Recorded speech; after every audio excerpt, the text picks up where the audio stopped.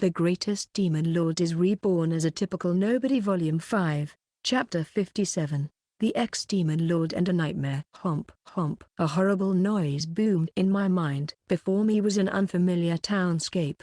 Rows of distinct buildings lined what appeared to be the main drag, where a crowd of civilians were gathering. For whatever reason, bloodlust and hatred had settled onto their faces. Their gazes locked onto Aina, who was paralyzed with fear. "Guys, why are you?" I couldn't wrap my head around what caused this. As she trembled, cowered over in fear, the crowd pelted her with the worst names and insults imaginable. "Shut up, you monster. How could you fool us for all this time? Execute her. She deserves to die. Kill her. Kill her," the masses chanted hysterically, looking at Aina with bloodshot eyes. And then they began to move as a collective, racing toward the girl standing there in pure terror. They had her surrounded in the blink of an eye. One of them dragged Aina down. "You little monster, mutant beast." They started to stomp on her as she lay crumpled on the ground. ngh.g.s.sto.p. Her beauty was ruined under the maelstrom of violence. Bones splintered, facial features deformed. Her snow-white skin was dyed crimson with blood. "Help me." As she approached death's door, Aina stretched her hand out toward me. However, I couldn't take it into mine. I couldn't save her. Even though I was trying to reach over to her, my body wouldn't budge. Even though I was trying to articulate something to stop the mob, my vocal cords weren't cooperating. I could only watch as my friend was murdered. Road. She offered the smallest of cries. It almost sounded like a soft shriek. Aina's death rose. "Filthy monster. I bet she won't be able to resurrect if we crush her face." One man grabbed a huge mallet and swung it down on Aina's head. There was a horrible sound, already grotesquely contorted from enduring gruesome brutality. Her face was pulverized. Gasp! It felt like I had managed to break through the water seconds before drowning. I reflexively shot up, sitting upright on the bed. Hyperventilating, I tried to wipe away the sweat on my brow. In a daze, I murmured to myself, it was all a dream. Yeah, all those visions were part of a nightmare. As certain proof of this, Aina was stretched out next to me on the king-size bed, like Ginny and Sylphie next to her. She looked like she was having a peaceful night's sleep. "ZZZ. I can cook. Too," she mumbled adorably. I instantly felt a wave of relief. Give me a break. That nightmare took it too far. Why would I have such a dream? I couldn't envision a future where something would cause that to happen to the world's most adorable girl. Most dreams were removed from reality, but this was really pushing it. Sigh. Guess it's too late to go back to bed. I could hear the birds chirping outside the window. I got out of bed, walked over, and opened the curtains. It must have been the crack of dawn. The sun peeked out from behind the mountains. I hope I'll finally have a good day. By the time I let myself say that aloud, I had already let go of my nightmare. I let out a little yawn and stretched my limbs. Chapter 58. The Ex-Demon Lord and the Duties of a Guard. Time slipped away from me. A week had already gone by since the end of the school trip and our return to the capital. This entire period was the definition of normalcy. As if pandemonium had never happened. Time passed without incident. It had been 16 years since I'd reincarnated. When was the last time nothing had happened for so long? This day was no different. Things were easygoing at the academy. However, where is that clown? "Show yourself, Sylphie." Two of the usual suspects were as loud as ever. In the classroom, we were all letting out yawns and stretching our limbs after a long day at school. Olivia had grabbed a fistful of Sylphie's red hair and was dragging the poor girl around. This has become a part of our classroom vibe. It used to put me off, but it feels totally normal now. Ginny and Aina shrugged and stared as Sylphie was towed away. "Daddy, I worked my hardest today." Two girls flung themselves at me from both sides. "Gimme a head rub." "Gimme, praise me. Praise me." "Excellent work, Lami." The two girls sighed happily, faces melting into smiles. Lumai and Lami looked like adorable little girls. Except they were spirits who should have perished in the ancient era. A certain incident at school had brought us in contact with them. One thing led to another, and here they were. Anyway, I wasn't sure if this would work out. But it seems you're really fitting in at the academy. The school trip was so fun. I was scared about the group activities at first, but Carmela and Veronica were super nice. Carmela and Veronica, two students at the academy, each saddled with their own backstory. "Oh, Veronica, are you leaving for the day?" I asked the blonde girl right as she was about to leave. "I finally settled some things with my family. I'm thinking about heading home early from now on." "Oh, I'm glad to hear that. Hee hee. All thanks to you. I'll pay you back someday, Artemisia." She flashed me a gentle smile before leaving the room. The daughter of a duke had been having some trouble at home, but it seemed things were turning around. "You Ard." "Yes, Carmela." Carmela had a head of silver hair. Like Hyena, she was a descendant of the evil gods, and half demon. Hyena and I had rescued her when she had been held captive as part of an age-old custom at a certain village. Fast forward to the present. I'm having some trouble with a few things in our magical studies class. Would you mind teaching me? It'd be my pleasure. Hyena. "Ginny, do you mind if we stay behind?" "No problem. In fact, I'll help you. It might help to go over the course material." "Loom, I will, too. So will Army." We all devoted ourselves to our studies. It was a splendid snapshot in time. They were closing the school grounds for the day. The bell pealed throughout the academy, urging students to head home. Hyena, Ginny, and I were already making ourselves across the school grounds when we heard it. Sylphie was still being chewed out by Olivia, which explained her absence. "Are we swimming in tomorrow?" "Hee hee. You won't be able to take your eyes off my swimsuit." "Ard." We were making small talk as we made our way back to the dorms. Halcyon days, a moment in time like warm bath water that made you want to soak forever. However, it seemed there were bigger plans out there for me that wouldn't let me be. As soon as I spotted a crowd in full plate armor, my sixth sense screamed danger. My gut was right. One of them approached us and called out, "Saad Meteor." "Lady Hyena, let's do a light. Her Majesty has summoned you both. Please come to the palace immediately." Well, we couldn't exactly say no. Even though I couldn't shake the sinking feeling in my stomach, Hyena and I made our way to the palace. Daiquos, the capital of the Laval Empire of Sorcery, as the largest city in the nation, the capital lived up to its expectations as home to the Queen's castle. The immediate city center was distinctly lavish, as if to underscore the Queen's authority. The castle grounds were appropriately sprawling, but every inch was meticulously cared for. The courtyard was a work of art. The Queen herself had claimed her prized enclosure was created by hundreds of the best gardeners in her employ. In an area with a particularly spectacular view of the garden, they had prepared a set of chairs around a table.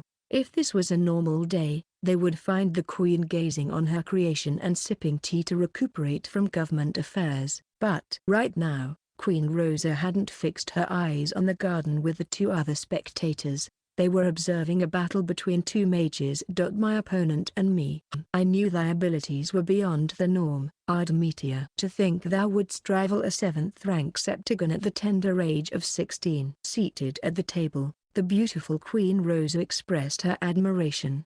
Hey, obviously, no one can beat my Ard," bragged one of the spectators. Hyena, sitting up proudly. "NGHHHH. Stop screwing up.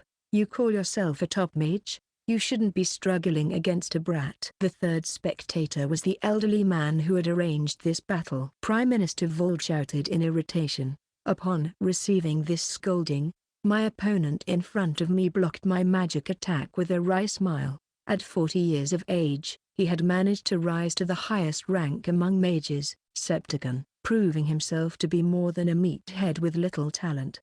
On one side of the scale, there was the honor of winning. On the other, there were risks involved in claiming this victory. This man had weighed those scales and made the right judgment call. He could do that much. In other words, he had determined to lose on purpose, deeming the risk too high. Which was why this battle was turning out to be a fierce one. Because I wasn't trying to come out on top, either. A high-level defense spell without chanting anything at your age? I guess that's normal for the son of the great mages. You flatter me. You're the youngest Septagon in history. I can't even compare. PSHH. It won't be long before you best my record. Oh please. There's no way. Sure. There's no doubt. Not a chance. Come on now. We were laying it on thick to each other as we exchanged violent blows. To try to set the groundwork for our own defeat. Man, this guy was good. He read my every move and deftly stopped me from losing, especially the first match. He had my approval. I had concocted the perfect scenario, tripping in the most unsuspicious way, creating a moment where I couldn't protect myself. I was this close to taking the brunt of his attack and accepting defeat. Except he had cast a defense spell on me at unbelievable speed. He'd thwarted my plan. When was the last time an opponent had such an accurate read on me? I'd been around long enough on this planet to know that this man was extraordinary. Could I honestly lose against him? I was starting to feel a little unsure of myself. Noir. The man was violently flung backward. It wasn't of my accord. He had cast an attack spell on me and immediately amped up the theatrics to make it seem like he'd been blasted away. The momentum made him roll on the ground, where he let out an anguished moan when he finally came to a stop. Ngug. What did you do, Ardemetia? Excuse me? I didn't even see your magic circle coming. And yet. You've dealt so much damage.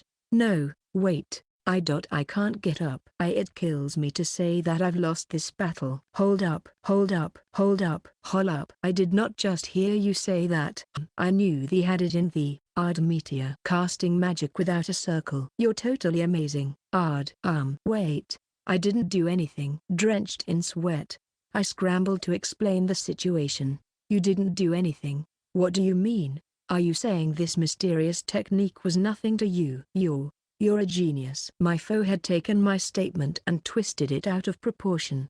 Indeed, Ardemetia, thou art more than fit for the mission I have in store for thee. No objections, right, Voldr? GNGHH. He's a phony. He must have used some trick up his sleeve. Vold's wrinkled face flushed red with rage. I don't know what I did to incur his disdain from our first interaction, but apparently I was his arch-nemesis now. However, that worked for me in that moment. Marvelous. Thank you, Voldr. You've given me a helping hand. I decided to launch off his talking point. Indeed, Sir Voldr. I'm a cheater. Yes. He's basically cheated. We can only label his extraordinary skill that way. My opponent was stomping all over my hopes. Don't let it get to your head, Ardemetia. Barked the Prime Minister. I refused to admit this loss. Vold then fled the premises, leaving us with parting words that sorely lacked sportsmanship. My opponent scrambled after him. But not before sending me a meaningful stare to convey his final message. You should learn how to lose better. We need this kind of skill. A thought bubbled up from the deep abyss of my heart. I wanted to suffer defeat. Vold's opinion matters not. As we discussed before, Ardemetia and Aina, thou shall act as my bodyguards, Queen Rosa announced, beaming at us before taking an elegant sip of her tea. That's right. This last battle was to decide who would serve as her guards. I had a flashback of everything that had gotten us to that point. It all started immediately after the knights had escorted us to Rosa. Thou hast heard of the Holy Nation, Megatholium, right? Aina and I nodded in assent to the Queen's opening question. Megatholium, snuggled in the very center of the continent, the Holy Nation was made up of several unique features. First, its size. It was standard for a country to encompass many cities, but Megatholium was about the size of a small town. Yet their scales of justice were seen as the unconditional rule across the continent, and other countries were eager to listen to their opinions on international affairs. Why, you ask? Because Megatholium housed the headquarters of the world's biggest religion. The United Creed. The church had a lot of power over the modern world, where all cultures and customs were rooted in worshipping the demon lord. With the important people of the clergy in Megatholium, the Holy Nation was considered exceptional, even among exceptions. Well, how is Megatholium related to your summons? They shall be hosting a conference soon. There are 5 nations on this continent known as the Great Powers. This includes the Laville Empire of Sorcery. This is an assembly of those supreme leaders. A momentous event. At this point, I could piece together why we had been called here. It seemed that my clever little Aina was on the same page. So you wanna ask us to guard you? Right, Rosie, correct. If this assembly could have been carried out surreptitiously, I would not have troubled thee. Because the contents of our summit shall have a profound effect across the continent, I fear there was no choice but to announce this conference. What kind of contents? A peace treaty among the 5 powers, naturally. This includes a non-aggression pact, but we want to discuss the sharing of all confidential matters and technological developments. The intention of the treaty is to unify the continent into one nation, with Megatholium at its center. Interesting. That's bold. As she just stated, the 5 powers ruled the continent, and it included the Laval Empire of Sorcery. Their fight to control the continent was age-old, and there was still no clear winner. If there was any reason for them to become one, I've heard there has been increased activity lately with the demons, I observed. I didn't realize we're now at the point where the great powers have no choice but to join forces. Great strife has not yet befallen our nation, because we're in possession of many heroes, including the Ice Elves. However, that isn't the case in other nations. Our spies have reported that an entire city was wiped out when the demons conducted a large ceremony in a certain nation. I see. Now is certainly not the time to be fighting among ourselves. Correct. I imagine the demons may eventually resurrect the evil gods in one of our nations. We must make haste. As part of this plan, the Pope himself proposed the peace treaty. The Pope was the king of Megatholium and the highest member of the clergy who reigned over the United Creed. In the modern era, the Pope spoke for the people, making it hard to defy him. However, the 5 powers were on the same page for this situation, which explained why they were able to reach a tentative decision about this matter. We can no longer afford to fight with one another. Hence, we have decided to join hands. We believe the people will be receptive to this treaty and join us in our collective fight against the demons. Strengthening a coalition between the civilians across borders. Not just the countries. I see. It would be impossible to hold the assembly in secret. However, this might trigger the demons to ramp up their terroristic activity, which means you'll need to be protected. And have chosen us as your guards. There is no one I can trust more than thee. Aina was clearly thrilled to receive her praise, but I was the exact opposite. To be honest, I didn't want to be some bodyguard. It would just bring unwanted attention. I mean, think about it. If I took on this job, I would involuntarily exceed expectations, and I would become a household name throughout the nation. No, the entire continent. Obviously, that meant it would cement the working theory of the sister figure in my life, Olivia, that I'm the demon lord. I could imagine her flashing me a brilliant smile. If there was anything I had to prevent, it was that. I tried to come up with an excuse, any excuse, to turn down the job. But before I had the chance, I am terribly sorry, Your Majesty. I, Vald, am opposed to Ardmetia accompanying you. The Prime Minister piped up from his place beside Rosa. What? Why? His attendance at this meeting would be inappropriate. Inappropriate? Undoubtedly. Ardmetia lacks the necessary qualifications, which the Baron's daughter, Lady Aina, does possess. If you know what I mean. For a split second, our faces paled from nerves. Vald's phrasing just indicated that he was aware of Aina's true identity. Aina was more than a cute elven girl. Her father, Vice, and she were descendants of the evil gods, and the real royal family of Layville. Rosa basically served as a puppet ruler, so to speak. The legitimate ruler of this nation was Vice, who was known as a heroic baron. This made his daughter the crown princess. If the public knew royalty had blood ties to the evil gods, the nation would be in danger of destruction. For generations, Layville had a peculiar system in place, placing puppet rulers at the forefront, controlled behind the scenes by the real royal family. Now that he mentioned it, it could be argued that Aina was perfectly qualified to join the assembly. She was a real princess. After all, Ardmeteor is just a commoner. The leaders of each nation will be in attendance. With guards of esteemed lineage. If your highness is the only one with a commoner in tow. It will be a disgrace. Bingo. Good work, Valdr. You're absolutely right. It seemed like a good time for me to jump in. Sir Valdr is right. The leaders of the other nations will look down upon your majesty if a villager serves as your bodyguard. I fear I must decline. Very well, Ardmetia. Henceforth, you are a duke. What? Valdr and I both yelped in unison. No. No way. What are you saying? I asked. A commoner instantly joining the ranks of a duke? Don't you find that reckless? But that resolves the matter, doesn't it? If lineage is the obstacle, we ought to change it. Therefore, Admetia, I bestow a dukedom upon thine family. No, no, no, no, no, no, no. Voldra and I were in sync once again. Nice one, Rosie. You're a genius.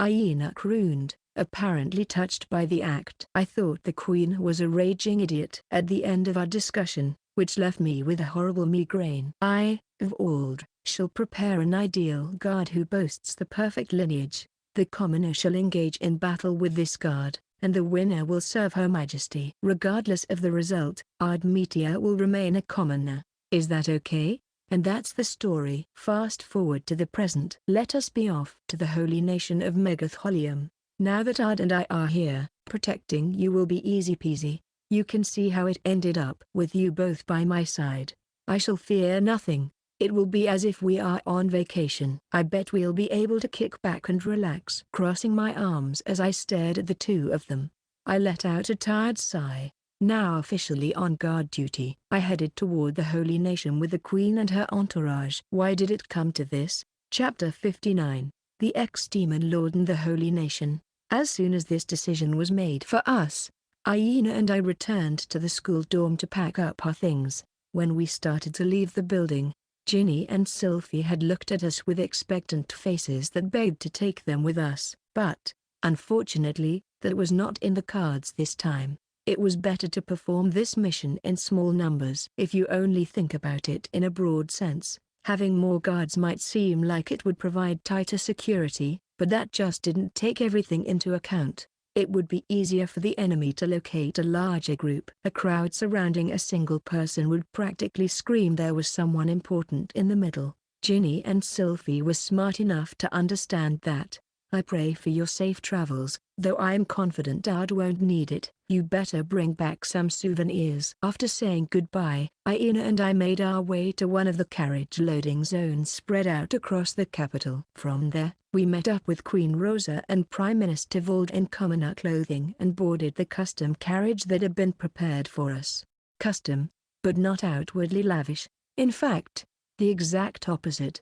They didn't want this to turn into a parade for the Queen, which was why the exterior appeared to be a standard model used by common folk. The inside, however, was outfitted with state-of-the-art technology, making the vehicle a cut above the rest. The carriage materials were imbued with magic, boasting an unbelievable durability incongruent with the aesthetics. Hey, Rosie, how long will it take us to get there? As we shall be passing through a host of cities, I would say 1 week. I knew we're gonna be on the road for a while. Aina began rummaging through her bag in the cramped carriage space. To pass the time, let's play a card game. Oh, lovely. I cannot recall the last time I enjoyed such diversions. Rosa's interest was piqued, but Vold next to her. Should we not take this a bit more seriously? There is no telling when we may be attacked, he admonished, letting out a sigh. But Rosa and Aina didn't even seem to be listening. Whether one frets or not, it will not change anything. Besides, we've got nothing to worry about. Right, Ard. Aina was convinced there was nothing to fear with me there. I nodded in agreement. Yes. Please leave everything to me. HMPH. Be careful not to slip up. Prime Minister Vold warned with a hideously sour look. Including the cantankerous Prime Minister, we amused ourselves with card games. It was an uneventful moment in time, though Vold and I did not lower our guard during the entire game. We were poised to respond to any problem at any given moment, which meant we exchanged few words. Rosa and Aina, on the other hand, were chatting without a break, which must have been because they felt so safe. The topics were silly, nothing noteworthy, so I found myself tuning them out, until, by the way, Aina, how does thine school life fare? School is so fun. It's a blast, even if there are some bad eggs in the mix. Ard keeps me on my toes, and I've made tons of friends. Is that so? You seem to be doing quite well. Why did I choose to fixate on this conversation? Rosa's words and expressions were perfectly inoffensive but felt contrived. Not that I was picking up any malice. I didn't know what to make of it. What is she thinking? I thought. trying to figure her out. Lady Aina. I suppose Miss Aina would be more appropriate, Vold began. His voice was heavy. I see you are at the top of the world right now. However, you mustn't forget that you were born with a troubled fate. Even if you've let someone into your inner circle. You must never reveal your true self. Otherwise, the Prime Minister cleared his throat. Vold's face grew even grimmer, and his tone grave. Otherwise, you will lose everything you've gained. Because people fear what they do not know. Aina's expression clouded over, and she was silent. But no matter what happens, we would never abandon you. Aina, I argued, as if disputing in her stead. Vold looked at me without saying a single word. I imagine he saw right through my hesitation. Because Ardmetia. Didn't trust anyone in the deep recesses of his heart. If it was ever revealed to the public that Aina. And I. Were far from the norm. I knew Vold's prediction would come to pass. I hated that about myself. People fear what they do not know. I would turn those words over in my mind until our journey's end. The carriage trip took about 1 week. On the way, as we threaded through cities, we avoided running into any major obstacles. As he handled the horses, the coachman's voice reached the carriage. We have arrived. Aina and Rosa instantly threw open the side windows. It was around noon. Sunlight streamed into the cabin, and I was blinded from the brightness for a moment. Oh, how long it has been since I've laid eyes on this scenery! Rosa exclaimed. It's so picturesque, a real work of art. Our carriage had apparently just passed through the gate to Megatholium. Aina and Rosa were starting to fidget in excitement. The church bell pealed as if welcoming the two girls to its town. Why you're being indiscreet? The enemy might notice your presence. Close the window. Thou art far too faint of heart. Even if we are noticed, it is of no consequence. Rosie's right. After all, we've got hard. We should be bold. Vold held his head in his hands as Rosa and Aina gazed out the window to take in the sights. This man was an anxious one, too. Feeling sorry for him, I looked past the girls to observe the town, a country made up of a single city. I could see Aina was right. Megatholium's townscape was a work of art. The rows of buildings seemed almost historic. The symbol of the United Creed was carved into each edifice, as expected of a holy nation. The coachman called out again as we took in this foreign scene. We will be arriving at the loading zone shortly. Do take care not to be swept away by the sea of people. I imagine he wanted to tell us that we shouldn't drop our guard because an assassin might be hiding among the civilians. Soon after he informed us, our carriage arrived at the destination. Vold and I got out first to inspect the area. After confirming there was no one who seemed shady or exuded killer vibes, I offered my hand to the girls in the carriage. Aina, please give me your hand. Do watch your step. Thank you. As soon as she alighted, I offered my hand to Rosa. How dare you try to touch Her Majesty, you cur. Vold smacked my hand away. Come now. Please take my hand. Hey, I do not wish to take hold of thine withered hand. I want hard. It is not withered. I, Vold, can still be of service. It seemed their relationship was more indicative of a parent and child than a master and servant. We headed out onto the main avenue. Our destination was a manor, our temporary residence. Nothing but smooth sailing on this part of the journey, too. In fact, we were at ease. We made our way through the city to the residence, slipping through a tall gate and passing through the courtyard. Upon entering the main building, a host of servants came to welcome and lead us to our appointed rooms. We all had our own rooms, which were ridiculously spacious and lavish to the point of excess. After confirming our sleeping quarters, Vold looked at each of us as we stood in the hallway. The meeting is in 6 days.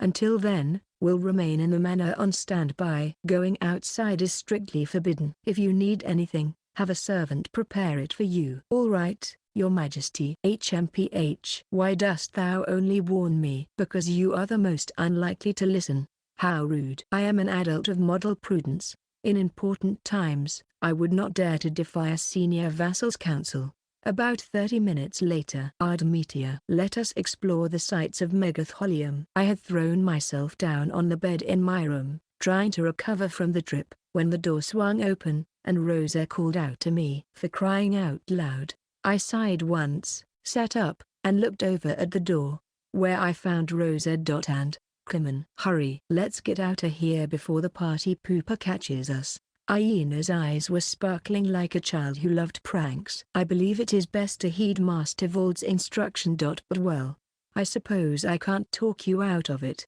I wanted to go sightseeing with them. Giving a weary sigh, I went along, trying to slip through the entrance, but I knew you are not one to listen, Your Majesty. Vold was waiting for us there, trying to make himself seem bigger. He glared, attempting to tell us that he wouldn't bend to our will. If you wish to pass, it will have to be over my dead. Take this. Queenly Puyua Unch. G. Blurg. Rosa's body blow struck the old Prime Minister right in the solar plexus. Vold's unshakable decision to stop us was pulverized by a single attack. HMPH. 'Tis 10 billion years too early for thee to stand up to me. Jerkwad.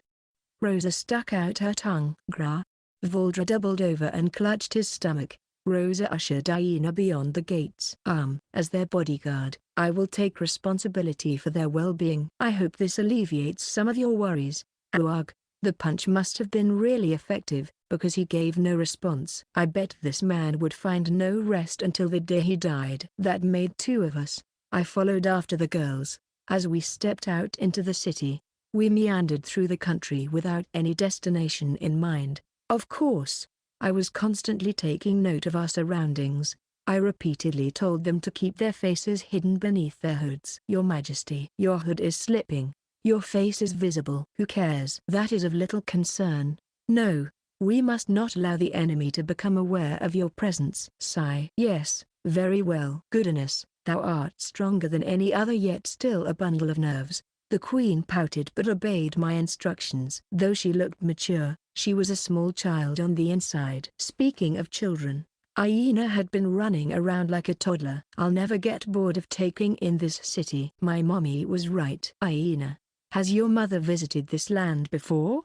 It was Rosa who answered my question. Indeed, Megatholium once held an international conference. I was still queen at the time, but I traveled with mine father. One of our guards was Hyena's mother. Lady Claudia. I see. So Hyena's mother was named Claudia.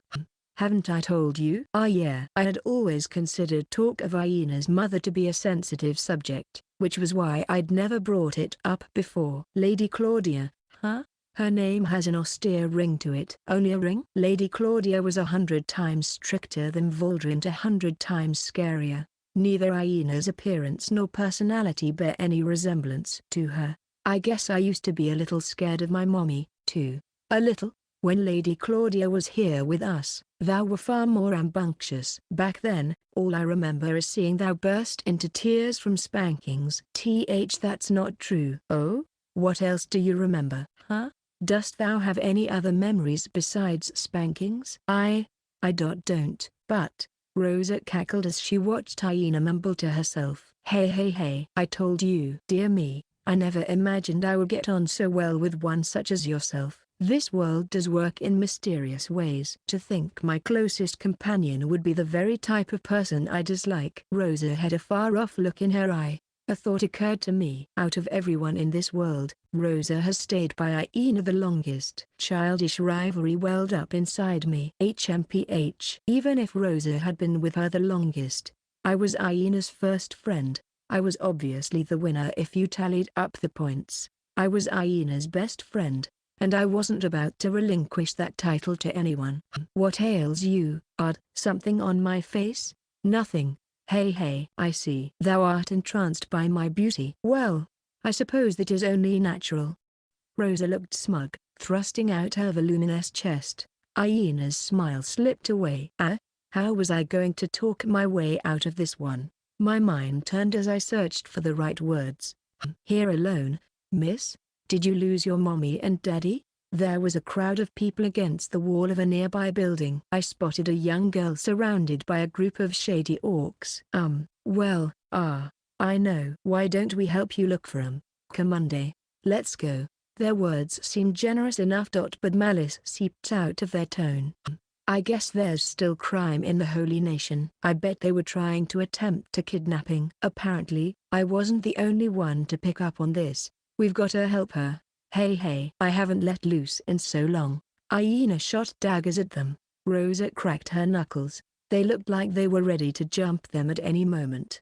I stopped them with my hand. Wait. We must not let Her Majesty's presence be known. Allow me to settle this. I approached the orcs and went to call out to them. Hold it. Before I could make my move, someone else butted in. The sonorous voice reverberated through my stomach. I'd heard it before. No, it couldn't be. But if it was, this was the most inconceivable of coincidences. I was thinking of the events of the school trip. It couldn't be. I nervously turned toward the newcomer. Sure enough, standing there was an elderly man in a black top hat, donning a dark suit. He was tall and slim with eyes like a hawk. With well-kept white hair and a grand beard, this man was my former subordinate and greatest fighter, a heavenly king, Lizabel Phoenix. Chapter 60. The ex-demon lord and the perverted degenerate. This man was an enigma. He was shrewd. He was versed in both the literary and military arts. And most importantly, he was a cradle robber, our top soldier in the military, a heavenly king, the pinnacle of perversion, a man of many hats. Lizabel Phoenix now stood before us. His black top hat concealed half his face. But there was no mistaking him. You there? Pestering a young girl in my presence? Some nerve. He had managed to take complete control of the situation with a few words. Liza's aura could make your hair stand on end. No one in this generation could endure it. What the hell do you want, asshole? H. Hold it. That guy. I mean, the gentleman is. Even the infamously savage orcs sweated and trembled at the sight of Liza. Away with you, if you want me to spare your lives. Liza's threat triggered a knee-jerk reaction in the orcs, who scrambled off at full speed. Verda had changed over thousands of years, after all. Maybe he was exhibiting a new side, too. Lizabel Phoenix of the past would have never let an opponent off the hook. If he caught anyone trying to harm a young child, especially a girl, he would have slaughtered them without mercy, whether the perpetrator was peasant or god. That was just his personality. For Liza to overlook a kidnapping attempt. It was shocking, almost unbelievable. Are you all right, Mary? I was so scared, Papa. Liza showed a kind smile to the girl, who sprinted into his arms. Papa, huh? I knew it. He was fundamentally the same. Well, whatever. It wasn't like I cared if he changed anyway. The important task at hand was escaping before he took notice of me. Distinguished gentleman over yonder, could that be Sir Liza? Rosa's polite inquiry prevented me from fleeing the scene. Liza looked at us as he gently stroked the girl's hair. Indeed. I'm Lizabel Phoenix. He appraised Aina, then me, and finally Rosa. He stroked his beard in contemplation. You're an unconventional one, Queen of the Laval Empire of Sorcery, observed the old general, looking depleted of energy. Rosa shrugged. I can say the same about you. Aren't you walking around in a conspicuous state? Something about Rosa sounded different. And I could pick up on her unease for some reason. Like Verda and Olivia, Liza was considered the legendary apostle, so it made sense for Rosa to speak to him with a certain degree of respect. However, I couldn't shake the feeling that she was being too formal. My suspicions were well-founded. She explained it herself. I imagine there is bedlam at the cathedral. After all, His Eminence the Pope has gone missing. His Eminence the Pope? All is well. Watching over the welfare of believers is a part of my duties. Hold it. Aina, may I speak with you for a moment? I whispered to avoid grabbing Liza's attention. I turned next to her. By His Eminence the Pope apostrophe. Can I assume Sir Liza is the head of the United Creed? Didn't you know?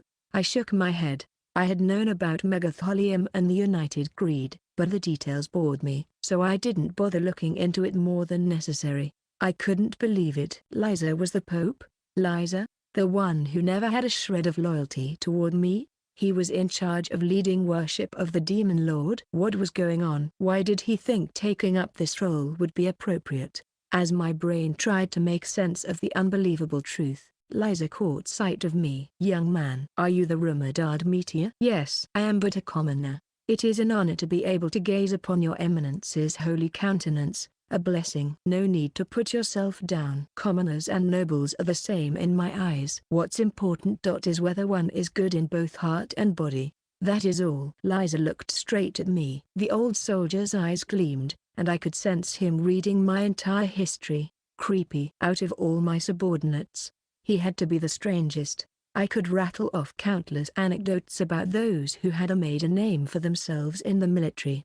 From our first encounter to their greatest successes, all the heavenly kings seemed to have their own tale. All except Liza. This was especially true for Olivia. Even for Verda and Alvato, there was no shortage of stories to tell. When we first met, when they became my subordinates, when they were promoted to heavenly kings, and on and on.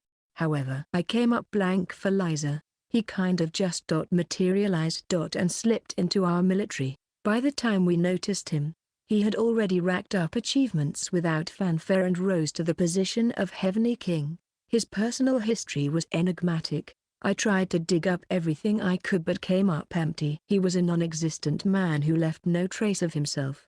I did know he was mighty in pen and sword, and he was a pervert who liked them young. That was it. I hired him because we were understaffed at the time, which left us with little choice, but I would have sent him packing otherwise. He was talented, but I didn't trust him one bit. Out of all the people I'd met so far, he was by far the creepiest. That was my impression. I obviously didn't want anything to do with him. Well then, Your Eminence, I'm afraid we must take our leave. Her Majesty has bestowed an important task upon us that we must ensure is carried out, I declared somewhat forcefully. I turned my back on Liza, trying to drag Aina and Rosa away. An instant later, just a moment. What sort of task?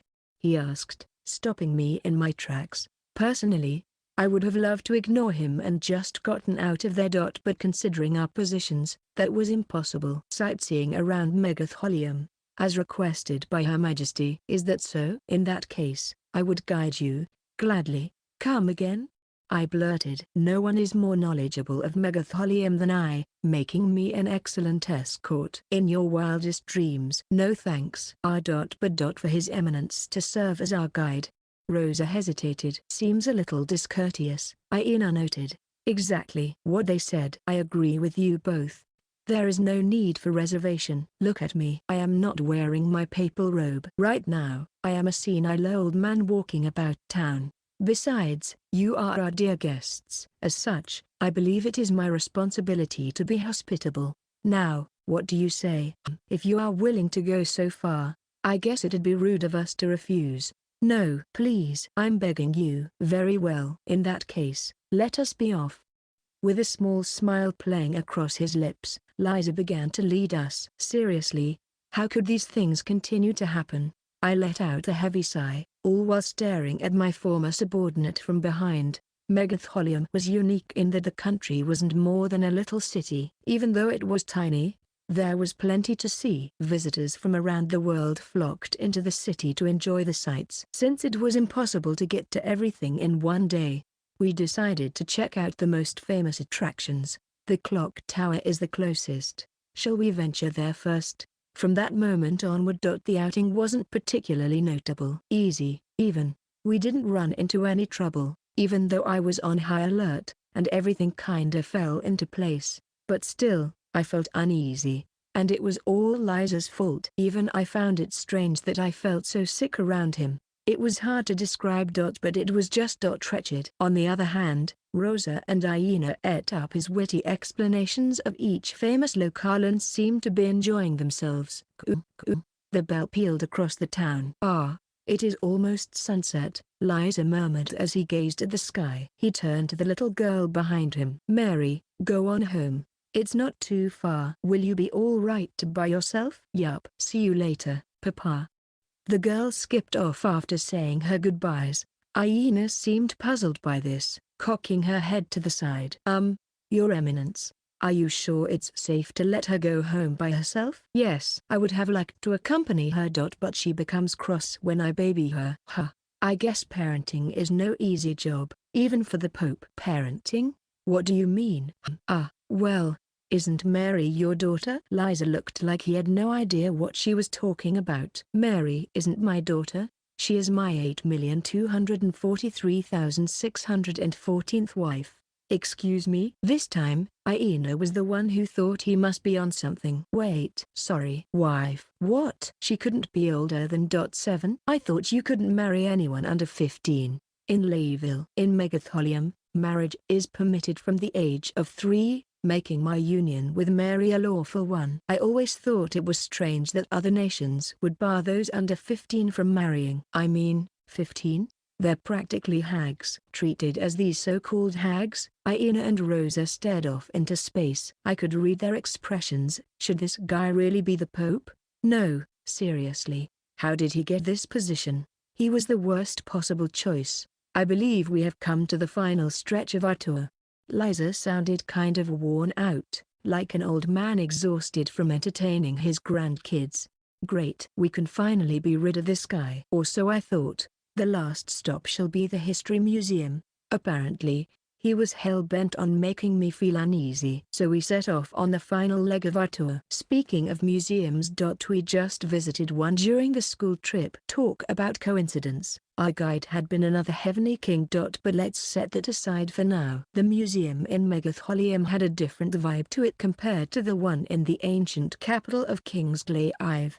The latter exhibited personal effects of the demon lord and his subordinates. So you might say it was a facility meant to introduce ancient culture to the modern public. The one in Megatholium, on the other hand, focused on the history that unfolded after my reincarnation. After paying the dirt cheap admission fee at the entrance, we walked down the hallway. It was already evening, but the place was dense with visitors. Like them, we studied each display, going one by one. The exhibit was an educational timeline that began with my reincarnation and continued up to the present day.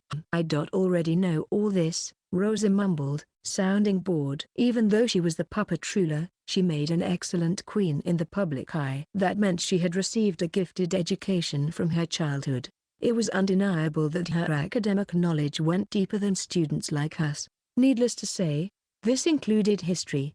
This must be mind-numbing to you, but I think it may have something to teach the 2 students here with us. Liza had a point. The academy offered history, but only to a degree. I did think it was much more in-depth than the generalized curriculums in most schools. But it wasn't everything. So Megiddo II's military campaign wasn't triggered by the assassination of the crown prince of the Suelts kingdom, Aina commented. Our textbooks stated it was, but there seemed to be conflicting opinions, I replied. I had to admit this place was interesting. As we continued down the hallway, we were able to get a detailed timeline of the events that occurred from the ancient past until present day. It was exciting to learn something new. At the same time, it taught me things I never wanted to know. And what do you think, Ardemetia? I knitted my eyebrows at Liza. What do I think about our history, now that you have a clearer picture? What is your opinion of it? His eyes seemed to be testing me somehow, and I went on high alert. I struggled over my answer. But I could tell he'd see through any lies. Telling the truth was my only option. It proves the ugliness and stupidity of humankind. I think that summarizes our history. Call me arrogant, but I Ardemetia feel a little annoyed at the human species. Yes, I feel the same way. Liza nodded at me, peering into the display, fixing his eyes on the sorcery items used in wars past. No discrimination. No war. No rich.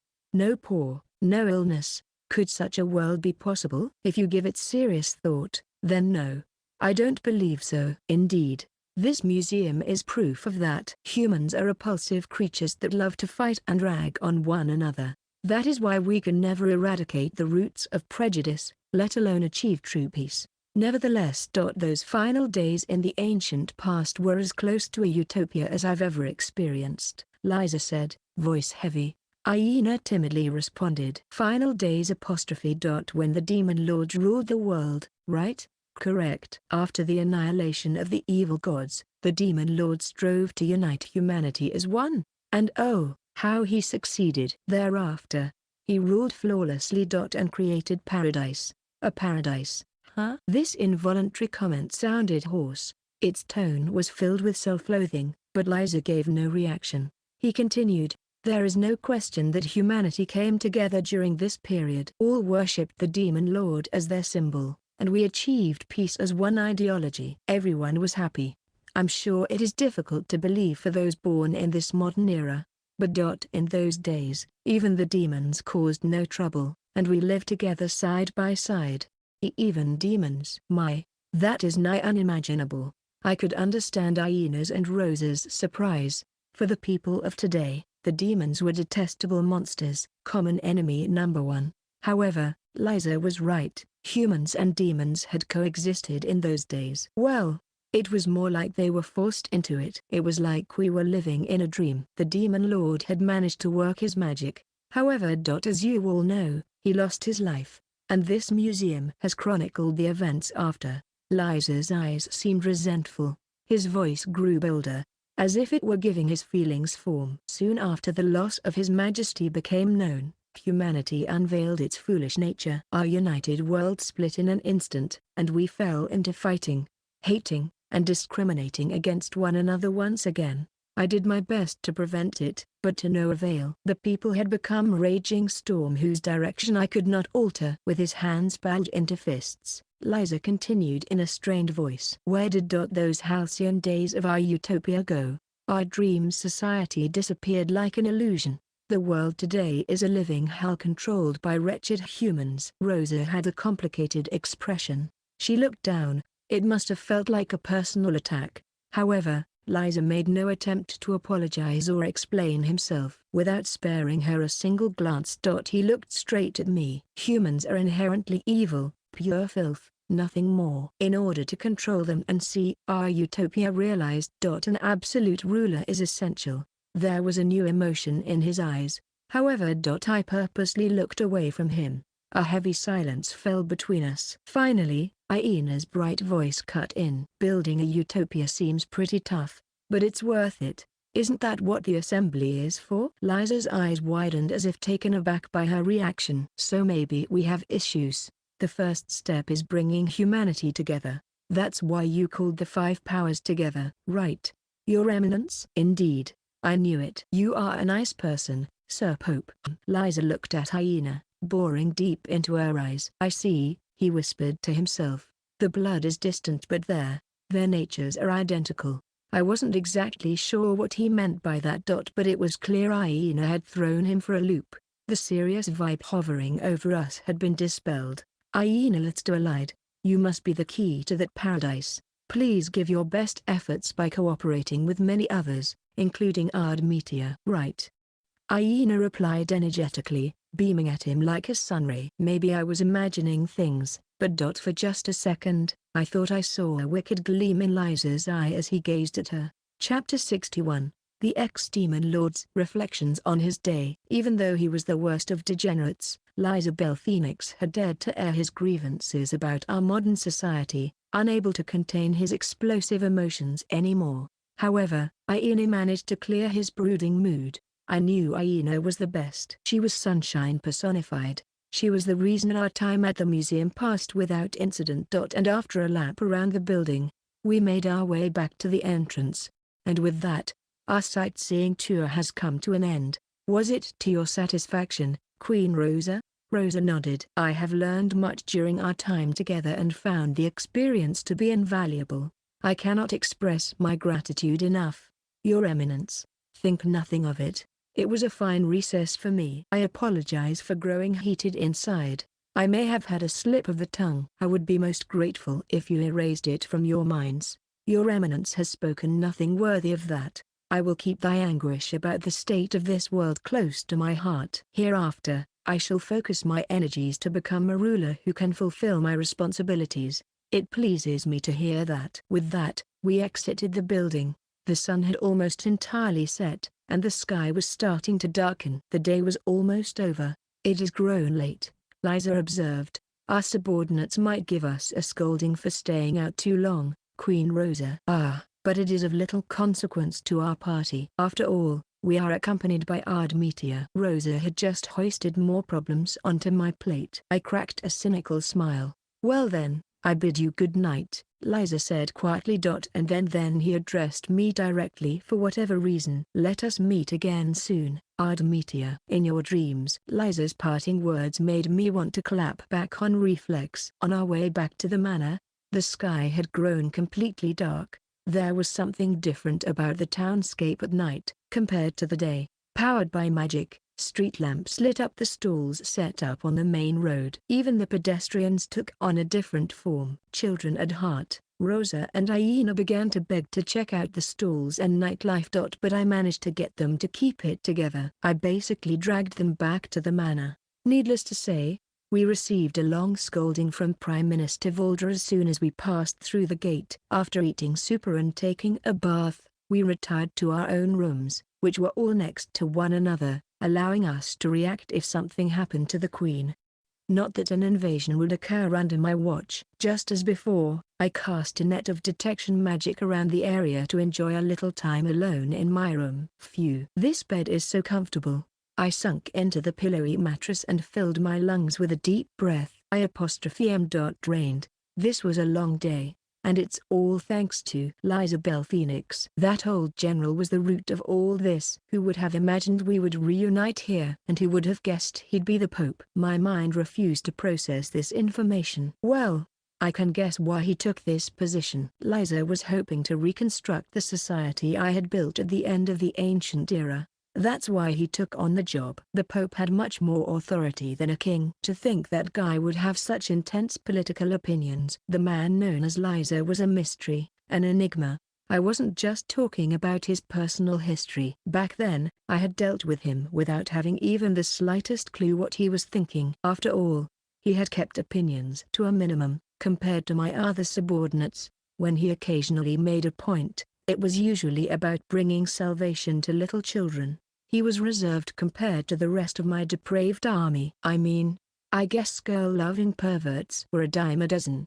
Not that it makes it any better. Though Liza Bell Phoenix was a heavenly king, he didn't call attention to himself. In fact, he barely interacted with others. And I had kept our conversations to a minimum. We stuck to exchanging just the facts. I couldn't recall ever touching on his feelings, minus his fixation on little children. He can be an apathetic guy. At least, that's my impression. But I guess I'll have to rethink my assessment. Thinking back to the incident at the History Museum, I let out a tired groan. He's dangerous. He was completely indifferent toward humanity. He didn't believe in the slightest that people could possess any beauty. He disregarded us as nothing but nasty and foul. Maybe that was why I had trouble with him. Because we were in agreement. Humans were disgusting little creatures. And yet I wanted to believe otherwise. I wanted to be like Lydia, who had loved and believed in the human species and demonkind. I wanted to have faith in the beauty of humanity. I wanted to love people. The only problem was that I couldn't do that wholeheartedly. Unlike Lydia, I didn't have the proof to declare we were more than just hideous beasts. Lydia saw beauty in all of us, even without hard evidence. That must be why we took different paths in life. She was lauded as the champion, loved by many. Even though she was as powerful as me, only I was feared as the demon lord. I used to think I was lonely because the masses were terrified of my power. But I knew I was making excuses for myself. It was because I didn't have faith in people. Because I couldn't love them from the bottom of my heart. That was why I had raced down the wrong path. Headfirst into despair. If I don't change that part of myself, I'll end up lonely in this life. Man, I really was born with a cursed fate. I wanted to have faith that there was good in humanity. I wanted to think we were more than pathetic worms. However, I have no idea how to change my mindset. I gave a weary sigh. That's enough contemplation for today. I'm just getting down on myself. Maybe I should turn off the lights and go to bed, I thought, when I heard a few quick raps on my door. It echoed through the room. Oh, Iena must want to sleep with me. I called out, "Come in." Standing in the doorway was Your Majesty, the lovely Queen Rosa. Her golden hair was slightly damp from the bath, and her porcelain complexion was flushed pink. Her sheer white negligee was translucent. And I caught sight of her soft skin.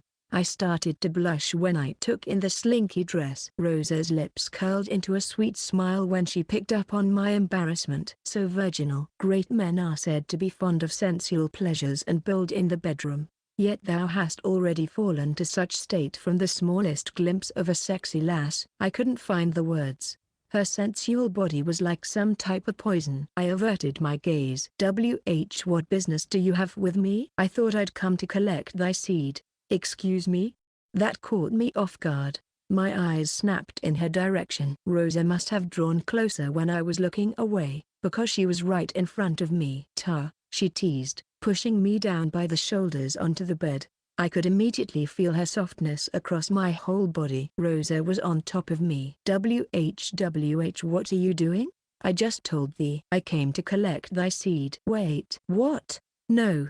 We're not in that kind of relationship. Who said only lovers make babies? Point me to the law that prohibits it. And I am royalty. An excellent male specimen cancels out lineage, appearance, and feelings. And thou satisfy every condition anyway. Rosa licked her lips. She was like a carnivore locking onto its prey. Please let me go. I'm not comfortable doing this without being in love. In that case, you should push me away with all your might. Otherwise. Well. It means thou art a lewd man, and how could I disagree with her? Rosa was right.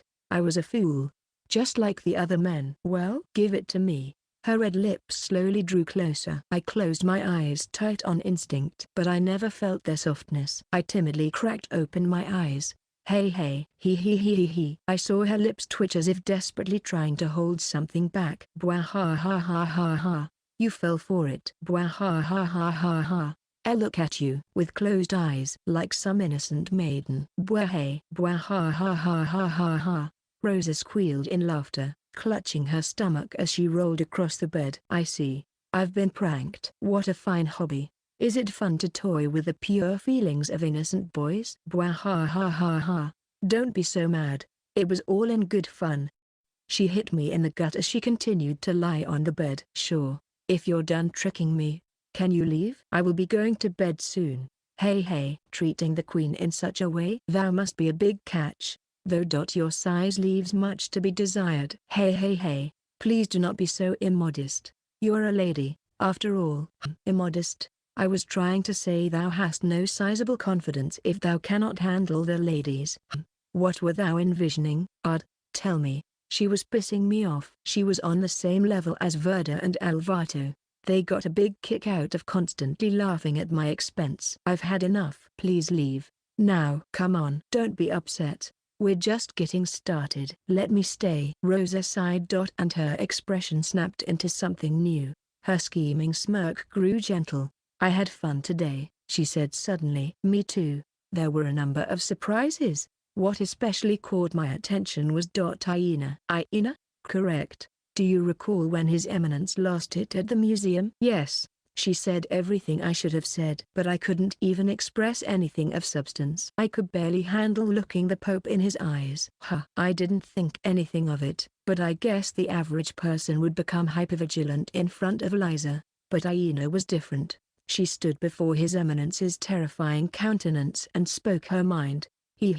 It feels like my dear friend has grown distant. Were you the one who took her to new heights? Admetia? There was something pained in her eyes. I maintained my silence. I had no idea how to respond. As I remained bewildered, Rosa continued. During our first encounter, I thought terribly of Iena. Dim-witted, negative, temperamental, competitive, wild. I wondered how I would ever get along with her.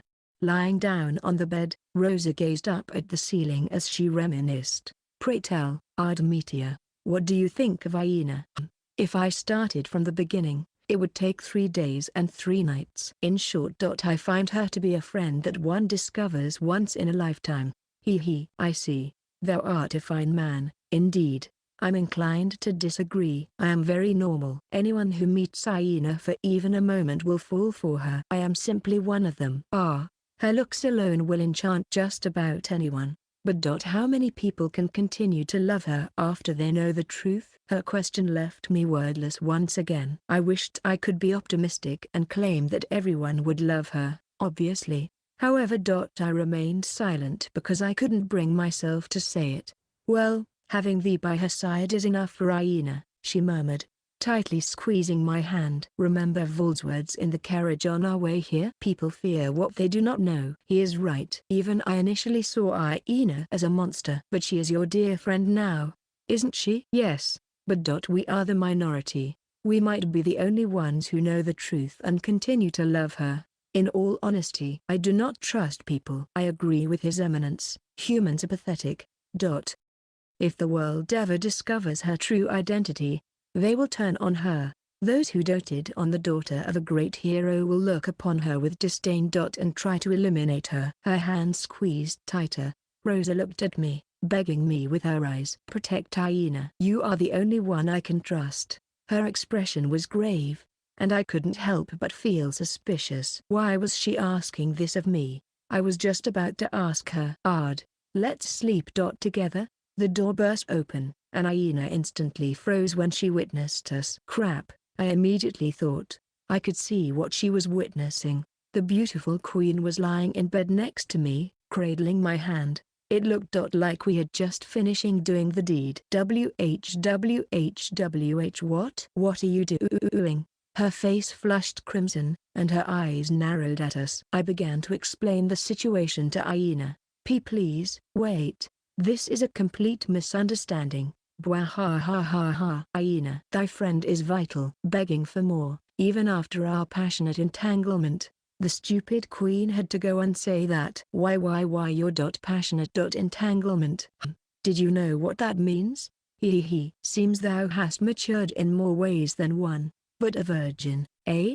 Hoping to satisfy Ard. Maybe in thy dreams. GRRNGHH. Even for you, Rosie. This is crossing the line. Chaos in every sense of the word. The servants of the manor and Voldre ended up getting involved. But the clamor still lasted throughout the night. The next day, the morning was so quiet that I almost forgot about the uproar from the previous night. We were eating breakfast in the manor's spacious dining hall. Given they were serving the queen and her retinue, the meal was extravagant, even for breakfast. The meat in this dish is divine. I wish Sylphie could try some. What about Ginny? I asked. The side of potatoes is enough for her. Brutal, the queen commented. Delicious food and pleasant conversation. This is what I wanted. I'd always been on the lookout for these quiet moments. I wish they would continue until the end of time. We have a problem. One of the servants fretfully flung open the door, scrambling into the dining hall. In that instant, I let out a mental sigh. I was beginning to think I was cursed. What else could explain my propensity for trouble? What is with this? You are in the presence of Her Majesty. Cease your ranting and raving, fool. Thou art the most loud, Voldre. You have thoroughly spit upon mine face. When we return home, I shall immediately cut your paycheck. Spit it out. Tell us what happened. Report. Vold shrieked at the servant as Rosa's gaze made him break out in a cold sweat. A guest. HHH has arrived. A guest? I have no business with anyone rude enough to visit in the early hours of the morning. They must be a merchant of some manner. Send them on their way. No. That is, well. The servant was absolutely petrified. Hollow footsteps echoed in the hallway. The aforementioned guest waltzed into the dining hall. Pardon my early morning visit. I haven't much time these days. I hope you'll forgive my rudeness. Prime Minister Voldre. Why you are? Voldre rambled from head to toe, drenched in sweat. Who was this visitor? As I promised. We meet again. A bit too quickly, wouldn't you say?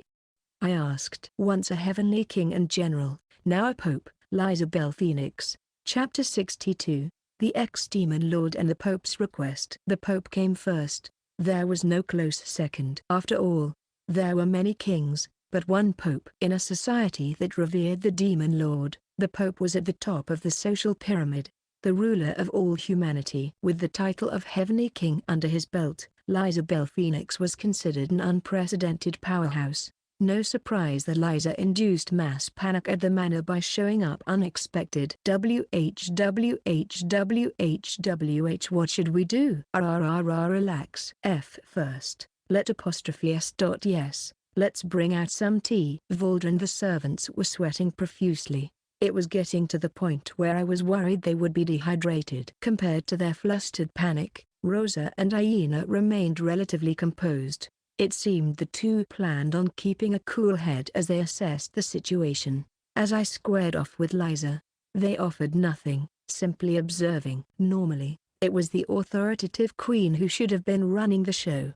However, if she had no intention of facing this, I had no choice but to reluctantly step in. I am pleased to see you in good spirits today. but for your eminence to visit us. I have a rule to make the journey myself whenever I ask a request. To show my sincerity, I'd had just about enough of this. What did he have in store for us? For the first time in my new life, I hated the fact that I was a commoner with no right to refuse. We shall most gladly accept any request. What can we do for you? As you are all aware, there are 4 days left until the meeting commences. The guests have already all gathered in Megatholium, and the preparations are complete. However, it shames me to say we have not finished cleaning. Cleaning must have been code for some matter relating to the demons. Liza must have done general sweep beforehand for the meeting and announcement of the peace treaty afterward to progress without any interruptions. That meant the demons hiding in the city were accounted for. But there must have been something in the way of getting the job done. And he wanted us to deal with it. I see. How many? 3 remain. Among them, I would like to entrust one to you. We could normally take care of the matter ourselves, but we are rather short on hands at the moment. Liza looked apologetic. Aina must have felt sorry for him, because she broke through the silence, sounding cheery. Leave it to us, Sir Pope. And I can win against anything. Yes, I am counting on you. Liza smiled with relief, but there was something shady about this situation. His gestures and words were all fishy. I was sure something else was going on. Having said that, we had no choice but to dance right into the palm of his hand. Well then, allow me to explain the details. He began describing the matter. As I committed it to memory, I retreated to my thoughts. Why do these things always happen to me? It was decided that Aina and I would take on Liza's request. We would be unable to guard Rosa while we were away from the manor, but Liza dispatched protégé knights from the cathedral instead, temporarily relieved of guard duty. We took on our new mission, leaving the manor behind. So, what should we do? We should start by gathering information. We'll walk around the sector where the incident occurred. It will be tiresome work, but let's do our best. Right. As long as I'm with you, I can go non-stop for 3 days and 3 nights. I let myself smile at Aina's bottomless energy. After that, we skipped any detours and headed straight for our destination to begin gathering intel. The incidents were a string of serial murders that had happened within the city. The crest of the demon crime syndicate, Lars Al Ghul, was carved near each of the bodies. Liza had apparently used that as his basis for concluding that the murders were demonic crimes, but they never bothered with the issue again. Liza seemed to think it wasn't a big deal and put off dealing with it. As a result, we ended up having to investigate the situation from square one. There was no intel, which meant no interviews with the local populace directly after the events. What was it like during the incident? That was a while ago. Long enough for you to forget? Yeah, probably about a month ago. This was our first kernel of info. We were gathering intelligence by the site of the first murder. The area was close to the main road and saw a decent amount of traffic while the sun was up. However, it became deserted at night. It was therefore a hot spot for multiple crimes, murders included. Oh yes, it was definitely the work of demons. I saw 'em with me own eyes. They were half beast and ate a person right up. This was our second kernel. If it was half beast, there was no question it was a demon. They normally wore a convincingly human guise but could transform into a hybrid when in a state of extreme excitement or agitation. We steadily gathered more info but didn't stumble upon anything revelatory. Maybe we should cease our interviews and inspect the crime scene. We moved to where the murder took place. It was a nook that saw significant traffic. There do not seem to be any ghosts left here. Ghosts were masses of thought occasionally left behind by the deceased. Murder victims were especially susceptible to this, emanating hatred for those who did them wrong for eternity. This would occasionally give detectives clues about the perpetrator, which was very handy when solving cases. However, nothing of the sort had been left behind at the crime scene. There's no trace of magic, either. We would have had a lead to follow if there was, but I suppose they wouldn't be so careless. There didn't seem to be anything else worth inspecting here. The scene of the latest murder isn't far off, so let us head there. We moved on to begin a new investigation. It was still light out, but we were in an isolated back street. I crossed my arms as I stood right in the middle of it, performing a sweep of the area. This murder occurred only 2 days ago.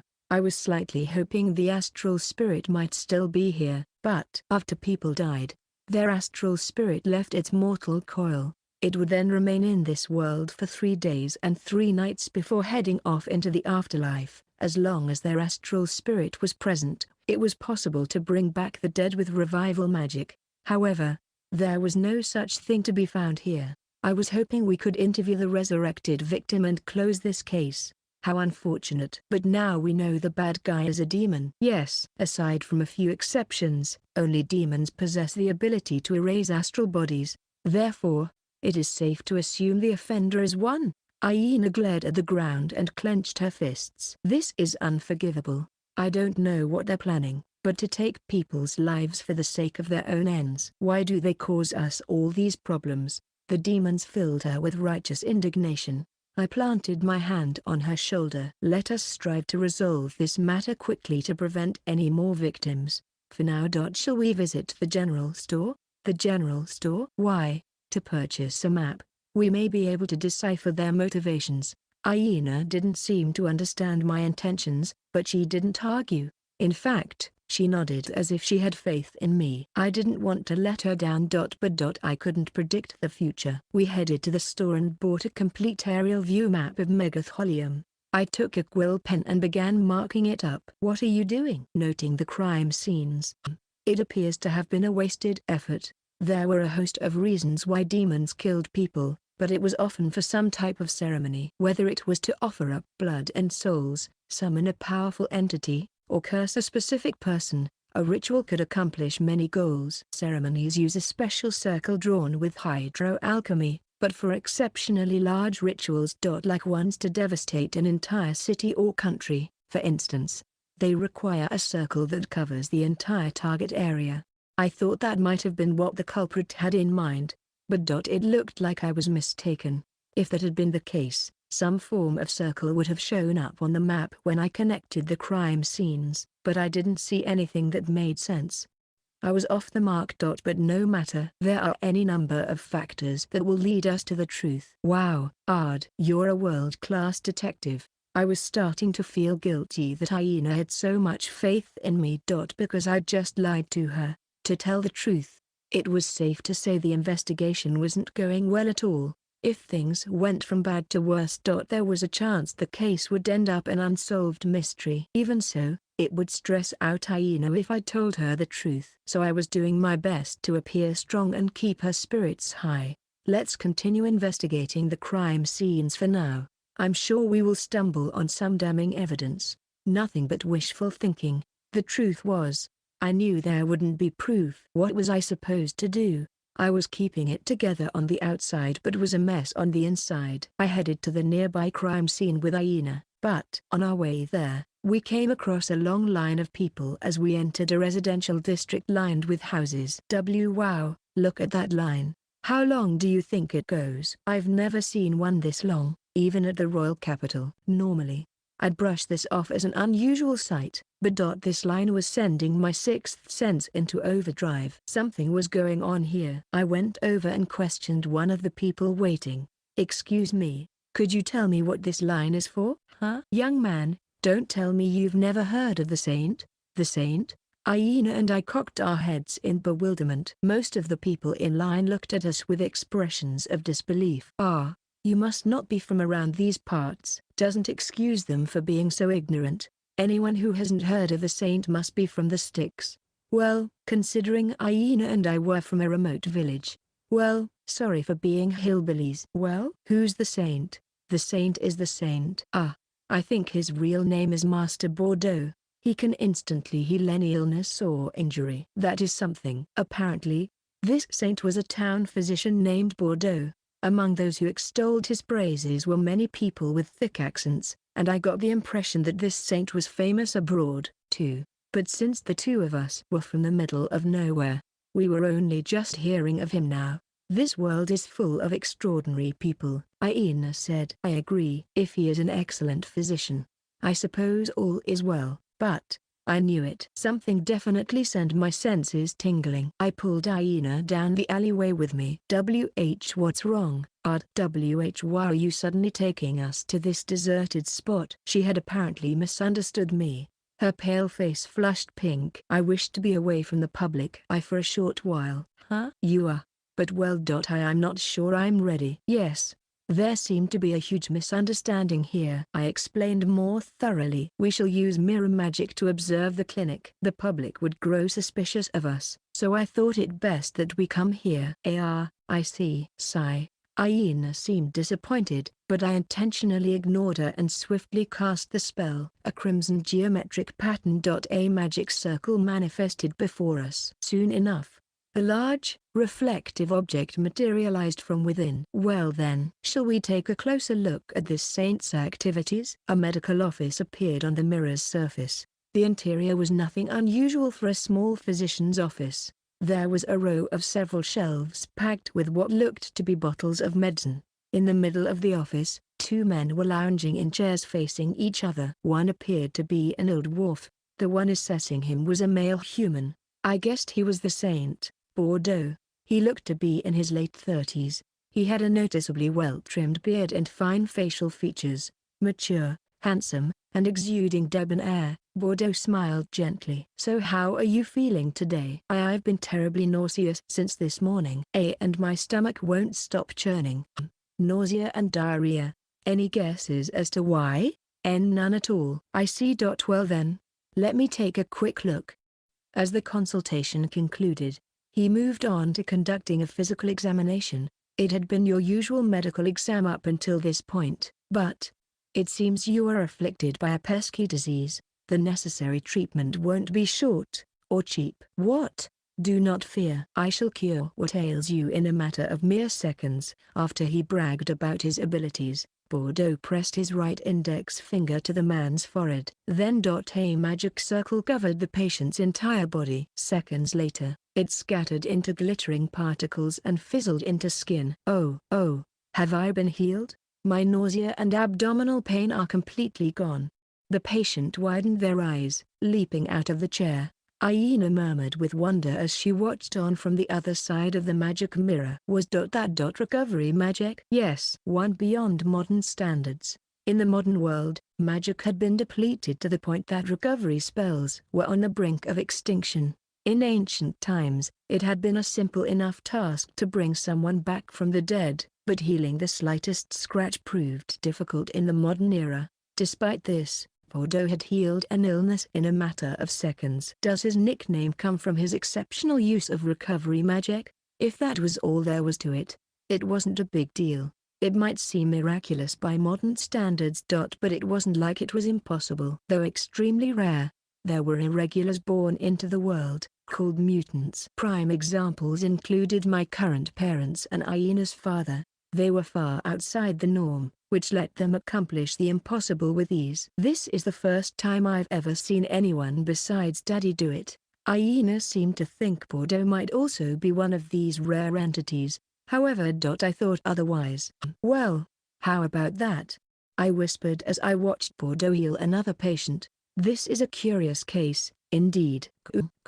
The sound of the bell rang through the town. In the holy nation of Megatholium, the bell counted the hour and dictated the populace's actions. 18 rings. That meant it was evening and time for us to hurry home. Guards dispatched by the cathedral went on patrol and simultaneously lit the city's magic lampposts. At this hour, Bordeaux stepped outside as his clinic wrapped up for the day. He was about to hang up the closed sign, but I called out to him. Pardon me. Might I have a moment of your time? Bordeaux looked at me, offering a gentle smile. How may I help you? I'm closed for the day. But if it is an emergency, I can make a house call. It is my duty to heal as many people as possible. How generous. I admire the passion you have for your work. I made a show of nodding enthusiastically. All the while narrowing my eyes at Bordeaux. Well, I shall get straight to the point. From then on, I had to speak in a voice loud enough for him to hear. After all, I didn't want the holy knights on patrol to get wind of this. I voiced my sneaking suspicions about this man standing before me. Mr. Bordeaux. Why is a demon like you saving people? Chapter 63, The Ex-Demon Lord and the Dark Side of Humanity, Part 1. The glowing street lights lit up Megatholium at night. However, Bordeaux was shrouded in darkness, melting into the night. As he processed my question, I couldn't read his expression. I could take a guess, though. His deepest secret had been dragged into the light. I imagined his face was screwed up in surprise and agitation. "Why don't we talk inside?" His trembling voice told me what I needed to know. Bordeaux appeared to be terrified of me. But it might be a charade. I wasn't the only one who picked up on this. Aina seemed to be on the same page as she stared at me. Her eyes conveyed, "What do we do?" I responded to her silent question, "Very well. We will speak at length in your office." I went along with his proposal.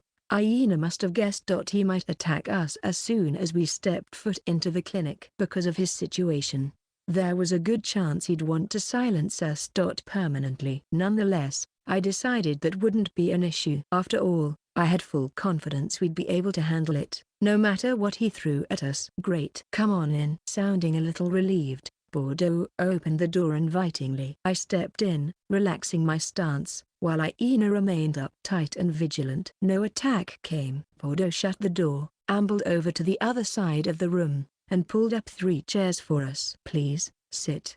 I can brew some tea if you like." "No, that's all right. We won't be staying long. No matter what happens." The lighting above illuminated the single trail of sweat trickling down Bordeaux's face as if he had sensed the gravity of my words. He was absolutely petrified of me. Aina studied him with a frown. "Are you really a demon? Your face tells me that you've never seen one so pathetic." For those born in this era, demons were a symbol of fear, evil incarnate, boasting devastating battle prowess, and serving as a constant threat to society. All that being said, the man before us didn't seem like a demon. He didn't look like anything but a softie, an all-around good guy. Bordeaux presented himself as such, so it came as no surprise that he wanted to know how he'd been found out. "Why do you think I'm a demon?" "A host of reasons, but the deciding factor was the nature of your magic." "The nature of my magic?" "Yes. There are subtle differences between the properties of magic used by humans and demons." "I see. This isn't the first time my identity has been exposed, but never like this." He burrowed his face into his right hand and let out a heavy sigh. He looked like he had lost all hope. But remained strangely calm. It was almost as if he was used to this. "This isn't the first time? What do you mean by that?" Aina asked. "Just as it sounds. I've been hiding the truth and living my entire life as a human in your world. But humans are sensitive to the unknown. I'm always found out one way or another. And I lose my home, each and every time." Tears pooled in his eyes. "I thought I could learn from my mistakes and act more like a human, but it all ends the same. I knew it." "Maybe demons weren't meant to coexist with humans." "Coexist?" Aina's eyes widened. "Coexist? Do you really mean that?" "You may find it hard to believe, but I'm serious. It's not like I'm part of any organizations. I could never approve of what they do anyway." "So you hope to live in harmony," she stated. "Yes. After all, I love humanity." I sensed no deceit. "Of course. It could have been all a sham, but..." "Hey, Ard, can't we just leave him be?" Aina seemed to want to believe him. Bordeaux was taken aback by her response. "Aren't you going to try to eliminate me?" "No. We've suffered a lot because of the demons, but I know they aren't all bad." "She's right. Some of our classmates have the blood of demons, but they cause no trouble and get along well with everyone." Bordeaux's eyes grew large. It looked like he wanted to say "I don't believe it," and, at the same time, "I want to believe what they're saying." Is that so?" "I have to admit I'm jealous of those children." "Coexistence is not out of reach for you." "That is, of course, as long as you're willing to obey the laws of the human world." It was here that I drew a breath before diving into the heart of the matter. "Well, Mr. Bordeaux, I trust you are aware of the string of murders that have been going on within the city." "I've heard about them." "I would like to add that the Pope's personal knights are dealing with members of a certain organization." "I mean no disrespect, but we have been wondering if you were the criminal here. We have determined that the serial murders are assaults by demons." I paused and stared straight into Bordeaux's eyes as I waited for an answer. "I didn't do it." "Really?" "Please believe me," he begged, sweat beading on his forehead. "I want to find a place in human society. I just don't agree with the actions of the demons. I think it's pointless to discriminate and oppress other races. Our power isn't meant to terrorize. It's meant to save. That's why I opened this clinic to rescue people. I imagine Bordeaux was trying to say I could never be a murderer. All right, I believe you. Why you do? Yes. Please forgive us for taking up your time. We shall take our leave. Let's return to the manor, Aina. I rose to my feet, stalking out of the office without even a glance over my shoulder. Bordeaux must have thought my unceremonious attitude was anticlimactic. Aina apparently thought so. As we marched through the streets, she spoke up timidly. Hey, Ard, do you trust Mr. Bordeaux? Do you? Well, I guess it's more like I want to trust him. She clasped her hands tightly against her chest. I could understand why she felt that way. She must have seen herself in Bordeaux. Hiding one's true self to find one's place in a different world. Was Aina's way of life. And mine. I sympathized with her so much that it broke my heart. There is no proof that he's worthy of our trust. We'll tail him tomorrow and take it from there. Yes, good idea. Aina nodded, seeming a little dejected. Was she that unhappy with my opinion of him? I'd assumed we were both on the same page. I cocked my head to the side, trying to figure out what she was thinking. A moment later, Aina volunteered the answer herself.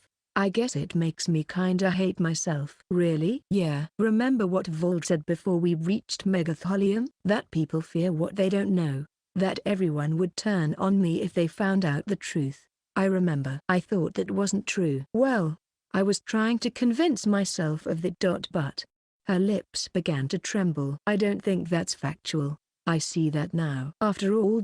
We've just proven it. I got it now. This explained her mood. We all feared the unknown. Even your friendliest neighbors would stab you in the back once they found out your true self was outside the norm. She had wished that wasn't true, but she couldn't quell her suspicions about this strange entity named Bordeaux.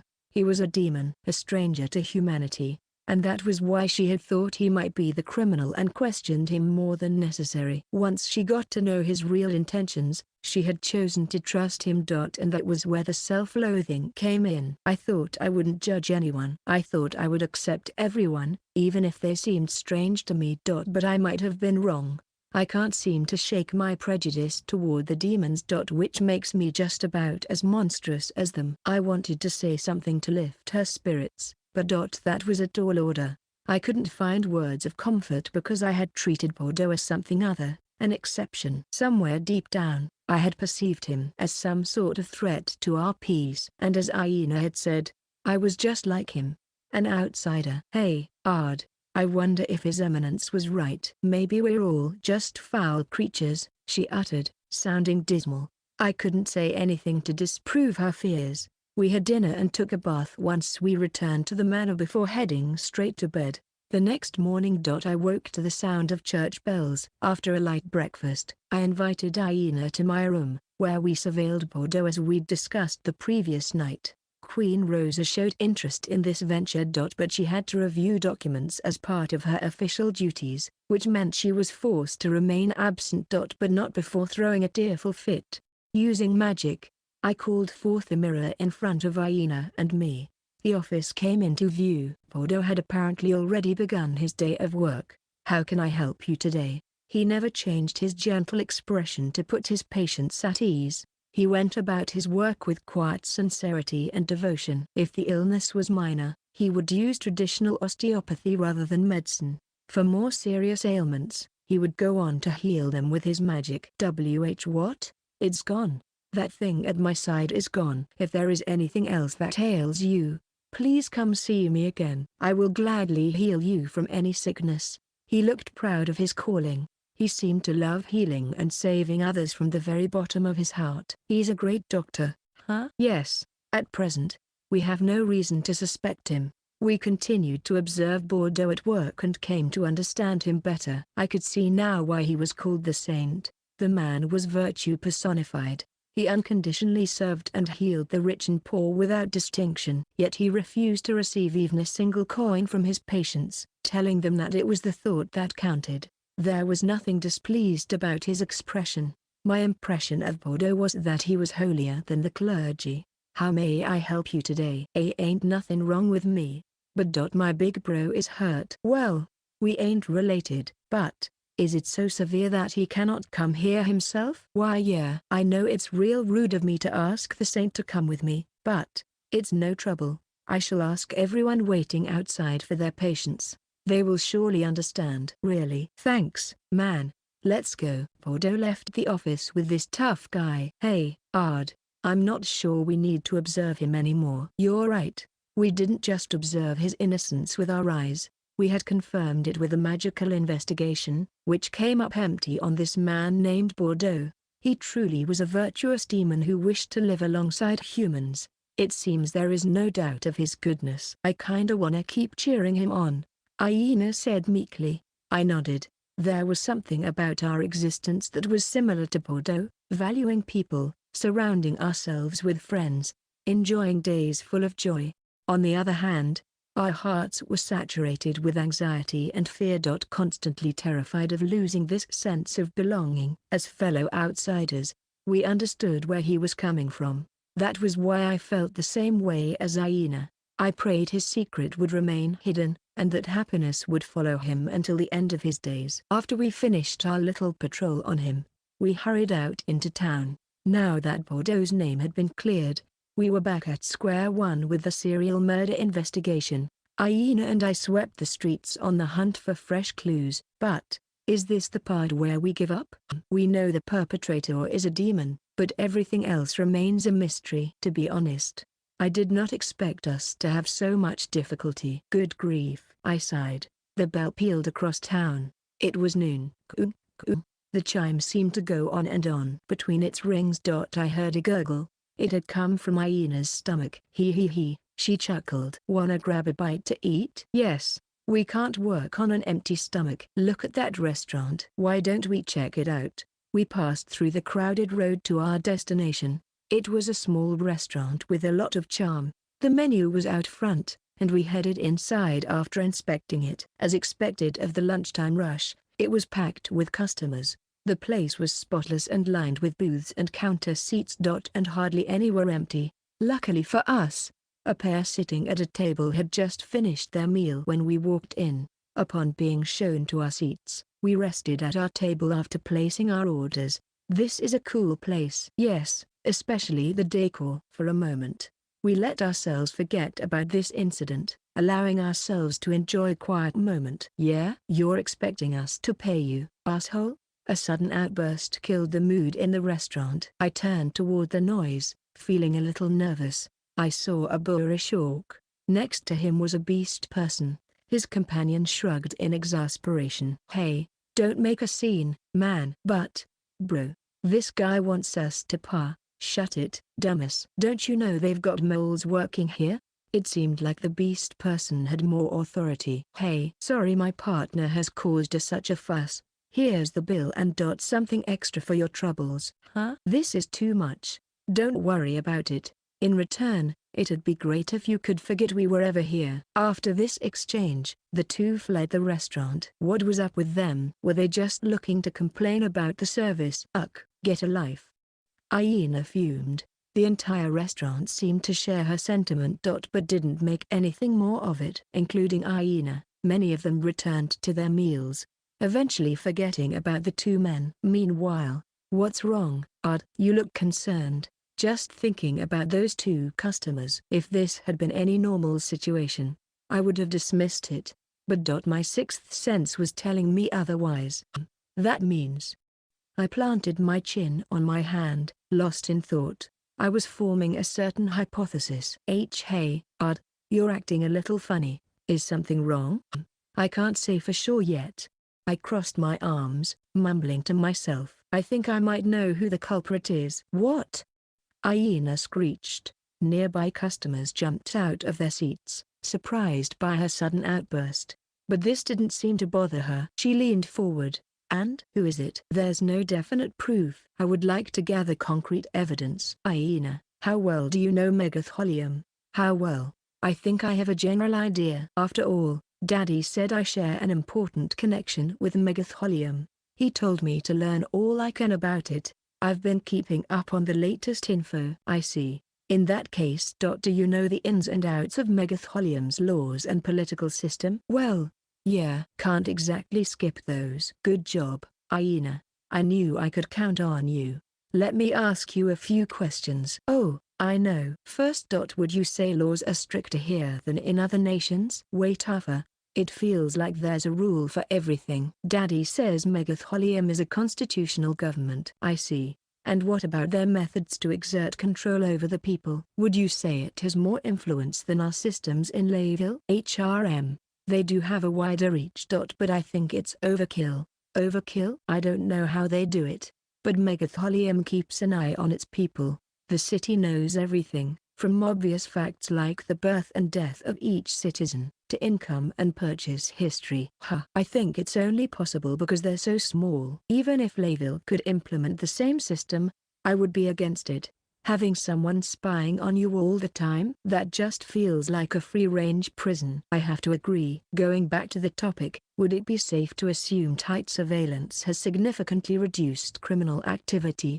I wouldn't say that. Meaning? People rebel when there's too much pressure.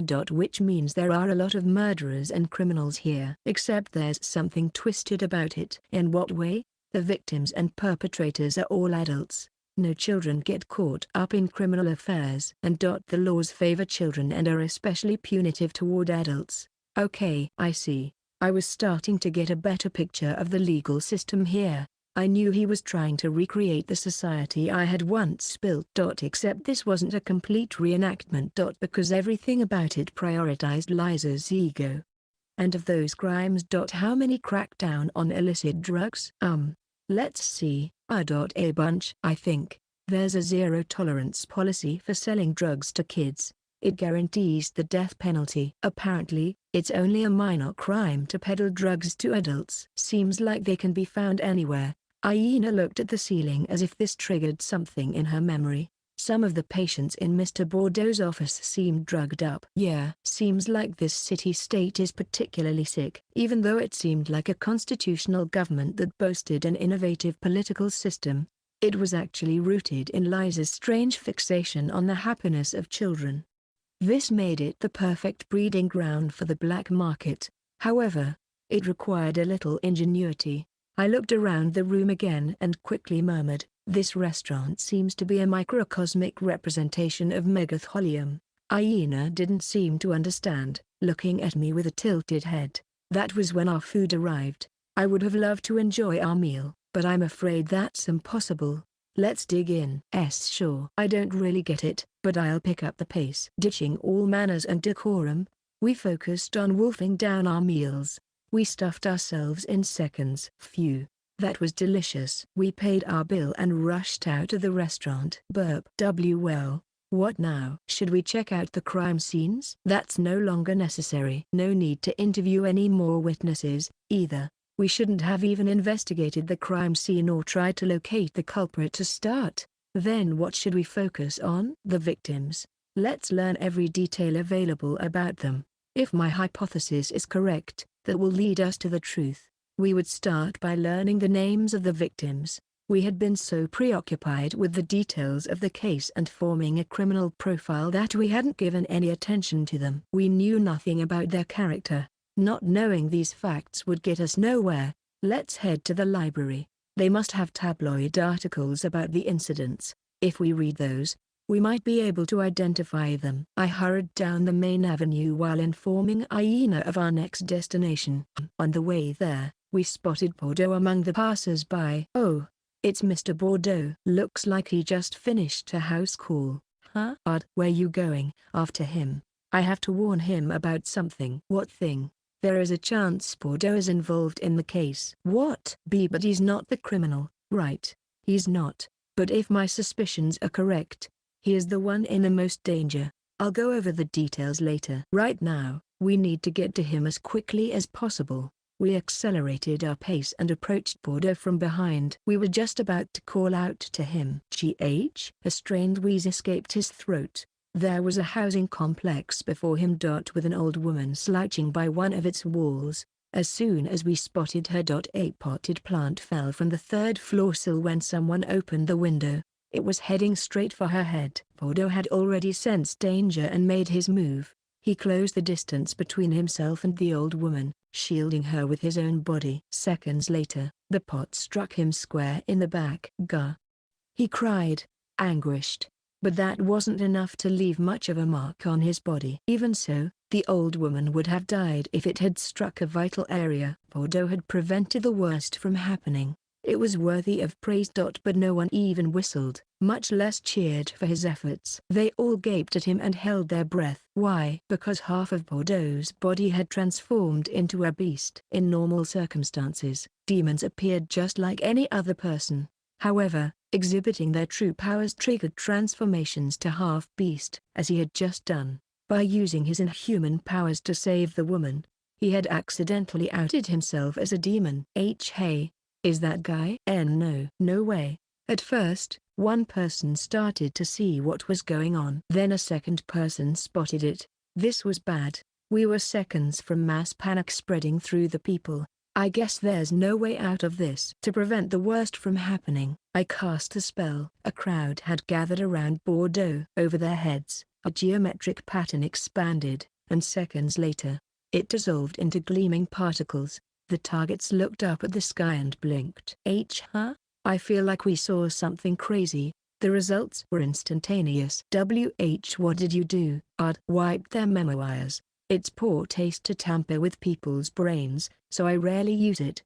But I didn't have much choice. The crowd was blinking up at the sky. While that was going on, Bordeaux immediately transformed back into his usual self. He didn't seem to know what was happening, either. That was a close one. Good thing we made it in time, I murmured with a sigh of relief as Aina and I approached Bordeaux. He caught sight of us and seemed to piece together the situation. It looks like you saved me somehow. Think nothing of it. Let us head to the alleyways. I wish to discuss something that is best not heard by human ears. Bordeaux nodded gravely and obliged. We slipped into the narrow back streets. I sighed after I confirmed it was unoccupied. I'll be frank, Mr. Bordeaux. You're being targeted. I urge you to hide for the time being. The only one shocked by the news was Aina. Bordeaux himself appeared calm, and his answer was brief. Really? I knew it. What? You knew? What do you mean? She questioned. Looking between the two of us, Aina was totally lost, and I couldn't blame her. I looked at her and explained in simple terms. Bordeaux is being used as a scapegoat. A scapegoat? Basically, he's taking the blame for someone else. Who would do that? Bordeaux answered for me. I'd guess it is to do with the recent murders. You knew. Do you know the culprit? I have no evidence, so I can't say for certain. I do have an idea. But it took me until now to come to terms with their scheme. There was something almost unnaturally composed about his expression. I knew that look. I'd been intimately familiar with it in my past life.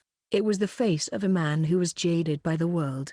He looked just like me in the past. This had been the same expression plastered across my own face. Maybe this was good timing.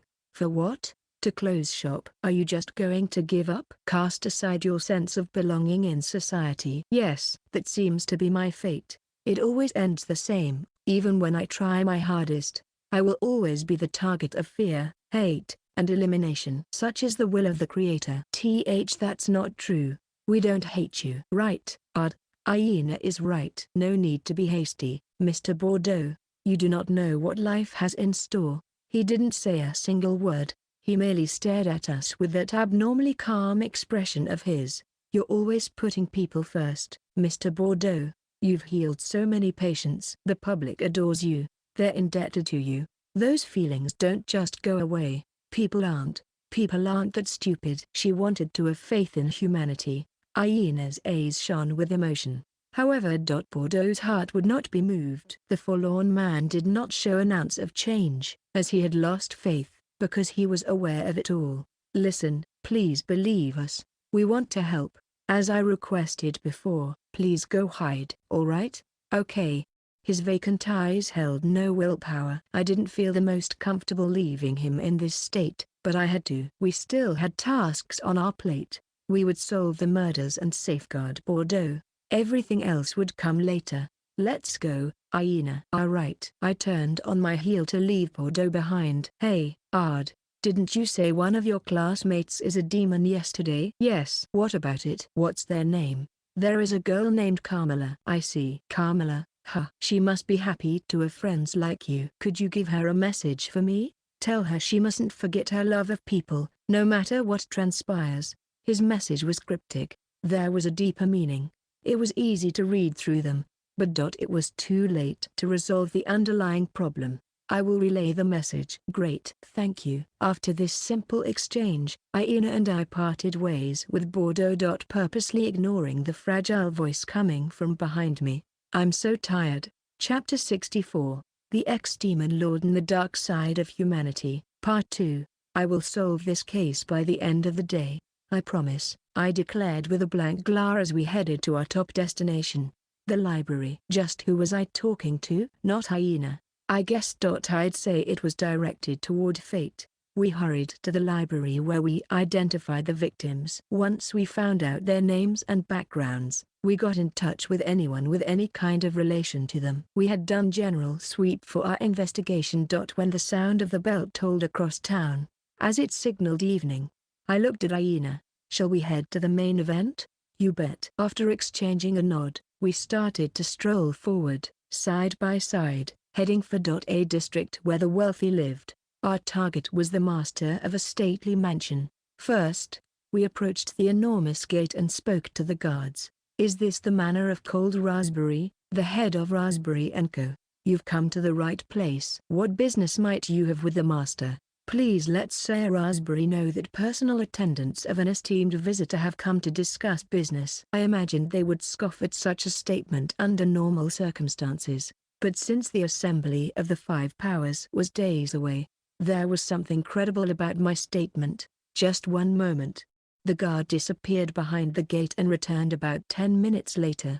You have been granted an audience. However, you must allow us to inspect your belongings before entering. After checking every inch of our bodies and finding nothing, we passed through undeterred, greeted by a man whose duty seemed to be escorting visitors. We obediently followed him through the courtyard and entered the mansion.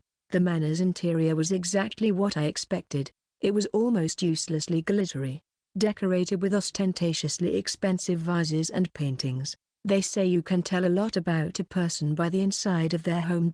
And I could see that was particularly the case here. The master awaits you in this room. If we pick up the slightest hint that he has no interest in you, you will be escorted off the premises immediately, the man warned in a detachedly professional manner before leaving. Well, shall we meet him for ourselves? I gripped the knob and slowly opened the door. The room was almost inappropriately big and conspicuously garish. Lounging on an expensive sofa in the center of the room was a middle-aged man. Cold Raspberry. He had that peculiar aura of a business titan, and he looked upon us with a broad smile. Oh, we have guests. You're just as young as they told me, he said good-naturedly. Anyway, have a seat. Can I get you something to drink? No, thank you. We can stand. We won't be long. I cut him off and continued without a moment's delay. First of all, you have my apologies. We lied to you. Our intention is not to discuss business. We came to condemn you. Cold's eyes widened, and his jaw went slack. Huh? Condemn me? Yes. I imagine you're aware of the recent string of murders that have stirred the town? Of course. One of my own was done in. After all, it seems that way, and that only cemented your position, all because the gifted victim no longer posed a threat to you. The words streamed out of my mouth.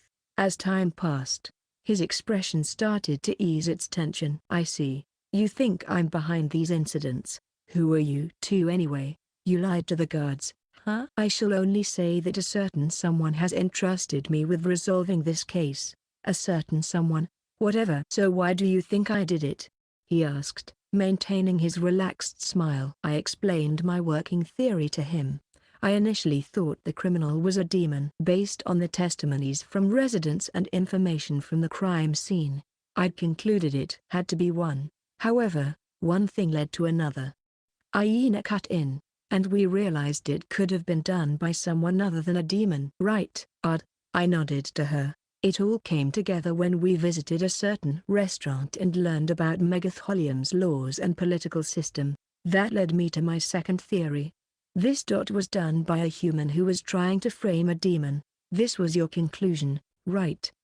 Aina was stealing my thunder, but that just made her cuter. Yes. That was when I started to have my suspicions. After that, we researched the victims and their backgrounds. And in that process we made sure to leave no stone unturned. Our investigations showed that while the victims were upstanding citizens on the surface they were actually gang members who earned a living selling drugs. If anyone could profit off their deaths, it's you, the boss of Raspberry & Co., Cold Raspberry, or perhaps we should say Sir Drug Lord. In that moment, his expression changed.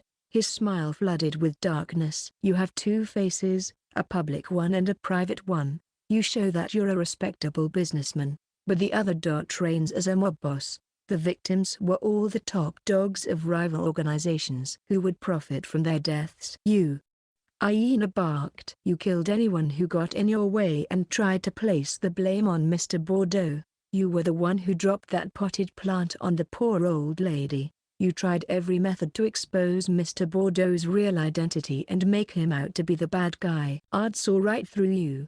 It was here that Aina paused for a moment and checked his reaction. He apparently planned on playing dumb. You've got quite an imagination. Me? Mob boss and serial killer? How stupid. I avoid profitless ventures and risky deals on principle. Ard, right? Did you just say you learned about this nation's laws and political system? I nodded, and he seemed to snicker at me. In that case, I'm sure you understand. It is risky to form a gang and engage in lucrative activities in this holy nation of Megatholium. The government knows everything about its citizens, from their income to even their purchase history. To try to profit off drugs here is, since you weren't profiting from respectable business, this money really can't be used. If you tried to spend it, you'd be arrested for possessing money of unknown origin. Exactly. Everything is closely monitored here, which means gangs are high risk and no return. After all, you can't spend any of the money you make. Cold shrugged. Use it once, and you'll find yourself behind bars. A thick wad of cash, all for nothing. That might be a different case abroad, but those schemes won't work here. When it comes to organized crime, hell is a better breeding ground than Megatholium. You're sounding like a black market amateur. I stared at Cold, who was silent for a moment. It's true you can't use unaccounted money in Megatholium, and it's impossible to leave the country with it. I continued to explain. However, you could take dirty money and give it value if you wash the grime off. In other words, money washing? What was it? Money. Oh, right. Money laundering. Yes, Aina. You have a fantastic memory. Tee-hee. She puffed up her chest. She was seriously the cutest person in all creation. Seeing her made my face relax. While Cold stiffened, his smile had slipped off his lips, and his eyes were looking a little sharp. I flashed him a smile. We saw some tough guys at a certain restaurant. That was when it hit me. I wondered if this establishment was laundering money. And the gears started turning in my mind. Leading us to you. Megatholium was Liza's attempt to recreate society at the end of the ancient era. Back in those days, ruffians had run their own black market, wreaking havoc in our civilization. The same thing was happening now. When I was in control, I refused to let organized crime run amok and eventually eliminated all mobs. As the leader of this nation, however, Liza was indifferent to their presence. He didn't seem to care as long as no one was selling drugs to children. It was all water under the bridge as long as no one was threatening children or taking their money. The laws seem to reflect his wicked personality. As long as you're careful to leave children out of it, this nation is a criminal's paradise. Wouldn't you agree, Sir Drug Lord? I pointed at Megatholium's greatest crime boss and made my declaration. These serial murders were a human crime meant to look like the work of demons, and the one who ordered his subordinates to carry out the plan. Was you, Cold Raspberry. He was silent for some time before he finally began to chuckle. He started to clap enthusiastically. Yes, excellent. You got it right on the nose. Everything was under my orders. Cold openly admitted his crimes, but those eyes showed no sign of resignation. In fact, they burned with violent malice that said he would eliminate anyone who got in his way. At any rate, That person is a scoundrel, too. Saying I could only stand to profit from this deal and dispatching a lapdog to take care of business. Good thing I prepared for this. Cold stomped on the floor 2 times. Boof, boof. The door quietly clicked open, and droves of people surged into the room. They're all mages who specialize in dirty work. You might even say that when it comes to the art of espionage, they're as skilled as professionals. There are even some who murdered the best mages in other countries. So I imagine you understand the situation? HMPH. Hyena. What do you make of all this? Hee. Isn't that obvious? She snorted with all the confidence in the world and stared at me. My dear friend's eyes gleamed with certain expectation. Get 'em. Understood, I answered with a smile, and snapped my fingers. A moment later. The mages started dropping like flies. It was as if the strings controlling them had been cut. Huh? The smile had slipped off Cold's face. His jaw hung slack in shock. What is this? What? Why? How? No need to be so surprised. I just snapped my fingers, amplified its volume several thousand times, and sent the attack directly into their brains. Huh?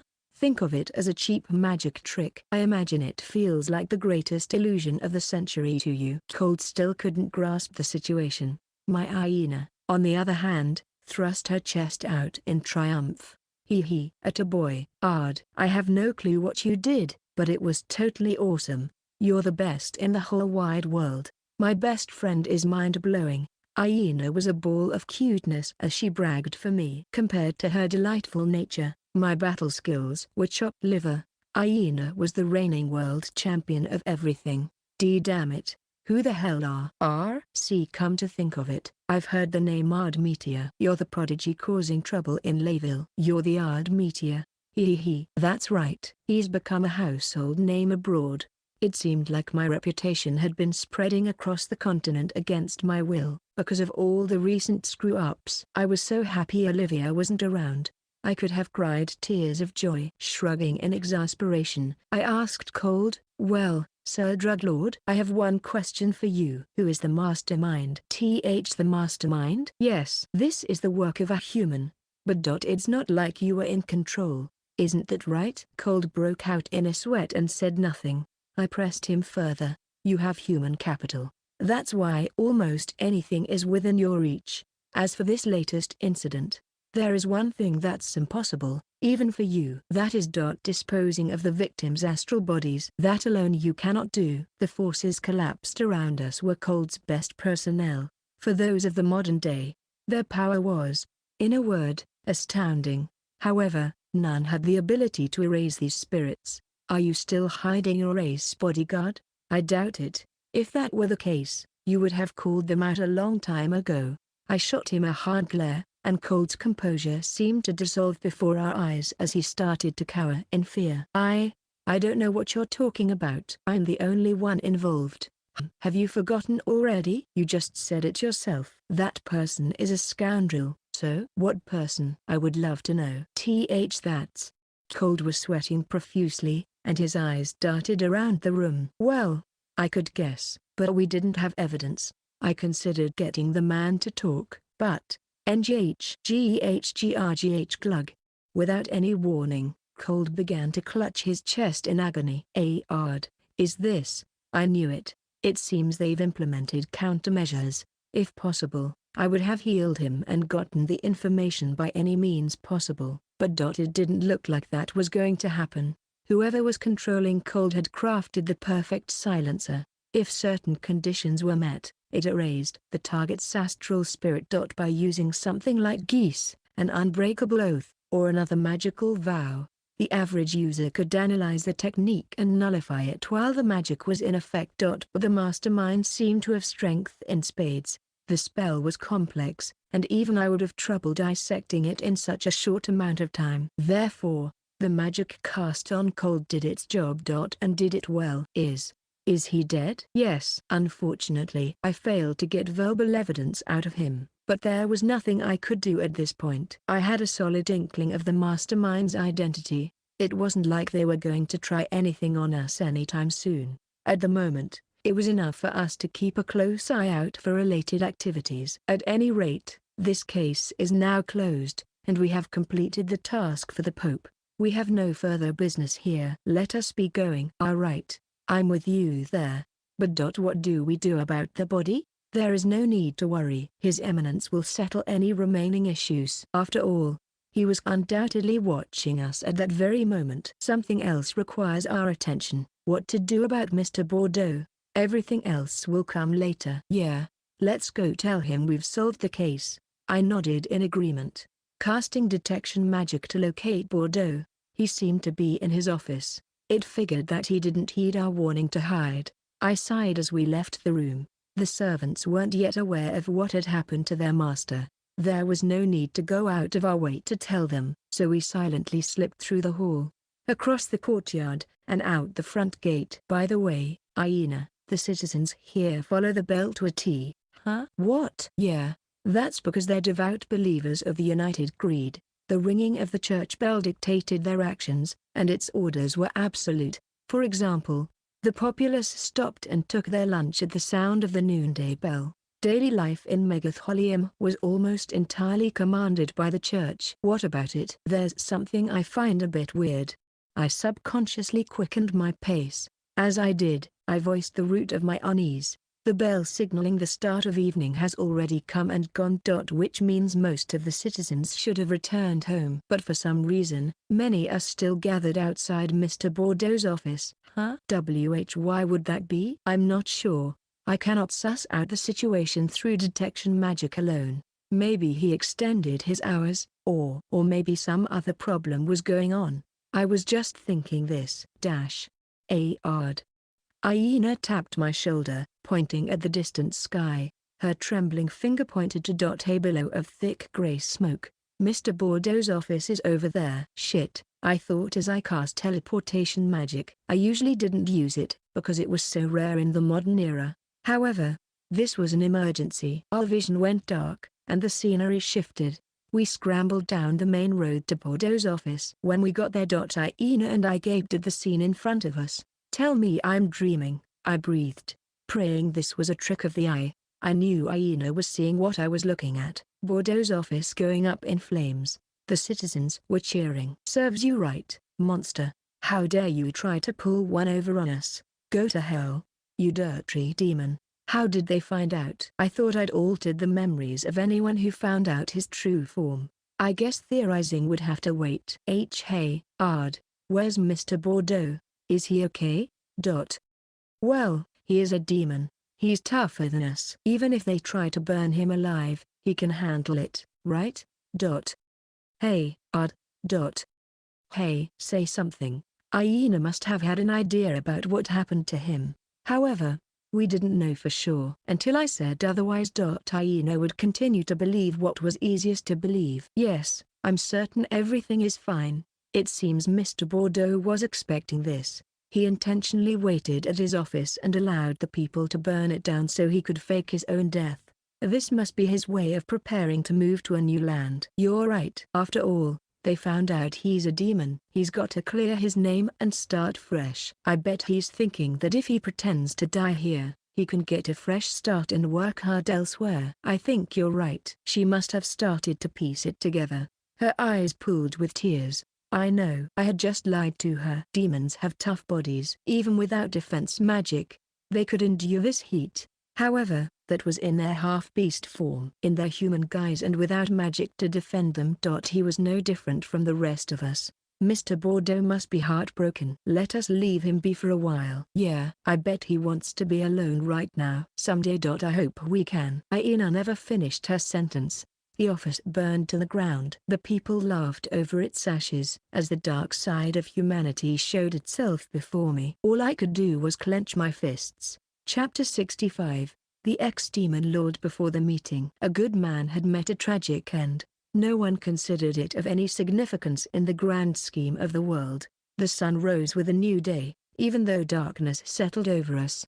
And a new morning always came at dawn. Birds were chirping. Sunlight poured down on the city. The window offered a view of early morning activities. I imagined the faces of the pedestrians would be glowing like any other day. Except one man could not be found among the crowd. 2 days had passed since that wretched evening. I was in the dining hall at the manor, having breakfast with Rosa. Aina was absent. For those 2 days, Aina had closed herself away from the world, locking herself in her room as soon as we returned to the manor. Even though I've known her for all these years, I'd never seen her like this. I knew Rosa was feeling the same way. She was initially surprised by her melancholy, but she pressed me as to what was going on with Aina. After I explained what had happened, Rosa's reply was short. I see. That was it. I mean, what else could she have said? Rosa and I decided to give Aina space. We would believe she'd get back on her feet on her own if she could. Say, Ard. Silverware clinked against porcelain in the dining hall. Rosa was trying to talk over it. Tomorrow is the assembly. However, I think it might be best for Aina to sit out. I stopped eating and looked at her for a few seconds. If she's absent, I can't serve as your guard. I don't have to explain why, right? Rosa shook her head somberly. If Aina was just another student, I would have attended the meeting as Rosa's guard. However, that wasn't the case. Aina's social standard was not ordinary, which was why I couldn't exactly leave her side. She was a descendant of the evil gods, which made her a target of the demons. In particular, Lars Al Ghul, the crime syndicate. They believed the evil gods could be resurrected if they sacrificed her soul in a ceremony. Under these circumstances, I had to guard Aina around the clock. It was my responsibility to bear. Those hiding away in Megatholium have been subdued. But we must remain vigilant, she said. Yes, they might be in disguise, waiting for the right opportunity to strike. They could be scheming an act of terrorism during the conference. Or use that as a decoy to abduct Aina. I'm guessing the demons have 2 main goals. One is to cause terror. The other is to kidnap Aina. I am doing my best to prevent both objectives. But if I had to make a choice, I'll always choose Aina. Indeed, if she is not mentally there by tomorrow, we shall have a proxy guard me in thy stead. Stay by her side. I had just started to nod back at Rosa. The door to the dining hall burst open, making way for a frantic servant. A guest has arrived. Rosa and I exchanged a look, experiencing a sense of déjà vu, as if to recreate his visit from a few days prior. A certain man made his entrance. I apologize for interrupting your morning meal once again. I'm short on time these days. I hope you will forgive me. Lizabel Phoenix. His Eminence strolled into the dining hall, locking eyes with Rosa. I'm sorry, but would you mind stepping out for a moment? Understood. Please take as long as necessary, Your Eminence. Rosa rose to her feet, obliging his request and departing the dining hall. After confirming she was gone, Liza settled into a chair and let out a groan. Phew. These papal duties are too much for this old body to bear. Isn't that necessary to construct your ideal vision of society? Indeed. That's why I cannot stop nor compromise. Our voices were gentle, but our gazes were steely. I stared at the wrinkled face of my former subordinate. Does your visit today have anything to do with the previous incident? Yes. I'd hoped to visit immediately after the case was resolved. But I'm afraid I was caught up with business. I can imagine. You have my deepest gratitude for taking time out of your busy schedule. Think nothing of it. Speaking with you makes it worth it. We resumed glaring at each other, letting silence wash over us. It was almost suffocating in here. You could cut the tension with a knife. Our hairs stood on end. Liza broke the silence. I heard the details of the case from my subordinates. Allow me to thank you for your hard work. Thank you. I am pleased to hear your praise. Yes. I am not here to hear a summary of the case. I've come to ask you a question. What could that be? My eyebrows knit together. He appraised me. Now that you've experienced all this, have your opinions changed? As soon as he expressed this, I was sure of one thing. He was the one behind all this. From our reunion until this very moment, I had been dancing in the palm of his hand. Did you use Mr. Bordeaux's life just to ask me that? Answering a question with a question? That's not polite. I knew something was off when I discovered Mr. Bordeaux's identity. There's no way his conspicuous presence would escape your notice. You would know his true self with a single glance. You left him alone on purpose, also you could use him as a pawn. That was the purpose of this incident. Liza said nothing. He simply stared at me as I verbally beat him. I am proud to say that the citizens of Megatholium enjoy one of the highest standards of living in the world, he said. Our laws ensure it. Our education system leaves nothing to be desired. Even so, the results are just as you have experienced. His eyes gleamed. It was a dangerous glimmer that revealed his inner self. I was hopeful, too. Hopeful that I would be proven wrong. Hopeful that people would make the right choice. But in the end, this was their decision. As a citizen of Megatholium, Bordeaux was a true saint. He could heal any ailment. He didn't even request payment. He was filled with love and charity. You might even call him a paradigm of humanity. Everyone loved and respected him. Even those in the black market. Even those who committed crimes without batting an eye. All held a certain degree of regard for him. Which is the same for you, Ardmetia, and for Aina Letstoalide. Your current situations are identical. And that is why. That is why I can say this with certainty, one day, you will face the same fate. Humans are disgusting creatures. Even if they are head over heels for you, they will turn on you in the next moment, when they realize you're both mutants. So maybe they extended kindness to you, or formed bonds with you, or expressed their love for you. In the end, discriminatory feelings will override any positive ones. That's human nature. They fear the unknown. They despise it. They want to get rid of it. That is the true essence of humanity. That is why there will always be tragedy in this world. However, if a savior appeared. Thank you for sharing your opinion. I didn't care about anything else he had to say. Lizabelle Phoenix. I thought he'd changed when we reunited, but I was wrong. He wasn't any different from before. He had stayed the same all this time. Liza was a man who could switch off compassion and morals if it meant sticking to his principles. If that core was unchanging. Any discussion was meaningless. As if picking up on my feelings, Liza sighed and quietly got to his feet. Don't forget how this incident made you feel. And with that, Liza went to leave. I called out to him in a cold voice. I see. So maybe humans are pathetic. You know. I believe we should detest egoism. We ought to scorn those who use others and ruin lives for their own gain. I must agree. However, do think about how those words reflect on you as well. Liza spat this out and withdrew once again. By the end of our conversation, the food on my plate had grown cold, as cold as my heart. To distract myself from this feeling of irritation from the discussion, I took a bite.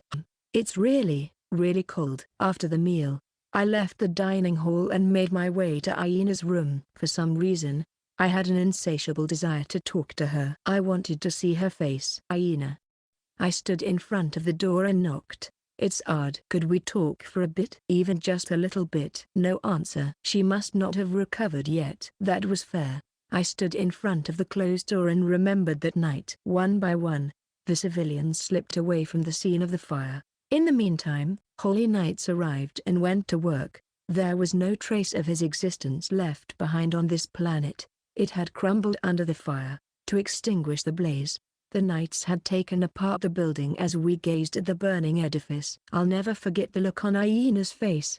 Utter despair at the state of humanity. That will be a dark memory that I carried within me for the rest of my days. Aina, please, at least drink some water. You must take care of yourself.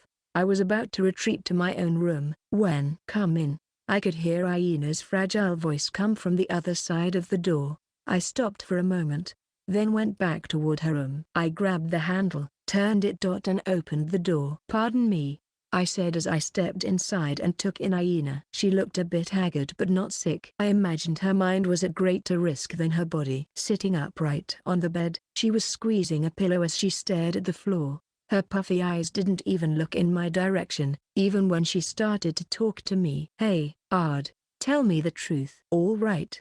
Did Mr. Bordeaux die? Yes, he did. Aina tightened her grip on the pillow as she asked another question. But it hasn't been 3 days and 3 nights since he died, right? That is correct. In that case, can't we bring Mr. Bordeaux back? I nodded in agreement. An hyena looked at me for the first time. There was a little glimmer of hope in her hollow eyes. Hey, Ard, bring Mr. Bordeaux. It would be meaningless, I interrupted, rejecting her idea. It pained me. In all honesty, I wanted to make Hyena's sweet delusion a reality, but that was impossible. Hyena, let me take a guess. You want me to resurrect Mr. Bordeaux so we can cheer him up and become his support system. You want to persuade the citizens to come back around and return him to his happy life. Can't you do that? I know you can do it, and well. Yes, but all I can do is create a pleasant facade to blot out the lies. A form of happiness that's very superficial. Although it hurt me to admit this, I told Hyena the truth. We could no longer afford to turn away from reality. As you said, I can resurrect Mr. Bordeaux. But is that what he wants? When we saw him last, he appeared to be anguished, but it looked like he was intimately familiar with this emotion. His heart must have already been broken by that point. He spent his entire life loving and saving people. But was always betrayed in the end. As soon as his identity came to light, people would fear him, persecute him, and drive him away. Yet he wanted to believe in them. He wanted to believe they would accept him in time. But the constant rejection wore down his psyche. And that was when his heart snapped. Only despair remained, and his love for people. Was nowhere to be found. Tears began to flood her eyes as she looked at me. Her peach lips quivered. But she remained silent. Seeing her like that broke my own heart, but I had to continue explaining this to her. Mr. Bordeaux didn't want to reconcile. In fact, he didn't even want to live. And what about the people? They're out there, celebrating the defeat of the foreign entity. They haven't the slightest intention to reconcile or coexist. There is only one way to join the two, and that's by using magic to brainwash them. It's wrong, I know.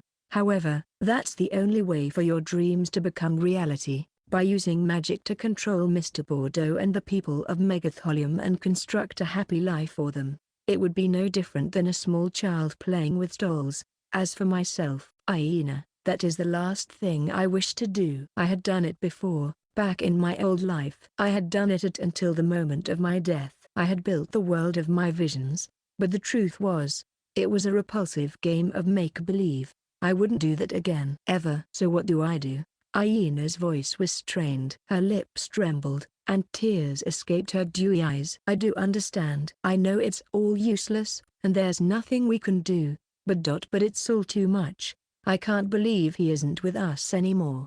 That's just not right. She buried her face in the pillow, and her entire body trembled. I hated to admit we wouldn't be so hurt if this tragedy didn't remind us of ourselves. Maybe we would have been shocked, but it wouldn't take long before we went on with our own lives, accepting it as just one tragedy among many. After a good night's sleep, we would have just moved on.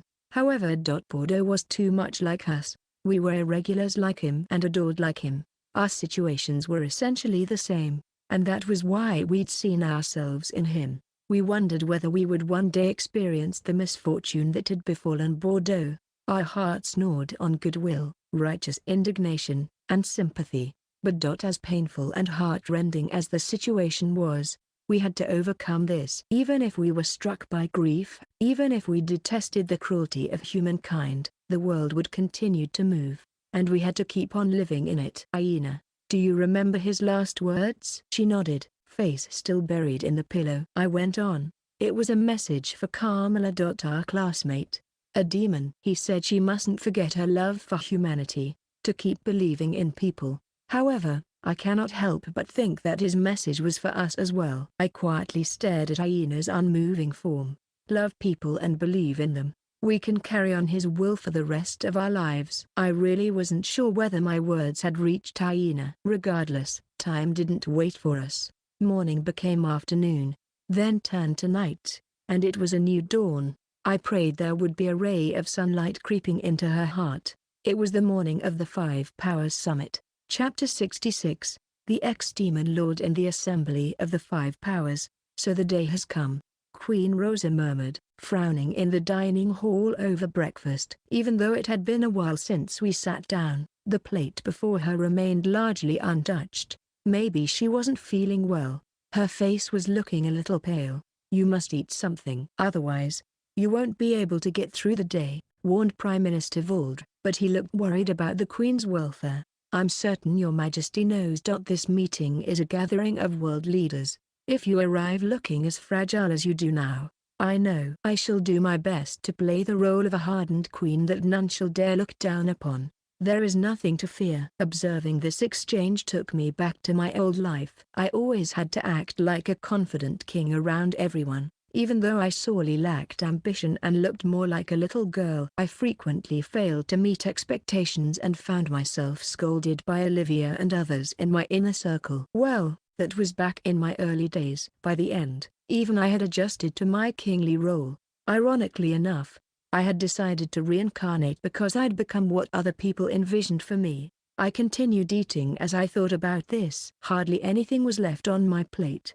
Yet Rosa hadn't eaten even half of hers. She really didn't look very well, and it didn't seem like she had much of an appetite. The gravity of the upcoming meeting might have been weighing on her. It was like looking at my former self. So I naturally tossed her a lifeline. "Your Majesty, if you are feeling unwell, it is best if you do not force yourself to eat. It is crucial to nourish yourself before a critical event, but any more than this might do more harm than good." Rosa and Vold looked at me, and I went on. "I hope you'll forgive this simple commoner. But I believe it's important to stand my ground on occasion. This meeting is a momentous occasion. However, the fate of the nation is not at risk here. You ought to treat it as a get-together and act irresponsibly to a reasonable degree." The two said absolutely nothing. Rosa's silence was one thing. I tilted my head to the side when Vold refused to talk more. I was expecting him to blow up in my face and bark that he'd never forgive me for my lowly commoner attitude or something. All he did was wordlessly close his eyes. A frown creased across his brow.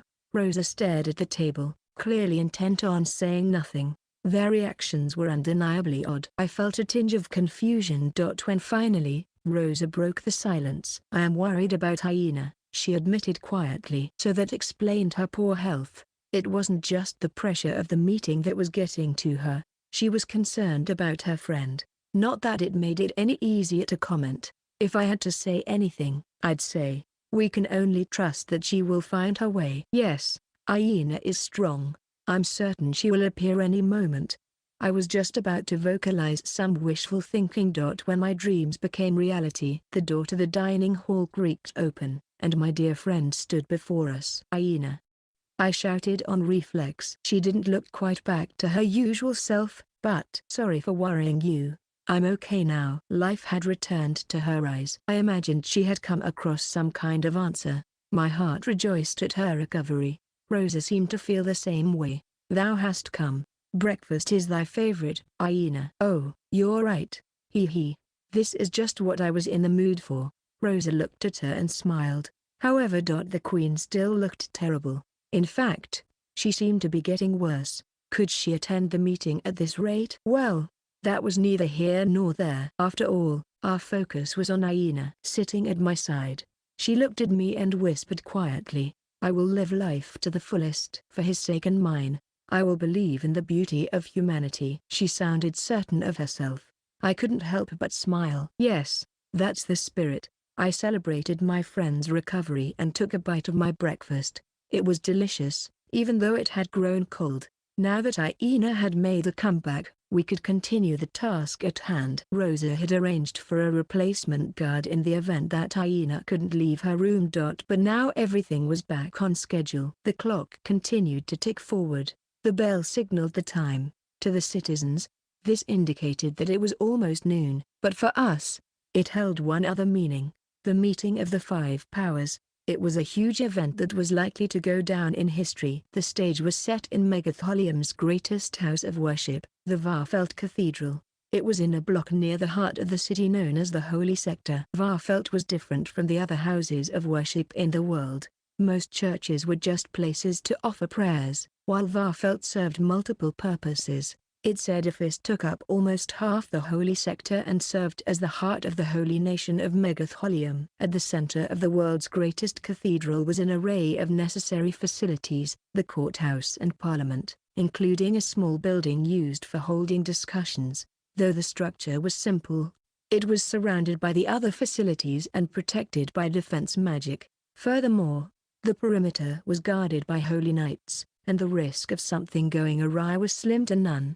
As we listened to our guide explain these facts, we entered the facility, where we were led down the hallway to a designated room. Phew. Well then, let us start this decisive battle. You can do it, Rosie. Yes, so I shall. Now, then. Looking ready, Rosa turned the knob and opened the door. The room was spacious with a round table at its center. The other leaders were already seated in place. Ah, so you finally cared to join us. Lavilians are such sloths. A man cursed, looking us up and down. He was a dwarf. He looked to be about 60, but dwarves appeared older than their actual age, so I imagined he was a few years younger. His name was Buffer Zalanan. Since his real name was so long, he almost always used an alias. The Republic of Goldenia was one of Laville's powerful neighbors, and Buffer served as its head of state. As the one guiding this continent, I bear the weight of mine authority, which slows my pace. Thou cannot quell thy jealousy, Buffer. The life as a small-time ruler from a shitty, backwoods nation? That must be easy, indeed. I wish I could take this load off. I see. In that case, why don't I chop off those hands and feet?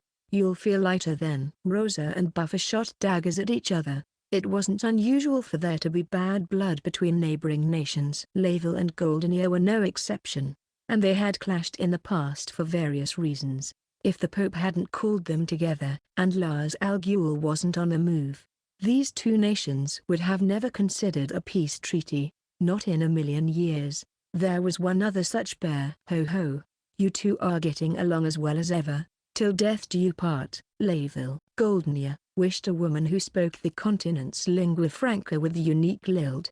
She was an elf rumored to be past her 70s. Since elves remained forever young, she appeared to be the very picture of a lovely maiden. She was Elgina Viheim, Empress of the Viheim Empire.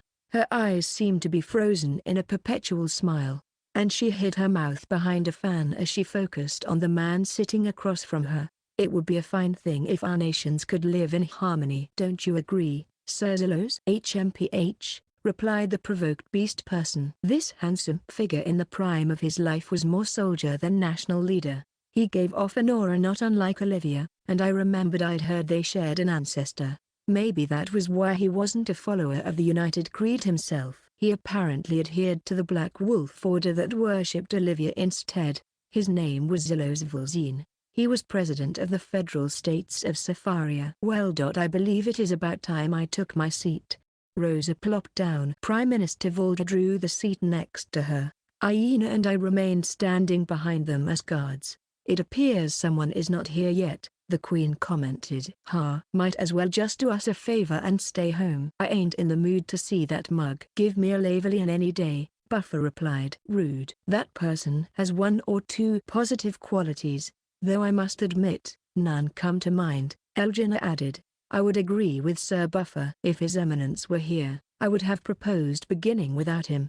Everyone looked uncomfortable. Even though they had rocky relationships with one another, this was something they could all agree on. The ruler of a certain nation was infamously detested across the continent, but I never imagined it was this bad. There used to be people like that, back in ancient times, and by that, I mean me. It seemed our situations were similar.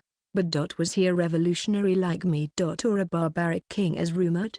I figured that out the moment he walked in without warning. Phew. I thought I heard a voice from the hallway. That was followed by a small-scale blast. Our eyes snapped toward the door, which now had a gaping hole. And rising from the ashes was a man with an excited voice that was woefully out of place. Hey, guys. Did I get ya? I bet I did. Hey. I just wanted to treat you to a surprise. He flapped his arms to clear the smoke as he stepped into the room. The most beautiful women of every race waited upon him. Thou never change. Ugh. You're so annoying. I'm pleased to see you on cloud 9. Wish you would blast off to the heavens. TCH. It wasn't just the leaders. Everyone present, even their aides and guards, looked at him with disdain. Even so, the man didn't show the least bit of concern, flashing a cocky grin at us. He was apparently in his late 30s, but his appearance and behavior weren't very adult. He was an orc. Maybe even half-elf. His skin was dark green, but he lacked tusks. His facial features were more androgynous and refined than a typical orc. His name was Dread Ben-Har, the man who united countless tribes into one nation and reigned as leader of the Assailants Federation. Sorry for being late, guys. I kinda had to answer nature's call. Gotta prep mind and body before a big shindig. You know? Don't be shy. He. His immature speech and innocent malevolence reminded me of Voda. But while the mad scientist was born as a pervert, I was having some suspicions about this dread fellow. On the one hand, it looked like he was putting on a show to seem crazy. On the other, he could actually be a mad despot. He must have noticed I was appraising him, because he zeroed in on me. My, look what the cat brought in. This pretty boy must be the rumored Meteor. That's me. Aha, I knew it. I've heard tales of your heroism. You're too kind. I bet the ladies are all over you. I mean, you're a catch. You look good, and you're born to a good family. I bet you think my sex servants are human garbage. Right? No quality, no quantity. Right? He was pressing me with his interrogation. Dread rolled his head around and around and around and around and around and around. His eyes rolled back. It was seriously creepy. It was making everyone nauseous. Meanwhile, I was still sizing up the man before me. Was he a madman? Maybe he was only pretending to be one. Your eyes are pissing me off. Enough. You're going down. At that very moment, Dread struck with his right hand. You're joking, barked Buffer, eyes wide. Dread had unleashed attack magic, a magic circle forming at his fingertips. A beat later, a giant ball of flame whizzed toward us. How violent, I observed, shrugging as I faced Dread and our agitated audience. I had cast defense magic, spawning a transparent barrier over us and providing protection. Dread's fireball crashed into it, detonating. But it didn't even scratch our shield. Casting high-level defense magic without chanting anything? Not bad.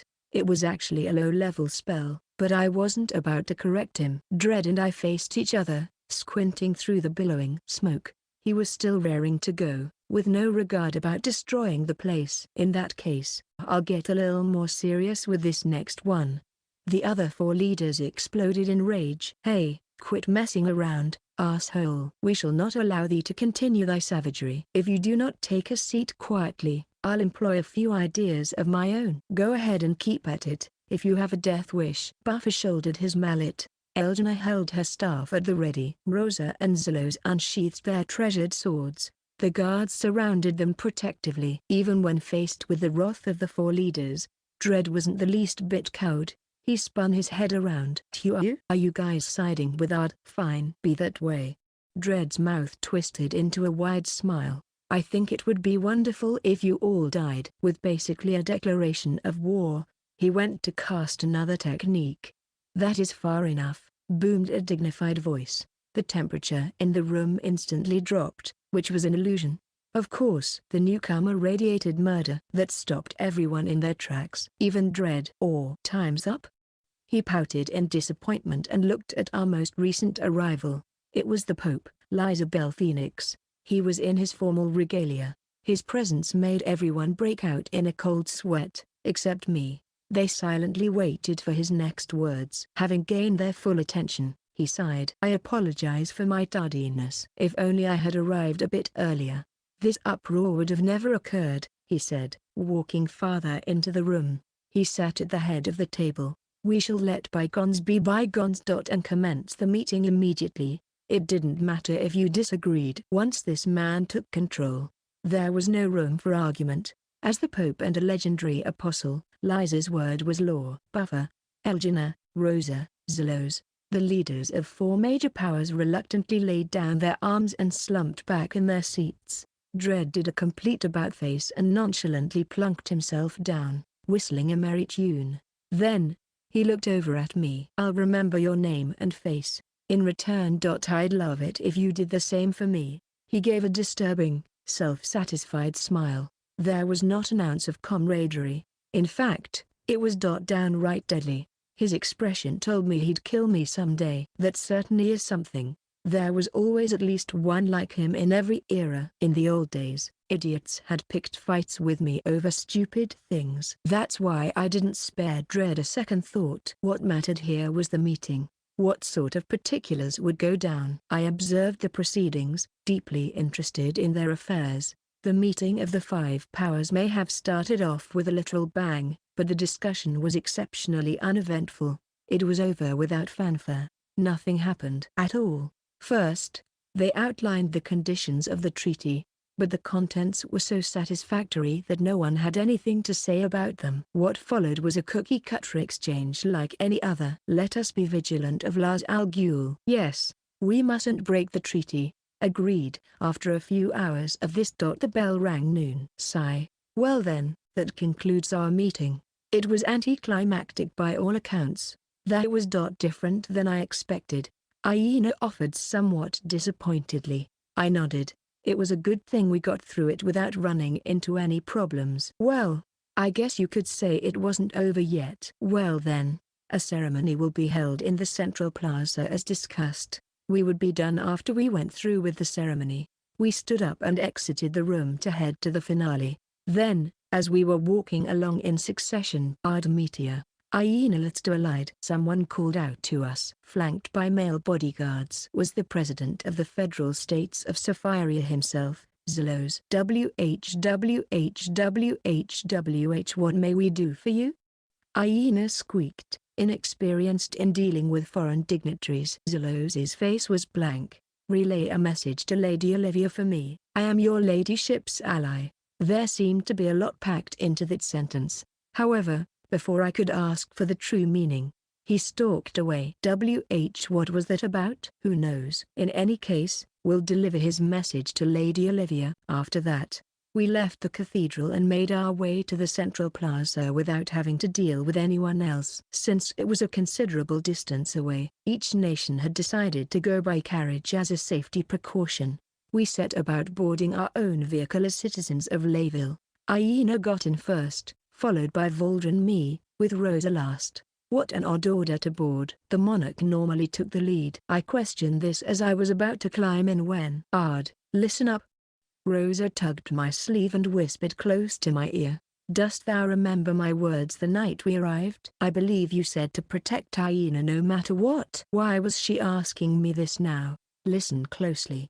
Do not break that promise. It is Aina thou must protect. I do not mind if thou cast me aside. Protect Aina. Then she stuffed me into the carriage, thereby ending this conversation.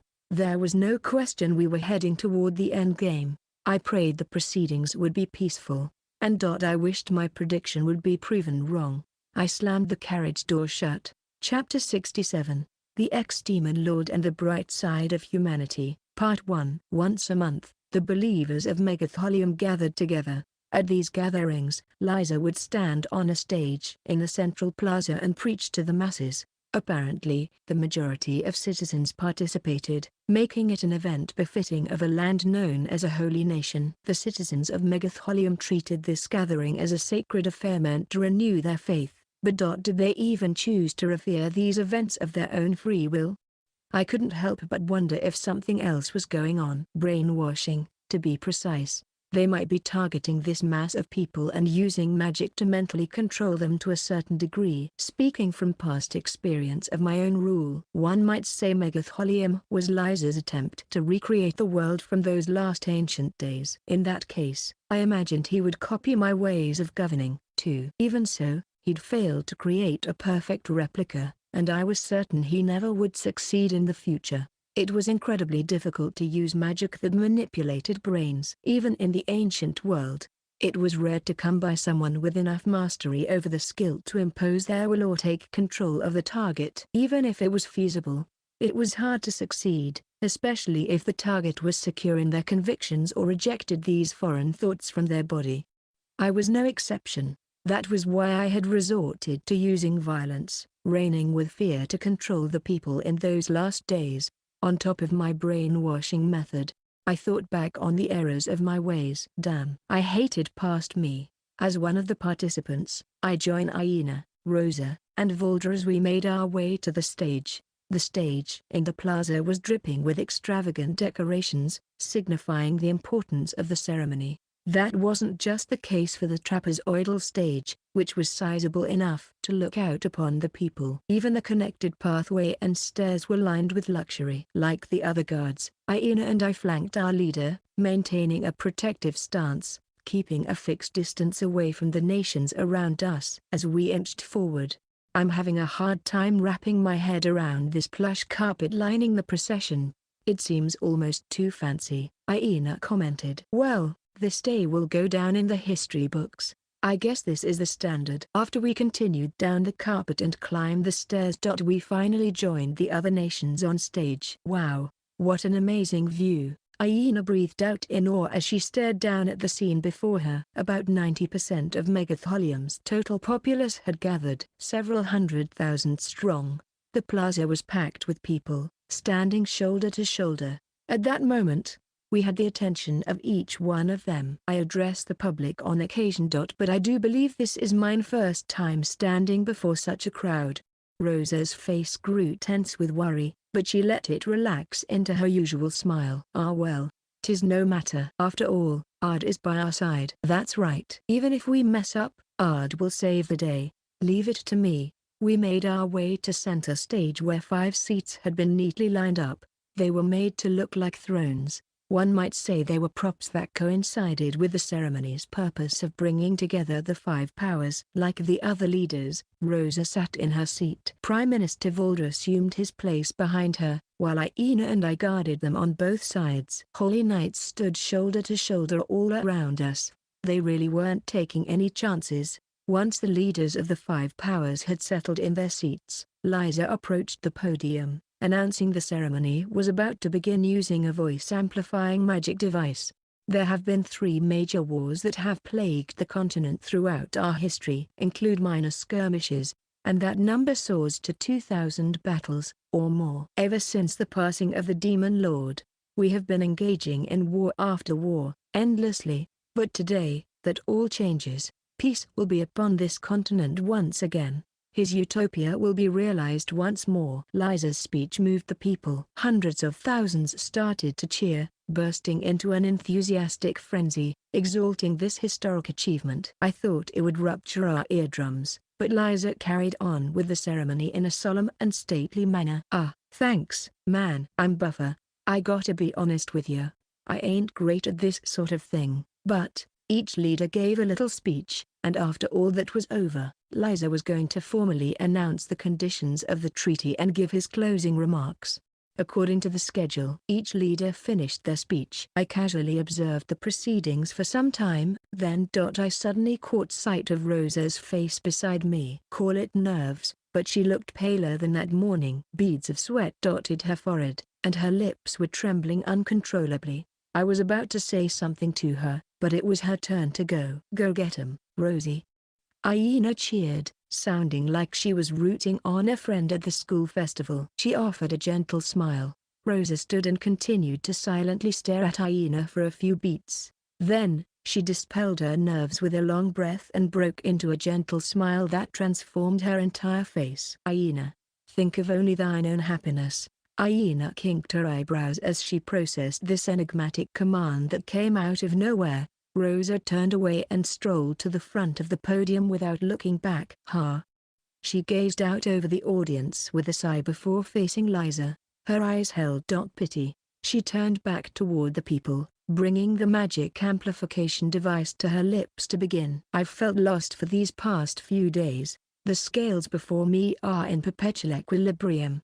They lean not in either direction, preventing me from coming to a decision until now. Her tone was neither lost nor hesitant, but the citizens started to stir, trying to figure out the meaning of her speech. What are you talking about, Queen of Layville? Scales? Does that mean a decision of some sort? This rippled through the crowd. It was not only them. The leaders of the other nations and Aina were just as baffled. Only 3 people in this entire place could guess her intentions. Prime Minister Voldra, Pope Liza, And me, Ardemetia. So this was what it was amounting to. As I sensed my predictions coming to light, I began to ready myself for the next development. Meanwhile, Rosa continued with her speech. As a politician, I know this decision is wrong. But while I am queen, I am a person. Therefore, this was when she spun around. Her eyes stared pointedly at Prime Minister Voldr. The loyal retainer's eyes were now wide, and he was drenched in sweat. He shook his head subtly to make his feelings known. But her lips curled into a heartbreaking smile. She turned back toward the audience. I choose my friend's happiness. I have no intention of supporting the Pope. Every face on display had been struck dumb. From the audience to the participants, none could comprehend it. The people remained dead silent. Until finally they began to shout in confusion. What is she talking about? What friend? Why isn't she supporting the Pope? What's going on? I can't believe this. Is she trying to back out of the peace treaty? They were starting to voice their suspicions. Panic spread through the citizens like a wave. Your Eminence, I have something I must say.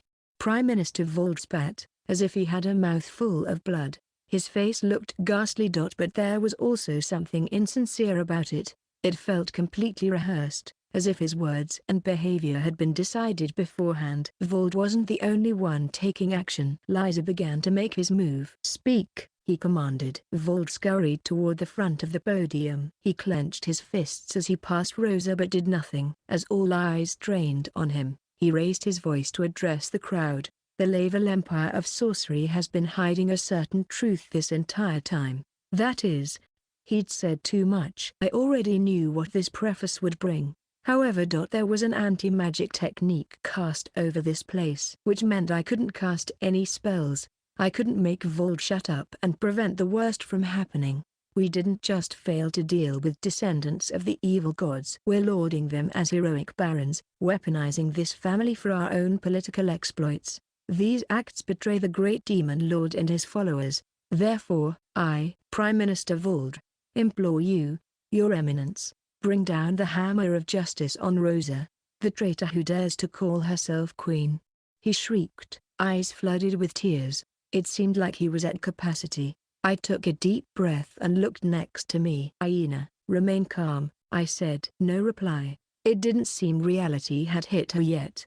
Her face was slack, and she didn't make the slightest movement. Meanwhile, the situation continued to unfold before us, almost cruelly. I knew this would happen. We were plunging headfirst into the worst imaginable future. I applaud your confession. But it is a most gruesome truth. It isn't just that descendants of the evil gods exist in this world. I cannot believe one of the five powers has sheltered and used them for their political ends. Liza's behavior was excessively theatrical, and I couldn't help but have my suspicions. The people seemed to be eating this up. They saw His Eminence as justice incarnate, which made them easily swayed. Vold's confession had steered the topic away from Rosa's mysterious declaration, but the masses were too busy to pick up on how weird this was. Damn Layville, how could they stoop so low? We'll never forgive you. Never. Their minds had become imprisoned by hate. Hearts flooded with rage, the leaders' reactions were delayed compared to the audience. But finally they spoke up. Is he serious? Oh my. He. What a marvelous surprise. Few expressed shock or disgust. Others giggled or elected to remain silent. Pope Liza looked our way. His eyes settled on me first. As if to ask me something. I simply glared at him. Then he turned his attention to Hyena.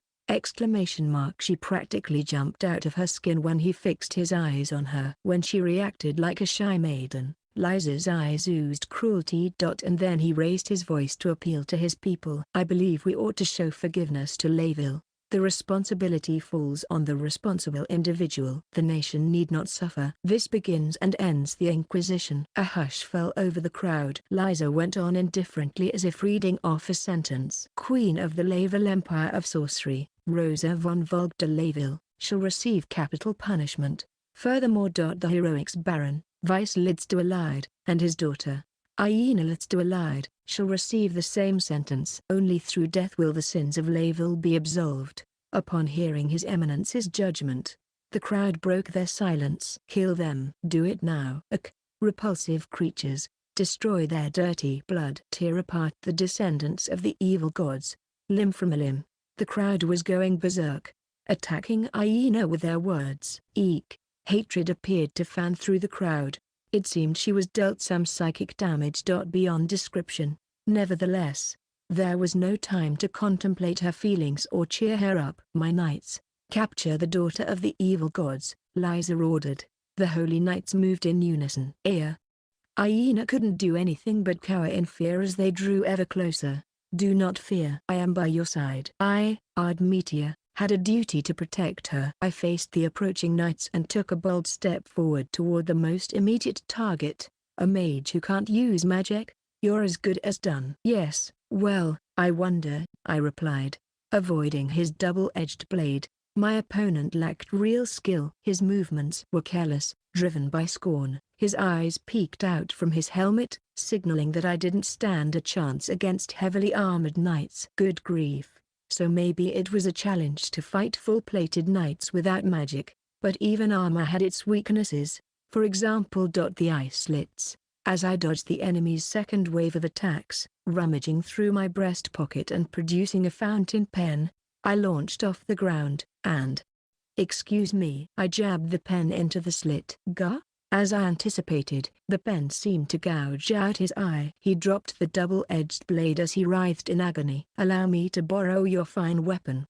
I collected the sword by the hilt and casually swung it down on the groaning knight before me. Full armor had one more weak point: the joints. The chainmail prevented a clean slice, of course, but it wasn't enough to dull the impact. Blurg. I struck all the joints. Hard, crushing bone. One down. TCH, you cocky brat. A knight thrust his sword from the side. I dodged this and aimed for the same spots as the last one. 2 down. I'll be borrowing this.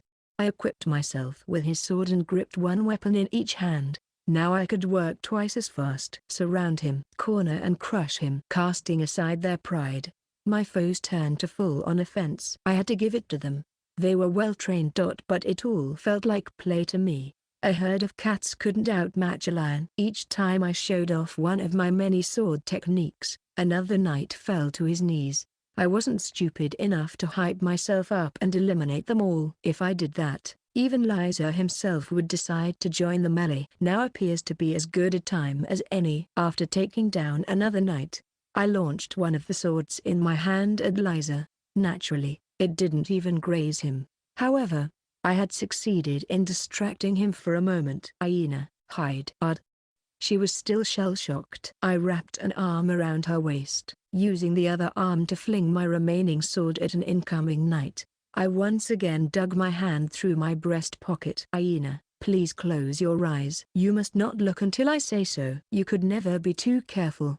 I quickly took out the item I had prepared for times like these. A white ball the size of my palm, known as a flash bomb. Well then, I bid you good day, I said, striking it to the ground. The white ball exploded upon impact, bursting into a blinding light that spanned a wide range. Rah, it's so bright. Hee. Someone came well prepared. This flash bomb was originally created for adventurers to use against monsters, but its effectiveness in human battles was immediate. Hang on, it might get rocky, I warned. As the citizens raised their voices, I clutched Aina's slim body and bounded away at the speed of light. I was starting to pant, but I prevented myself from gasping for air. I wouldn't be caught dead making a mistake by being too loud. Shit. Find them. They couldn't have gotten far. The knight's angry roars moved further away. We were safe for the time being. As soon as I jumped off the stage with Aina in my arms, I slipped through the town while the frenzied mob was preoccupied by the blast. We were holding our breath in the alleyway of a certain sector. I had come across this spot by chance while we were investigating the serial murders. The entire place was like a complex maze, a perfect place to hide away. Phew, it seems we have lost them. I tried to catch my breath, looking up at the sky. It was clear and blue. I hated how bright the sun was. I have to do something. A voice piped up right next to me. Sitting on the ground, Aina hung her head. I have to help Rosie. Her bloodshot eyes turned to me. Saad Meteor. Lady Aina let's do allied. We were unsettled by the unexpected voice. I immediately glowered at it and prepared for battle. My foe was a young girl. However, it was obvious she was no ordinary child. Oh, you're finally serious. I guess it's only going to get harder to escape from here. I smiled, demonstrating that I was ready to fight. In return, the girl shook her head. I am not your enemy. I am part of the Queen's Shadow. The Queen's Shadow, a secret organization that served the Queen. They specifically carried out her dirtiest and the most difficult tasks. Aina and I were technically members of the group. So if this girl was being honest, that made her one of us. Again, if this was true, what proof can you give us that you aren't lying? None.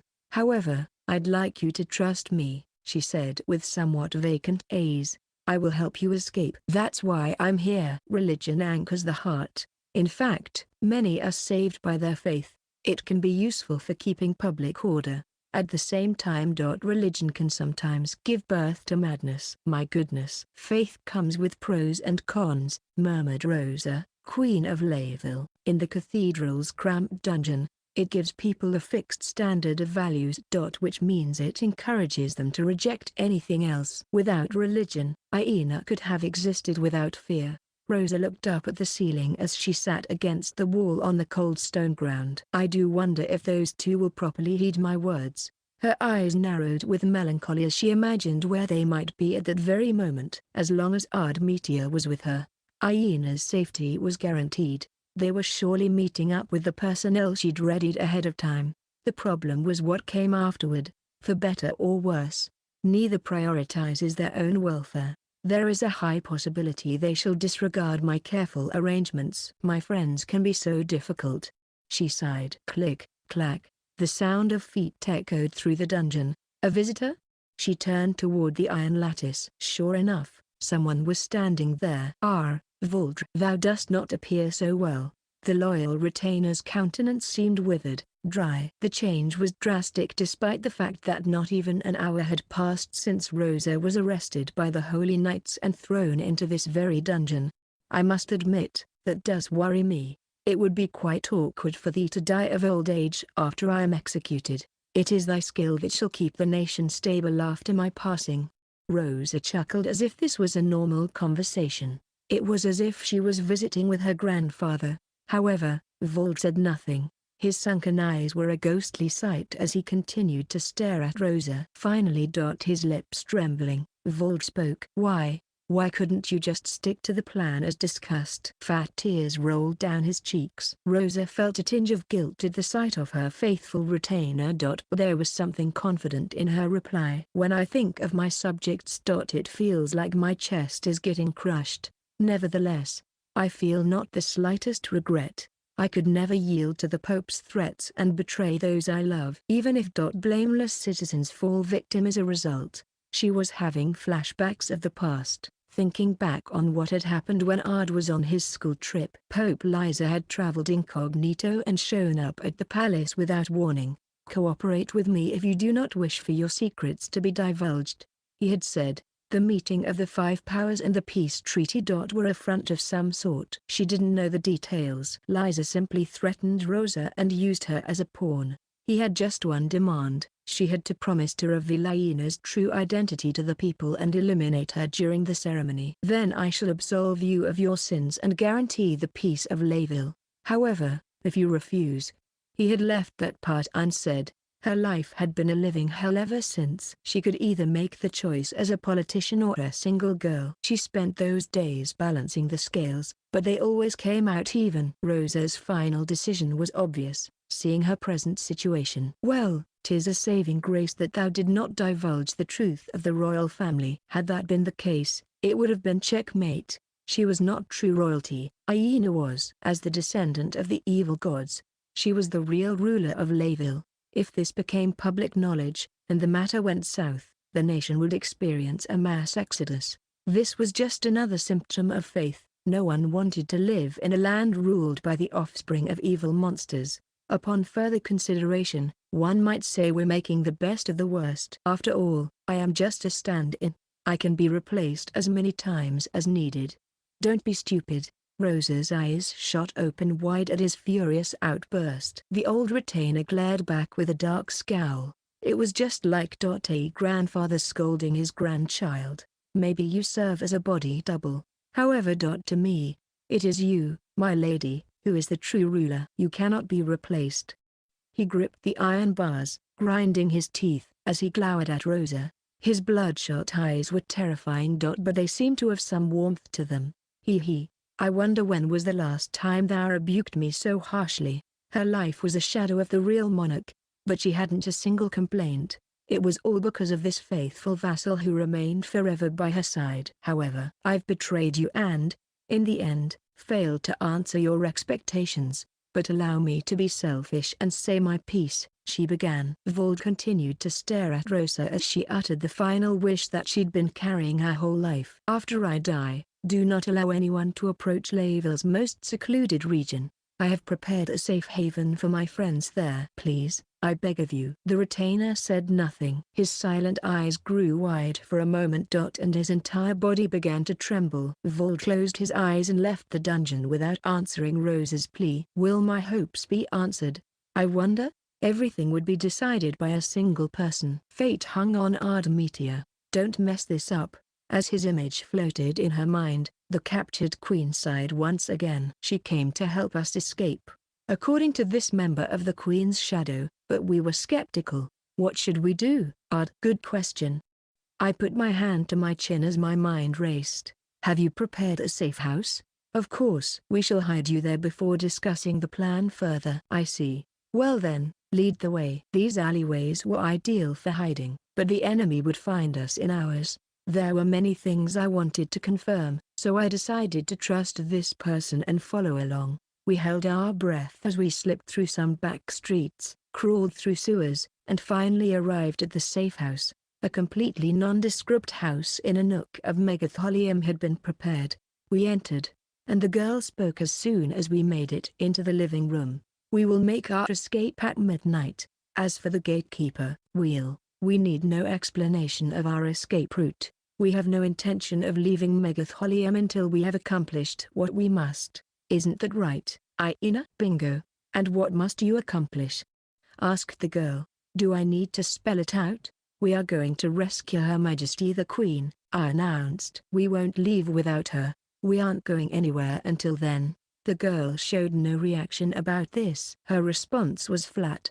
That will be an issue. I have been given orders that must be executed. Oh, come on. Work with us here. The queen's shadow stared blankly at Aina. I observed her with a cold stare. If we do as we wish, you will be forced to resort to violence, I explained. And it won't be easy to stop us.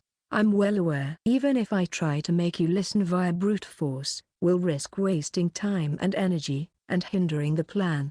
Therefore, my hands are tied. No. There is something you can do. You can provide us with information. Like what? As someone who works undercover, you've investigated a number of matters, I imagine. I'm certain you know what I am looking for. If you give it to us. I shall put it to good use. How so? To save the queen and leave this country with our heads held high. That's our ideal goal. Impossible. Keep dreaming, she mumbled, sounding tired before giving a deep sigh.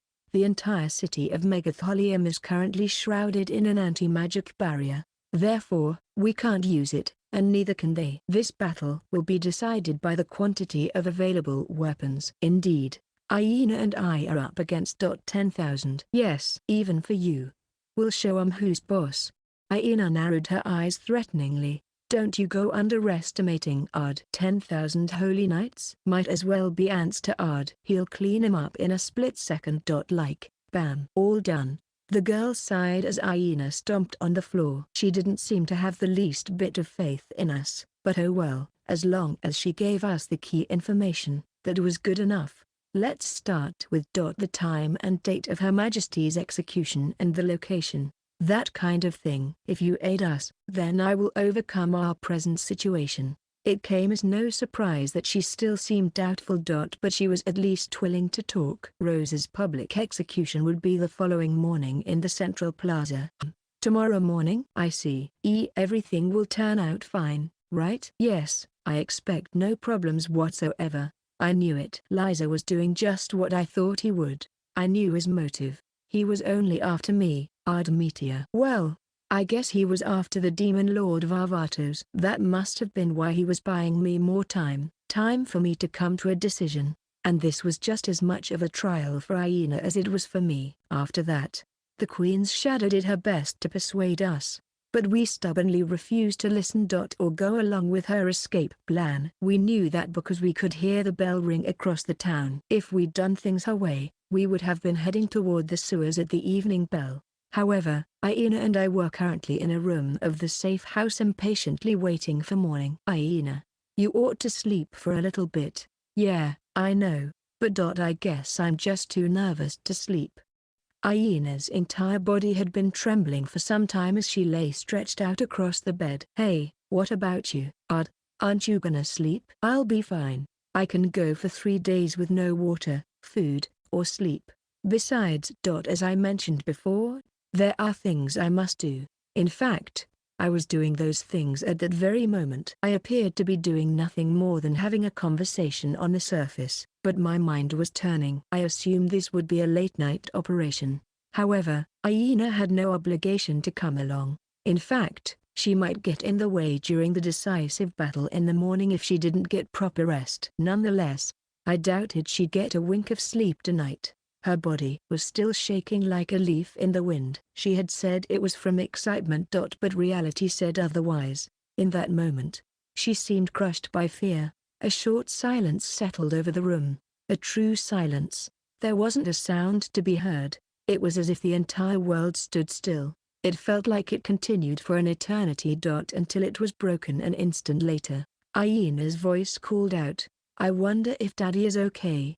She wondered quietly as a seed of worry escaped her lips. "Vice is the heroic Baron. I'm certain my parents will be by his side. There is nothing to fear." "Yeah, you're right." Even though she agreed, it seemed the concern in her large eyes was growing more prominent. This silence was wreaking havoc on her mental state. It forced her to face the truth, whether she wanted to or not. It made her think about the future. "I wonder what'll happen from now on.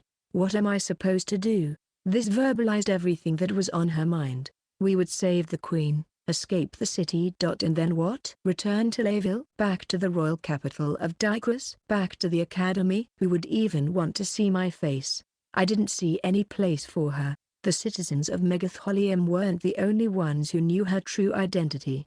The entire continent had been made aware of this devastating truth. From the speed with which the news had traveled. Liza must have preemptively spread the information soon after we left our capital. He had exposed and propagated her secret. Sylphie sees the evil gods as a sworn enemy. And Ginny thinks their descendants are monsters. There was nothing left to dispel Aina's negativity. I was in the same position. I wanted to say something to her but couldn't. I felt so spineless. They all think I'm. That burst the dam containing her emotions.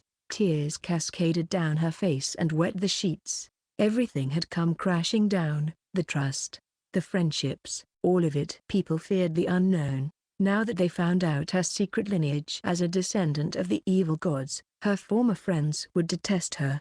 Aina was certain of this. I couldn't say she was wrong. That was why I had chosen this future. I wonder if Mr. Bordeaux felt this way. When he died. He was a man with faith in people and love for humanity, trying to find his place among them. However, their betrayal sent him spiraling into despair, and he chose his own death. People would not allow someone so strange to exist. People would never love someone who was beyond the norm. People. Must have been disgusting creatures, according to Liza's theory. NNGH. Aina faced the wall and stifled a cry, refusing to show me her crying face. It seemed like her heart might break at any moment. Aina, with my sobbing friend right there before me. I couldn't help but call out to her. But I got choked up. Aina, I'm by your side. You'll always have me. I was disgusted with myself for trying to say the words I planned to say all along. I'm with you? There's no need to fear. Whose fault do you think this is? Mine. I'm to blame. I took away Aina's home to save myself. I knew. I understood Liza's plan as soon as Bordeaux died. I could have put a stop to his plans if I wanted to at that moment. I could have prevented this entire situation, but I didn't because I was scared. In my current form, I would have had to battle Liza by weaponizing my full strength to take him down and end this whole tragedy before it started. Then I wouldn't be watching Aina cry right now, but in exchange Aina would fear and reject me. To save Aina from the White Dragon, Elzid, the frenzied king of dragons, I unleashed 30% of my true powers. And that had petrified her, even though it was just for a second. In the end, the scales tipped over to affection, which was how we were still friends. However, if I gave my all, there was no question she would become horrified of my true form. After all, the one who called himself Ardmetia was Varvatos, the demon lord, the most irregular entity of them all. Even though we're talking about Aina here, that didn't change the fact that she was a person. Humanity will never accept the odd one out. I wanted to believe in her, of course, but I couldn't because I didn't want her to reject me. I put Aina at a disadvantage. Making me the only real winner in all this. That was the choice I made. In the end, Aina would lose her friends and her home, leaving her with sorrow. And what about me? I lost nothing. Since no one knew my true identity, I could keep all my relationships. After we saved Rosa, I'd hide away Aina and Vice in a remote corner of Layville, go to school, hang out with friends on occasion, and stop by her place for a friendly chat. I'd live my life and somehow create a world that could accept Aina. Even if it took some time, I knew I could do it. Call it a distant dream. That was what I'd chosen. I had believed it to be the right decision. I thought back on my earlier conversation with Liza. We ought to scorn those who use others and ruin lives for their own gain. Yes, I must agree. However, do keep in mind that those words reflect on you as well. He hit the nail on the head. I'd been trying to justify my decision. I'd told myself that everyone would be happy in the end, that it was the best thing I could hope to do. How the hell could it be the best option? How could it be the case if I was seeing Aina in this way? It couldn't be right. You couldn't call this perfect. I could never be like Lydia because I was selfish. Maybe it was why I was never loved like her. What do I do now?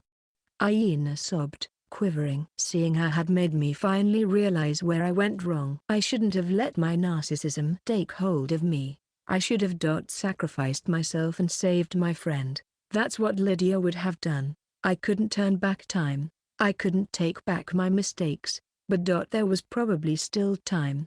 I could fix everything and save the friend before me. Do not worry, Aina. I will take care of everything. I will return your home to you. Even if it meant losing my own place in this world, I had to see this through. Ready to carry out my decision, I balled my hand into a fist.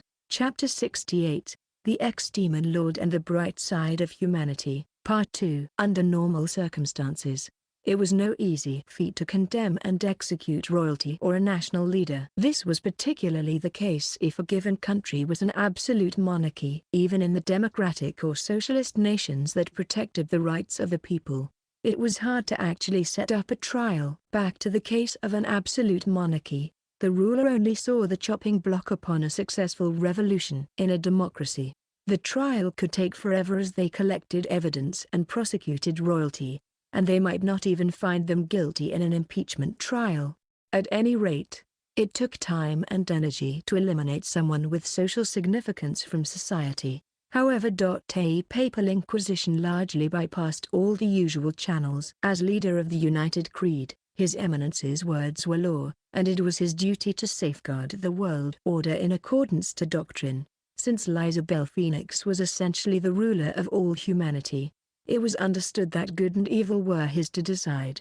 If he held an inquisition, the people would accept any outcome. It didn't matter if the one on trial was a slave or the ruler of a nation. If His Eminence sentenced someone to capital punishment, he would follow through with no room for argument. That was the unbreakable command he had over his world. And so Valdre, the Prime Minister of Layville, was currently experiencing the worst form of agony. Early morning, there wasn't a cloud in the pale blue sky. The sun filtered down on the earth.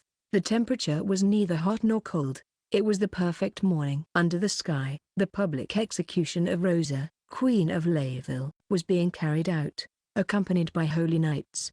She trekked down the main avenue, Slowly, she had taken on the appearance of a sinner, stripped of any attire befitting a ruler, donning the tatters of a prisoner. The golden hair that went down to her waist seemed dirty without any trace of its silken beauty. At the end of the road, citizens awaited her procession and cursed her out. Demonic minion. Burn in hell. How could you shelter enemies of the great demon lord? You should be ashamed. They didn't just stop with seething glares and verbal abuse. Some of them pelted her with stones, laughing scornfully. Even as blood trickled from the sharp stones that sliced her arms, legs, and head, Rosa stood proudly and continued to look forward. She faced the final stage set in the central plaza with those burning eyes. It was a large trapezoidal platform with long stairs leading up to it. It had just hosted the peace treaty ceremony the day before. Constructed to welcome peace, now serving as a place of judgment. How amusing. Rosa laughed away the collective jeers as she ascended the stairs. Prime Minister Vold watched on with fear. On the surface, he was a defender of societal justice who despised the criminal queen. On the inside, he was a loyal servant who wanted to cry out. Why is this happening to her? They had forced her into tattered rags. The people were trying to stone her. She was starting to bruise and bleed as she approached. Vold wanted to bite off his own tongue. Either that or tear all the perpetrators of violence limb from a limb. He was in a living hell. Even so, his cruel assignment was just getting started. The queen stepped on her place of execution. This was where the Pope would read off sentencing at this point and denounce the offender. However, the Pope was nowhere to be seen. Only an archbishop stood in his place. The Prime Minister didn't know why. He didn't want to find out. However, he did know this was a true nightmare. For it was Vold himself who would have to take on the Pope's duties throughout this process. Rosa in her current position meant Vold was the ruler of their nation. As such, he had to protect the country, even if it meant blaming Rosa for everything, forcing her to bear the people's hatred, and meting out punishment. It was the only way they could keep Layville safe. Come, Sir Vold. Right this way. The archbishop handed him a single sheepskin parchment. Vold stood in front of Rosa as he held the record of her crimes. Do not falter. Proceed as thou must, she whispered. He bit his lip, and a moment later Vold took the parchment in both hands and held it aloft as he read. Hear ye, Rosa von Vogt de Layville, you have betrayed the demon lord. Despite claiming to follow his ways, your sins are too appalling to say aloud. There is no suitable punishment left besides death. Once thy soul passes on, it shall fall into the bowels of the earth and suffer in the eternal torment of holy flames.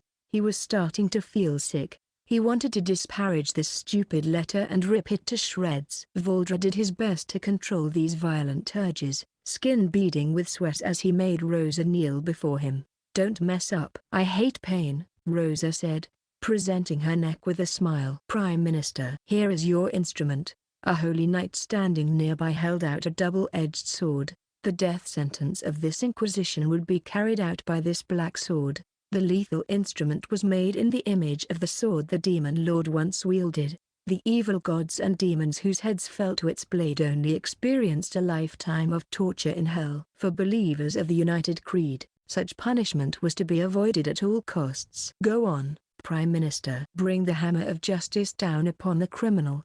At the Archbishop's insistence, Vold held the sword above his head as he took ragged breaths. Drenched with sweat under the clear blue sky, he looked down at Rosa. His hands seemed to shake as he gripped the sword hilt. He grunted involuntarily. For Vold, Rosa's death marked the end of his own life.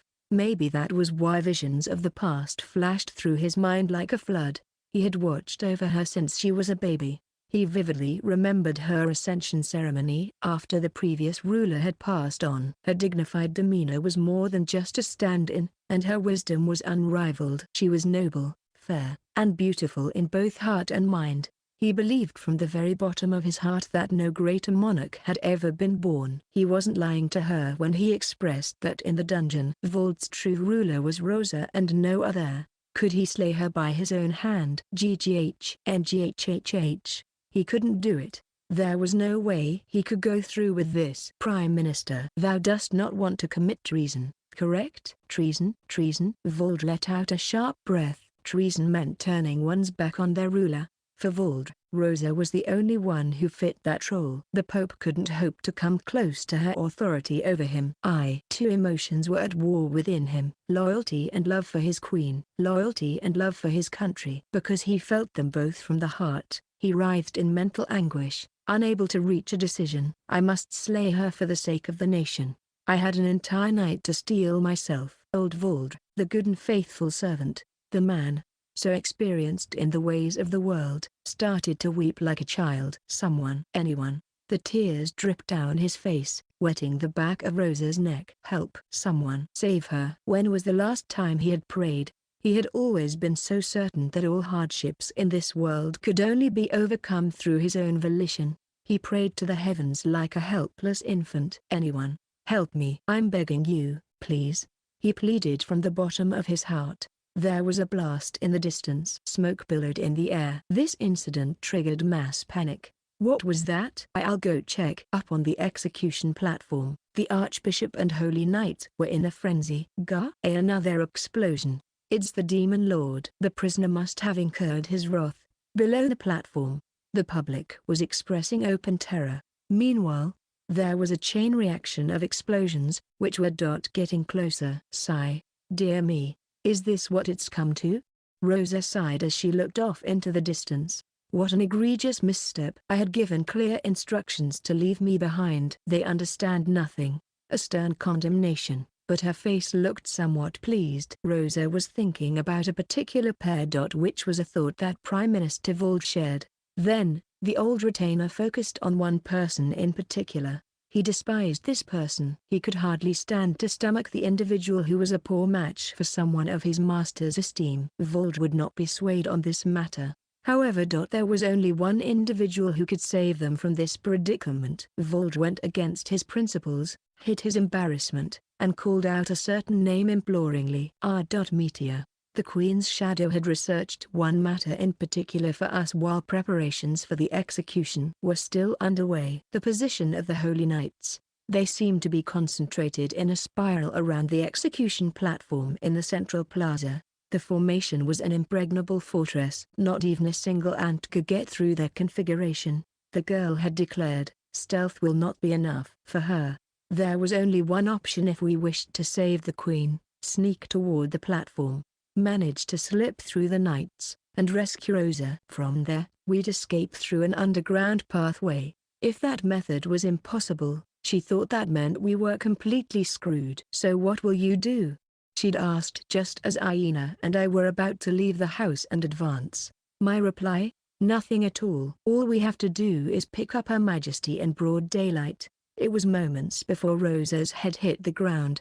Aina and I were parading boldly down the main avenue. Since all the citizens were gathered around the platform, the town looked practically deserted. It was just me, Aina, and HMPH. Stop. You two, the Holy Knights on patrol. One of the units noticed our presence and barked out in warning. It's them. You're under arrest. They just waltzed right in. Are they out of their minds? The unit of Holy Knights whipped themselves into a frenzy. One called out to another who appeared to be the captain. Should we call for backup? There's no need. We can handle this, he assured, unsheathing the sword at his side. Following his example, the others simultaneously drew theirs. I bet you've gone bad, because you have some nerve strolling on these streets with no magic, the captain scoffed, charging forward, and the rest of the Holy Knights hit the ground running.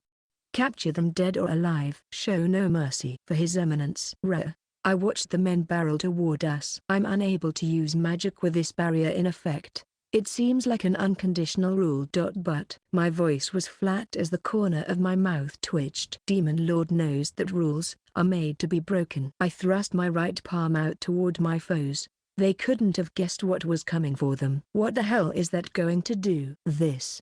An instant later, a crimson geometric pattern flashed in front of my right palm. It was magic. What? In front of the Holy Knights was the impossible. I believe I should blow you all away. A violent gust whipped around me, knocking the knights away with a loud roar. I could see they were shell-shocked as they were blasted away on impact. How's this even possible? He shouldn't be able to use magic. They couldn't say that out loud. Of course. I broke out in a grin. As I said before, rules are made to be broken. Maybe it's better if I say, Ardmetia makes the laws of the universe. Aina interrupted. I smiled at her. Well then, should we clear the way? Yes, sir. She nodded violently. I responded in kind. We launched ourselves off the ground, sprinting through the main drag as fast as the wind. The other night units took notice obviously, but be backup. We need backup. They met the same fate as the group we had just taken care of. Every time we would advance, we would be discovered by the enemy, whom we would annihilate to make progress once again. How the hell can they use magic? Shit, call the elite forces. They'll be able to use We took down each unit one by one, and they all said the same thing. How can they use magic? The trick was pretty simple. If I couldn't use magic, all I needed to do was set the right conditions to allow it to happen. Anti-magic techniques basically targeted a fixed area and sealed any use of spells within that range. Which was a form of magic in itself. That being the case, I took to my skills to analyze and control the spell. That way, I could overwrite it with one that allowed only Aina and me to use magic. I was up late the previous night finding out everything I needed to know. If it had been crafted by any old magic user, I would have been done in seconds. But this one looked to be the work of a heavenly king. Liza's anti-magic barrier was rooted in the city itself. The entire holy nation of Megatholium was under one big spell. I realized this when we took in the entire city before the big incident. There was something calculated about the shape and position of the buildings. The entire town was laid out like a magic circle. This must have been Liza's design. It must have come to him before he even founded this nation. The man was as wily as ever. Even so, it wasn't like it couldn't be cracked. I wasn't worried about that. In fact, my anxieties were directed elsewhere at the moment. Haha. Come at us. We aren't scared of no holy knights. Namely, the mental state of my dear friend, Aina. She sported a warlike smile as she scattered the enemy. Which wasn't like her at all. Staying true to her beliefs while going easy on her enemy was the Aina way. But right now, there wasn't an ounce of mercy left in her heart. Take that. There's more where that came from. She mercilessly debilitated her targets, unleashing a stream of magic. If she didn't focus on the battle in front of us, I was certain her heart would break. There was no doubt about it. Aina was desperate. She had lost everything and was now giving in to despair. But I couldn't say anything to her. This was fine. We'd keep pushing forward and take out anyone in our way. Then I'd sacrifice myself and save Aina. Done already? You guys are nothing. Don't let down your guard. They're quick to provide reinforcements. That is proof we are nearing our goal. From here on, our enemy will be fighting to the death. No sweat. I'll blast them all away. Aina remained true to her word. She hammered the enemy with magic without regard for her physical heath. Her eyes began to flood with tears, and her pearly whites set into a snarl. The platform was a stone's throw away. They're here. The elite troops. The elite troops are here. Nice. The knights surged with excitement. HMPH. The elite forces. Huh? I was thinking of Liza's army from my past life. Sure enough. The gang looked just like them. What's with these guys? They creep me out. Aina said gruffly as a frown creased across her brow. Our new opponents, these elite troops, were a cut above the rest. First of all, they were equipped differently. Their armor was bulkier than the average holy knight, and the blades were golden. You could tell they were skilled with a single glance. But more than anything, I saw those gleaming blue eyes and seals carved into their chests. I knew the elite force had been enhanced. The irises of the knights were washed in blue glitter. They didn't seem human. A peculiar symbol glowed on their chests. This had to be Liza's doing. If I had to name this unusual power, I'd call it override control. Geouag. Charging forward, the knights held their large unsheathed swords high over their heads, ready to swing down. Their target was Aina. Not that she was slow enough to let them touch her. She flung herself out of the way, blasting them with magic in return. Mega flare. A raging ball crashed into the enemy. The fiery heat only got their armor, but that must have made it hell on their skin inside. Even with psychic strength, There was no way they could continue the battle, or so one would think. GH? The Soldier didn't lose his intent to continue this battle, plunging his blade with a piercing shriek. What is up with this loser? He's not the only one. I faced the other elite knights as they closed in and hit them with random attack spells. Some got fire, others got wind blades, others were struck by clods of earth. Any normal person would have been down for the count. Graga. Gee Gara. Ga ha ha ha ha ha. They got back up and kept right on fighting. This was Liza's special power, the power of override control. When he cast buff, it gave birth to an unusual phenomenon. One of them was insanity. While in effect, it induced a mental breakdown, turning the target into a doll who could only do Liza's bidding and nothing else. That explained why the knights soldiered on, even when they were in critical condition. If ordered to fight until they won, they'd try to tear the enemy's throat out even if they lost everything from the head down. Liza had used to lead those new and improved forces out on the battlefield. To take down the gods by combining his own powers with strengths of other people. Oh dear, I guess we're in a pickle. I was aware that these knights were superpowered. If we wanted to take them down, we couldn't afford to hold back. This is a lot sooner than I expected. I thought I had a little more time. I wanted more time. I wanted to stay Aina's friend for even a second longer. But we were out of time. Rosa's head will be severed if I dally here. It looks like this is it. I mumbled to myself. I flashed Aina a look. Even though she appeared petrified of the enemy, she was still facing them with a brave face. I wished I could see her smile one last time, but I was out of options. I knew I would have to unleash my full power. I would throw away my identity as Meteor. All roads lead to despair. I began to chant for the ace up my sleeve, my original technique. This time, there would be no holding back. I'd bring out my full power. I would let the world know of the second coming of the Demon Lord. I had no other choice. I would save Aina, who had nothing left. And I would offer myself in exchange. It was the only path I could take. It was the only route I should go down. Goodbye, Aina, I said, offering quiet words of parting. The chanting went unheard. I cast aside all doubt. Before I could resume, I heard a familiar voice boom from the heavens. A girl had launched herself in front of me. Her crimson hair whipped around as she alighted and swung down her large sword on the elite forces. One knight gave a small cry as his helmet split open and fell. Hey, not to worry. Just blunt force with the dull side of my blade, the girl announced, flashing her canines. Sylphie.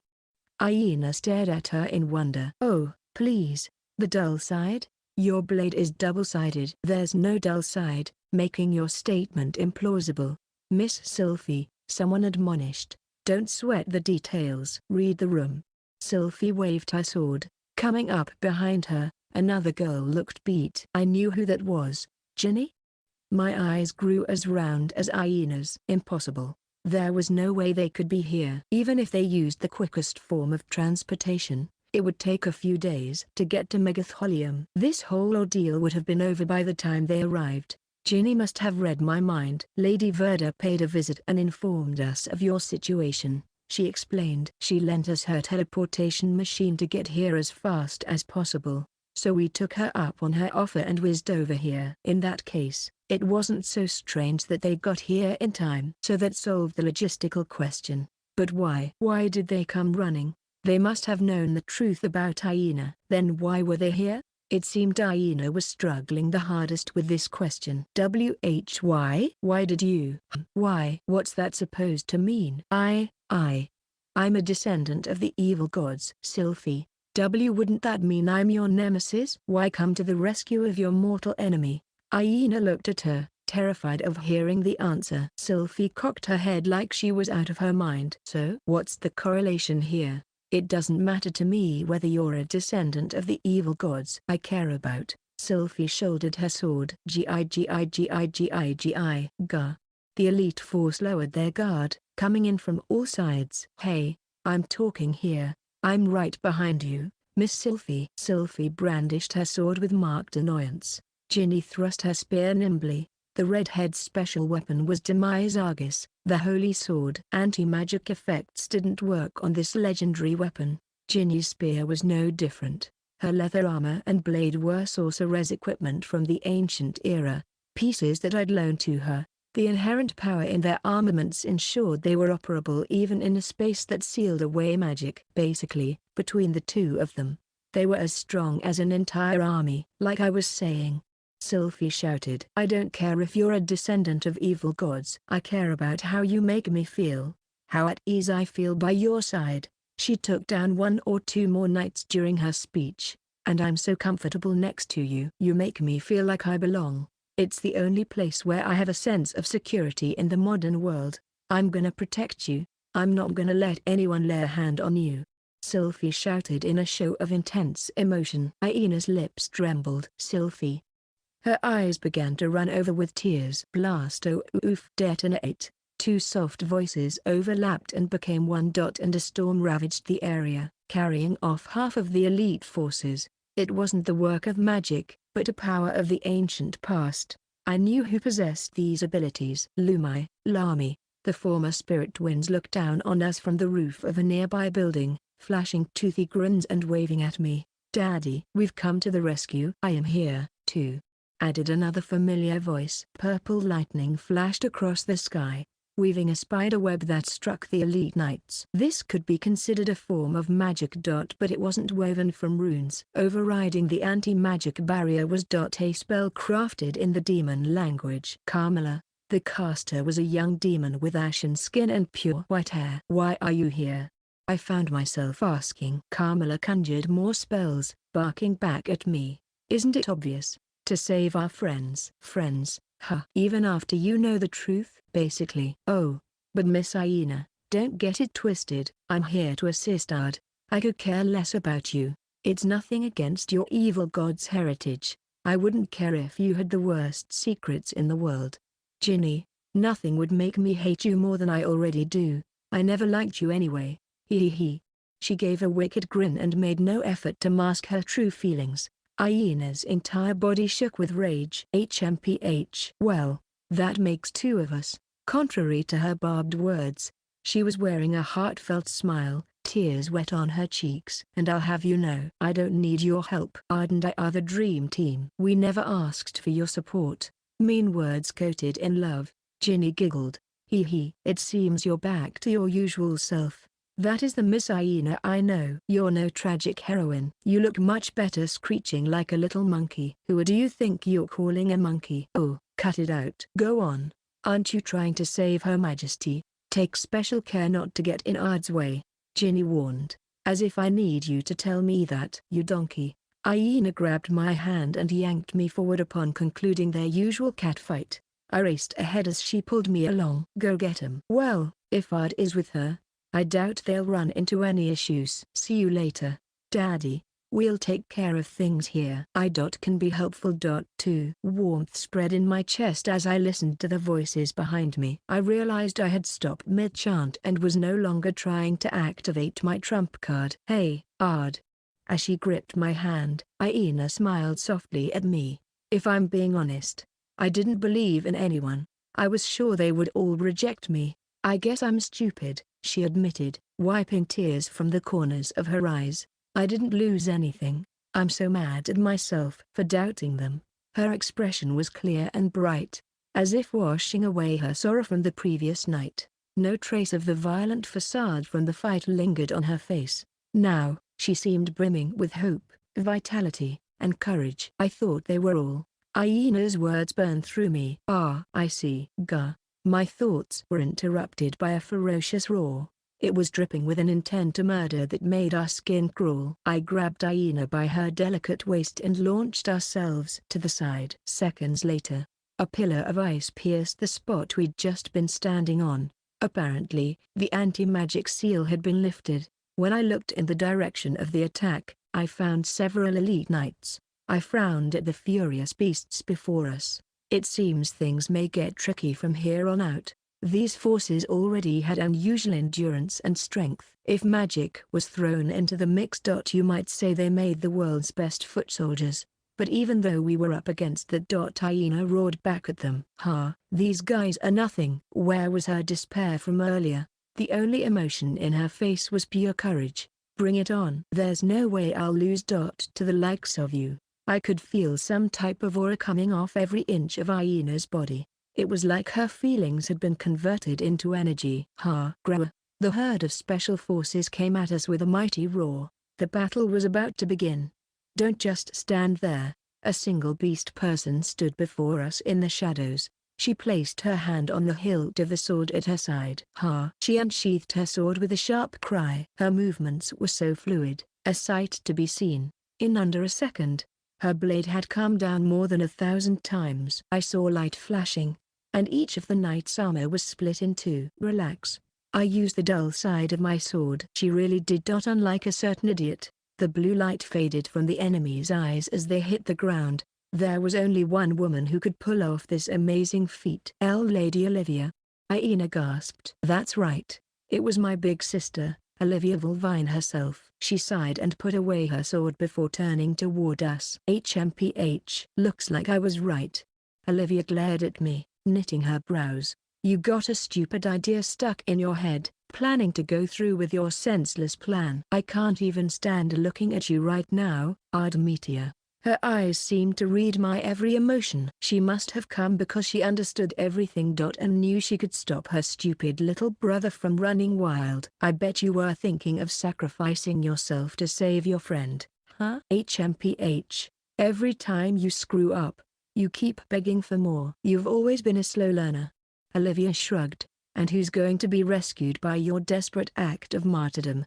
I mean, who even needs saving? Hell, if anything. The only one who needs saving is you, Ardemetia. I imagine Aina was confused, seeing as she was standing there mute for a while now.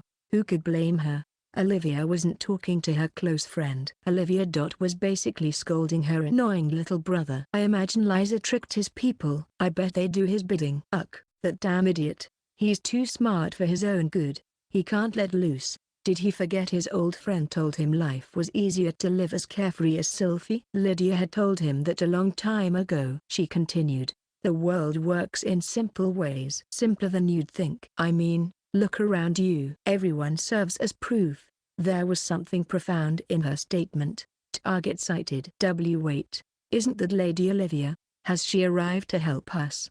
The fresh supply of knights pressed forward in droves. They were all perplexed by Olivia's presence. Don't get the wrong idea. I'm only here to lead my stupid students. I don't give a crap about you guys. Her bold declaration really threw them for a loop. If you want to arrest them, go for it. However, I can't say everyone is gonna be on board. Olivia heaved out another sigh. An unforeseen group of intruders appeared. We must protect Aina. Show 'em what we got. Those long hours of training weren't for nothing. Aina Defense Force, at Aouak.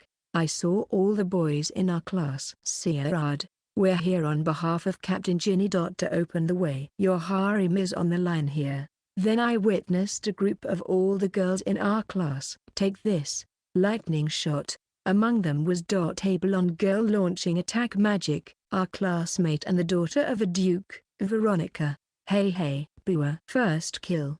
Veronica pumped her fist when it hit one of the knights. That signaled the beginning of the real battle. Lead the way, Veronica. The holy knights are going to marry me, Sir Wood. A ferocious exchange of magic commenced. The knights let out a war cry that traveled down the main avenue, which had turned into a battlefield. You fools! Don't you know what you're doing? Siding with a descendant of the evil gods even though you are followers of the United Creed. Blasphemy! We won't show mercy just because you're kids. The students weren't the least bit daunted, proceeding to throw it right back at the knights. Shut it, assholes! The United Creed, jerkwads? We're zealots who worship Aina. Our real-life angel. You expect us to give a damn about some great demon lord we've never even seen or met? Isn't life all about looking at hot girls? I was saved by her presence. Aina forever. Aina, you're the best. Aina and I were creeped out by the deep bellows from some of the guys. Hee.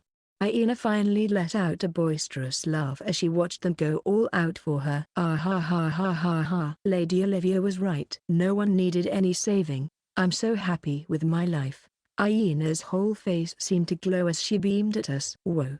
Aina is smiling. Sirad, Please show us yours. We don't deserve it yet. That's why he still looks so surly. But even seeing his unimpressed face is kind of addictive. As they pushed back on the knights, our classmates seemed to let loose their strangest fantasies. Now that I surveyed the battlefield, I discovered our classmates weren't the only ones fighting. There were students from other classes, and I was surprised to see even our nemesis class from the school festival joining in. Whoa. Why did they show up? Admiti, how are you feeling, asshole? How does it feel to be saved by the underdogs? We won't lose to the likes of you. Don't get cocky just 'cause you got lucky once. They were really getting to me. These people were my former enemies, haters, and people who should have been disillusioned by me when they found out the truth. They were now all fighting to help me. Quit slacking and get a load of this. Giga flare. An instant later, a fiery spire rose in the middle of the knights' forces. The boy who took out more than half their numbers in a single attack looked over at me. Well, it's not the same as the real deal. But cut me some slack, he said, scratching his head awkwardly. Elrido? Aina said, snapping her eyes open. Elrido, the husky boy, was among a large group of students. Even you? Why? How do I say this? I guess I owe you one? I was shitty toward you when we first met. I apologized to Ard at the school festival, right? So I'm real sorry about before, Aina. What? Oh, don't worry about it. I'm already over it. This was Aina's first time seeing his transformation, so it was only natural she'd be thrown off her game. Even I was the same way at the school festival. Elrido had no shortage of bombshells, it seemed. Yeah, so, how do I put this? Well, I've been through it, and I've been thinking about you a lot, Ard. Not that I'm in love with you, got that? It's just I was my ape hoping we could be friends, since we're so similar. Elrido's eyes darted around as he broke into a cold sweat. Forget it. Anyway, now that you've got someone like me here, there isn't anything to worry about. I'm outta here. Back to the battle. He forcefully cut off the conversation and jumped right back into the maelstrom. I am kinda blown away right now. I think that might make it into the top 3 plot twists in my entire life, Aina said. Seriously, I realized I had made a mistake. When I beat Elrido in a duel, I'd thought I could never be friends with that guy. At the time, Elrido had discovered my power. And that obliterated his psyche. He'd looked at me like he was confronting the unknown, like he was cowering in front of an awful monster. I was convinced any chance of friendship with Elrido was long gone. Well, I guess I'd decided that for us. I had projected my own opinions on him, because humanity feared the unknown and refused to take us in. I'd thought everyone would push me away when they discovered the real me. But I guess I was wrong. Even if it left him shell-shocked to unveil my true identity. It seemed people could come around after healing their wounds. And accept what was different. HMPH. Looks like you finally get it. Lady Olivia. She came out of nowhere and peered at me with her arms crossed. People are ugly. Sometimes, that's all we can see. But that's not the sum of who they are. You understand that now, right? Yes. I had been mistaken, fixating on the wrong path. How could I make the right choice when my vision was so narrow? Maybe now that I could see the right route. With the help of everyone else. Be responsibly stupid. Like Sylphie. And Lydia. Be dumb and believe in people. Ardemetia. Those in this world will never betray you. I nodded very, very hard. If you get it, then hurry up and go. Get out there and do what you need to do. I obeyed my big sister and raced forward with Aina. Who would want to reunite with the real you after you only revealed yourself out of desperation? I chose not to hear the miffed voice and instead sprinted down the main road with gratitude toward my big sister. Aina and I arrived at the central plaza. Eek. It's a pawn of the demons. What are the knights doing? Hurry up and kill the monster. I couldn't have cared less about the citizens' jeers now. Neither did Aina. In a sense, we had both become different people. We knew the dark side of humanity. We were more than familiar with its repulsiveness and selfishness. However, that didn't define them. Let's go, Aina. Right. Hang on, Rosie. Bring on the taunts. I accepted their hatred, rushing forward with honest hearts. Straight toward that long stretch of stairs. We scattered the enemy. Your Majesty, we've come for you. You don't have to worry, Rosie. You're safe now that we're here. We had arrived at our destination. Sigh. Goodness, I guess my wishes have not been upheld. My act has been all for naught. Well, I suppose 'tis for the better. This is apparent as I now look upon thy countenance. On her knees, Rosa smiled at us, looking pleased, even though she had just barely escaped execution. Ardemetia, Aina Litzdualide, you are the most treacherous of traitors in the history of our nation. I, Prime Minister Voldr, shall bring the hammer of justice down upon you. The veteran vassal shouted, glaring at us with bloodshot eyes. He couldn't fool me. It was obviously all an act. Rah! He rushed forward, black sword in hand. It was just an act to protect the nation, and naturally I was going to play along. It's laughable to think you can exterminate evil with your sense of justice. I will make your blood turn to rust on my sword. He had the right spirit, but to be honest, his swordplay needed work. His downward swing slogged through the air. I dodged it with ease and stepped forward. Then I punched Voldr in the gut. Gway, how regrettable. Archbishop P, please. I leave the rest to you. He continued his theatrics and fell to the ground. However, he whispered in my ear on his way down, I leave Her Majesty to you. His voice was empty of any deceit. I was silent in crying out, leave it to me. NNGH are rotten traitors. A man in the prime of his life, the Archbishop began chanting. I had no reason to sit there and wait for him to finish. Lightning shot, Pgwa. My electric attack jolted the upper half of his body, and his eyes rolled back. He had fainted on the spot. There was no one left to stop us. Looks like this case is closed. Okay, Rosie. Let's head on home, with everyone. Indeed. Hey, Voldr, thou art awake, right? Hey, I'm not going to carry thee. Hey, wake up. The Queen prodded his ribs with her foot. Voldr seemed to be enjoying it somehow. HMPH. At any rate, it is as Aina has said, case closed. As if it would be so easy. Nesting in my heart space is white darkness. Someone started to raise their voice without warning. Born, only to be shunned. Live, only to be nothing. Judging that this world lacks meaning. Never to doubt my convictions. That austere, baritone voice could only be his, and he was casting a spell that only he could use. But now the white darkness has been dispelled, and my heart burns bright. Aina, Rosa, and I all looked around in search of the enemy. But upon failing to find him, I am a shield. I am a fortress. I am a cornerstone. I am the protector of all light that has value. I put considerable distance between myself and the others. Yes, that is my identity. Up there. My head snapped up toward the heavens where I saw him, coming toward us with a heart brimming with fierce conviction. A blank space who perished at his post, Cloverfield. Lizabel Phoenix was on his way. Chapter 69.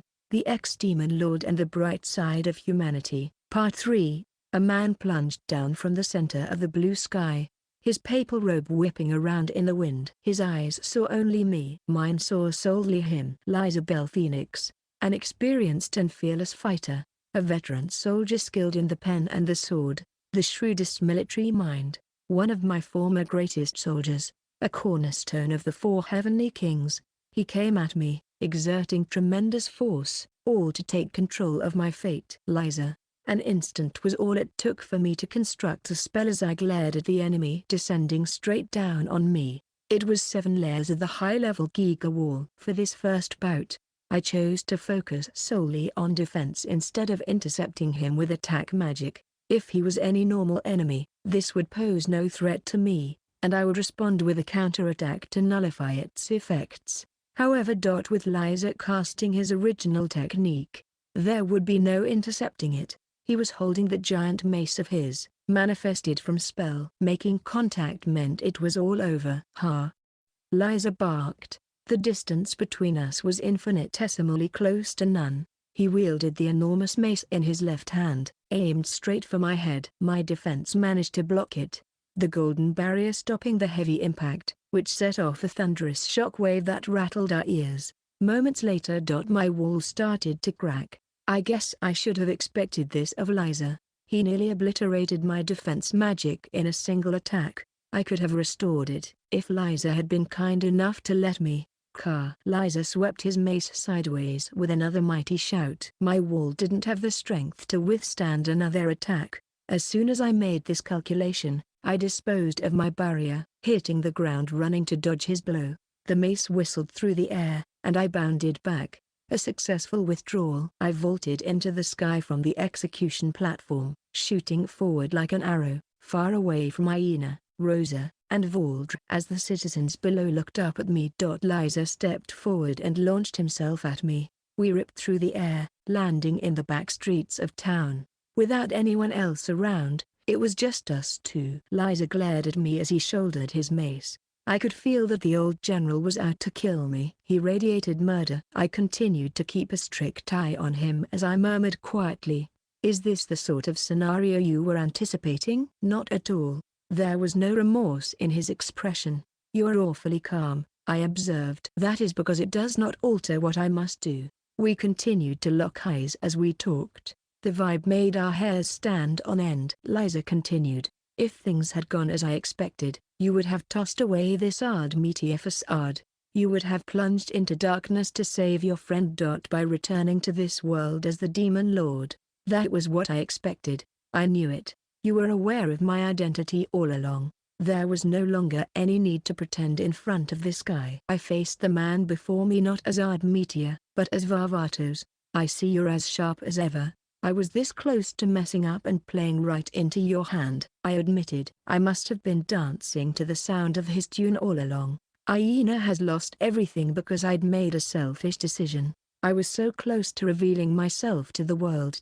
If it meant saving her. If it's for Aina, I'd adopt a new set of values and morals. I'd do whatever it took, but I didn't think about the future on purpose. I knew a wretched one was waiting for me. With no place to go, I'd either chose to take my own life or brainwash the citizens, following your own footsteps from the ancient days. It would make things easier for you. I was hoping that would be your decision." He must have realized that would never happen. In fact, it wasn't even an option for me. "I've had more than enough of that. After making that choice in my final days," I admitted, "it was too upsetting to rip away free will from my subjects and force them to look at me with affection, a solitary game. I was painfully aware of that." "Liza, I'll be honest. You made some points with your vision for society, but using power to control people's minds and force them into living in a utopia is, I know you just said it yourself, a lonely game,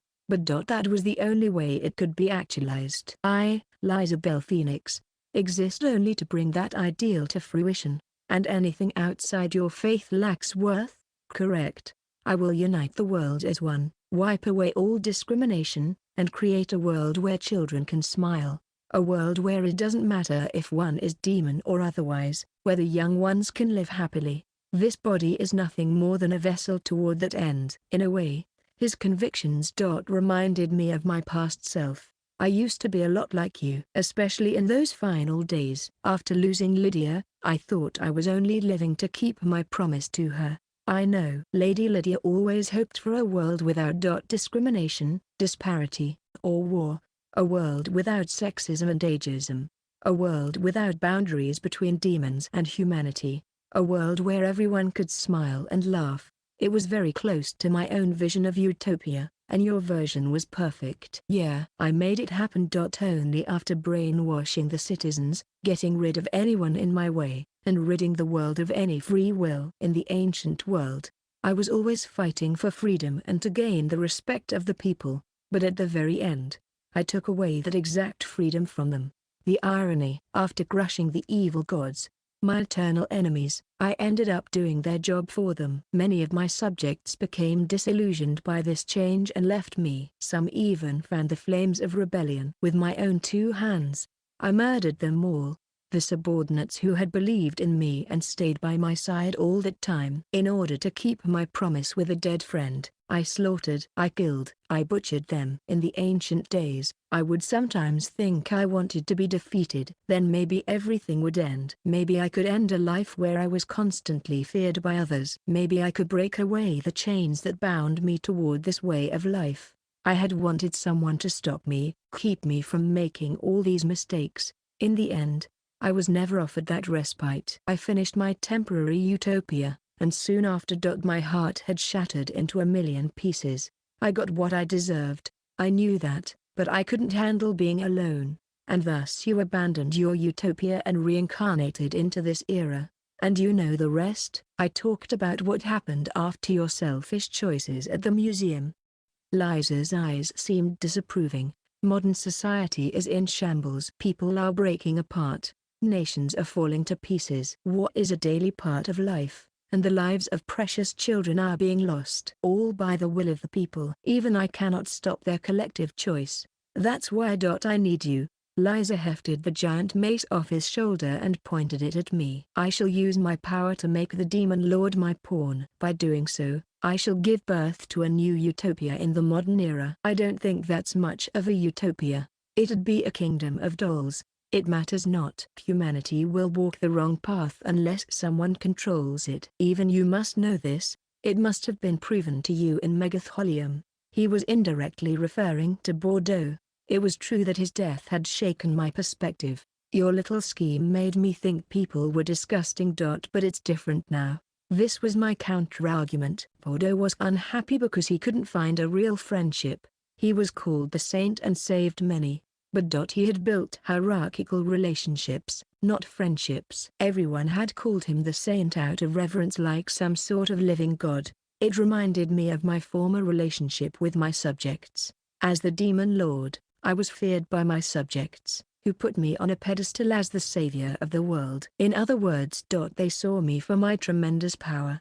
They didn't see me as an individual. All of Bordeaux's relationships were the same. You have to be on the same level to develop real friendship. Bordeaux must not have realized it until right before his death. If he had, he wouldn't have chosen that end for himself. He could have struck up a real friendship with Aina and me. With that as a stepping stone, maybe he would have enjoyed a life surrounded by loved ones, just like Carmela, the demon in our class. What are you trying to say? Liza asked, sounding irritated. Bordeaux's death triggered my misguided way of thinking. And I made the wrong choices. Until recently, I couldn't refute anything you said, Liza. I thought humans were pathetic, too. But, the old general asked, his eyes narrowing to scrutinize me. In the face of this, I thrust my chest out proudly as I made my declaration. I can now say this with confidence. People aren't just those characteristics. There's the tiniest speck of goodness in all that grime. Call it human potential. I believe in it. So. Liza Bell Phoenix. I won't support your vision. I was just like Liza until only recently, but this was where we parted ways. People feared the unknown. People would never welcome these individuals as one of them. That was a downright lie. My friends proved it to me. All the people in this life were living proof. You think they might be friends, but that's an optical illusion, a trick of the eye, Liza said. As I said, that won't change my objective. It alters nothing. Even if circumstances are not optimal, even if you have made an error in judgment, I will use you by my own power. And create a bright future for the children. His entire body started to exude murder and militancy. Words were no longer necessary. From here on out, we'd be using only brute force to hammer our convictions into each other. All roads lead to despair. That is the way of life for a pitiful man. I prepared to cast my greatest spell. If I was going up against an opponent like Liza, there was no way I could afford to hold back. In complete solitude is he. For there are those who follow his lead, but none to rule together with him. As if I'd let you cast your special magic. With a sharp exhale, Liza swung his own weapon. Its target was not me. It was two stray dogs who had been listening to our conversation in a nook of the street. Liza mercilessly struck both in the back. Yip. The two dogs yowled, crouching to the ground to deal with their injuries. They seemed to shake it off, howling viciously. Their eyes shone crimson, and a red symbol glowed on their chests. This was what happened to living organisms when Liza struck them with his mace after he had cast his special skill. Grah. The effect was absolutely incredible. The two dogs bared their fangs, lunging to attack me, moving at supersonic speed. A moment ago, they had been ordinary strays. Now, They possessed astounding fighting power and were closing in on me to carry out their master's orders. There is not one who understands. All are eager to leave his side. I continued my chant while avoiding the beast's fierce attack. I wouldn't be able to cast unique powers if I couldn't finish the aria. And using any other magic while chanting wasn't possible, either. That was why I usually prepared it before the battle to cast as a surprise attack. Liza was doing his best to make me struggle.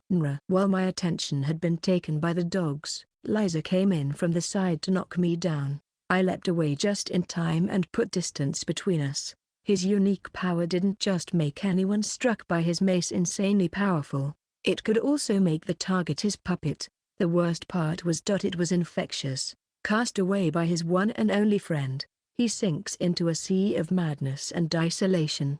In the middle of my chant, one of the dogs leapt out at me from a blind spot. I dodged it by a hair's breadth. Its fang attack thwarted, the dog glared at a third stray dot and rushed forward to sink its teeth in the quivering animal's throat. Yowl!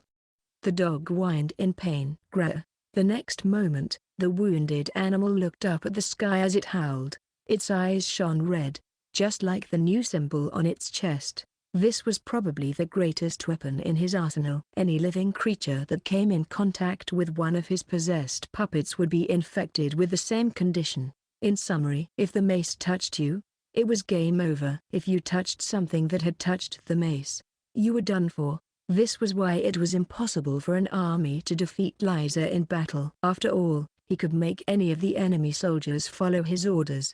I was being outnumbered. He was driving me into a corner. The battle could end at any second. Rest without peace. Drown in anguish and despair. That was as far as he was going to get. That which guides this tale. The chant was done. Private Kingdom, the story of a lonely king. That marked the beginning of my revenge. A dark aura twisted around my right arm, manifesting into a chain. The darkness morphed into a large black sword and I gripped its hilt with my right hand. Grah! The three strays closed in. They were innocent. I'll end you. The dogs swooped down on me. As I was now, they were fatally slow. To me, they might as well have been frozen in midair. It didn't even take a full breath for me to slice through their torsos. Their corpses thudded on the ground, with no energy to offer one final yelp of agony. By the time their blood and entrails splashed on the ground, I was already closing in on Liza. To return your gift. Hope you like it. With no trace of former melancholy, I swung the dark blade. The vicious attack aimed at the nape of his neck. Liza blocked it with his mace. However, he had no chance of holding out against my physical strength. NGH! He growled, anguish showing on his stony face. His body was blown away to the side. Although he'd been able to defend against the first blow, his stamina had given out, and Liza blasted through multiple edifices from the impact. I was now on the offensive.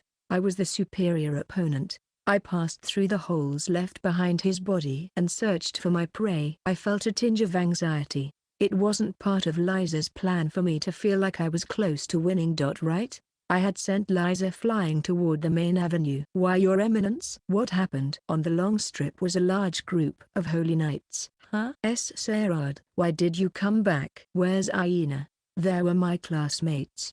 Call this divine aid, someone said, in a voice that was calm, level. And icy. Crap. Liza's mace moved.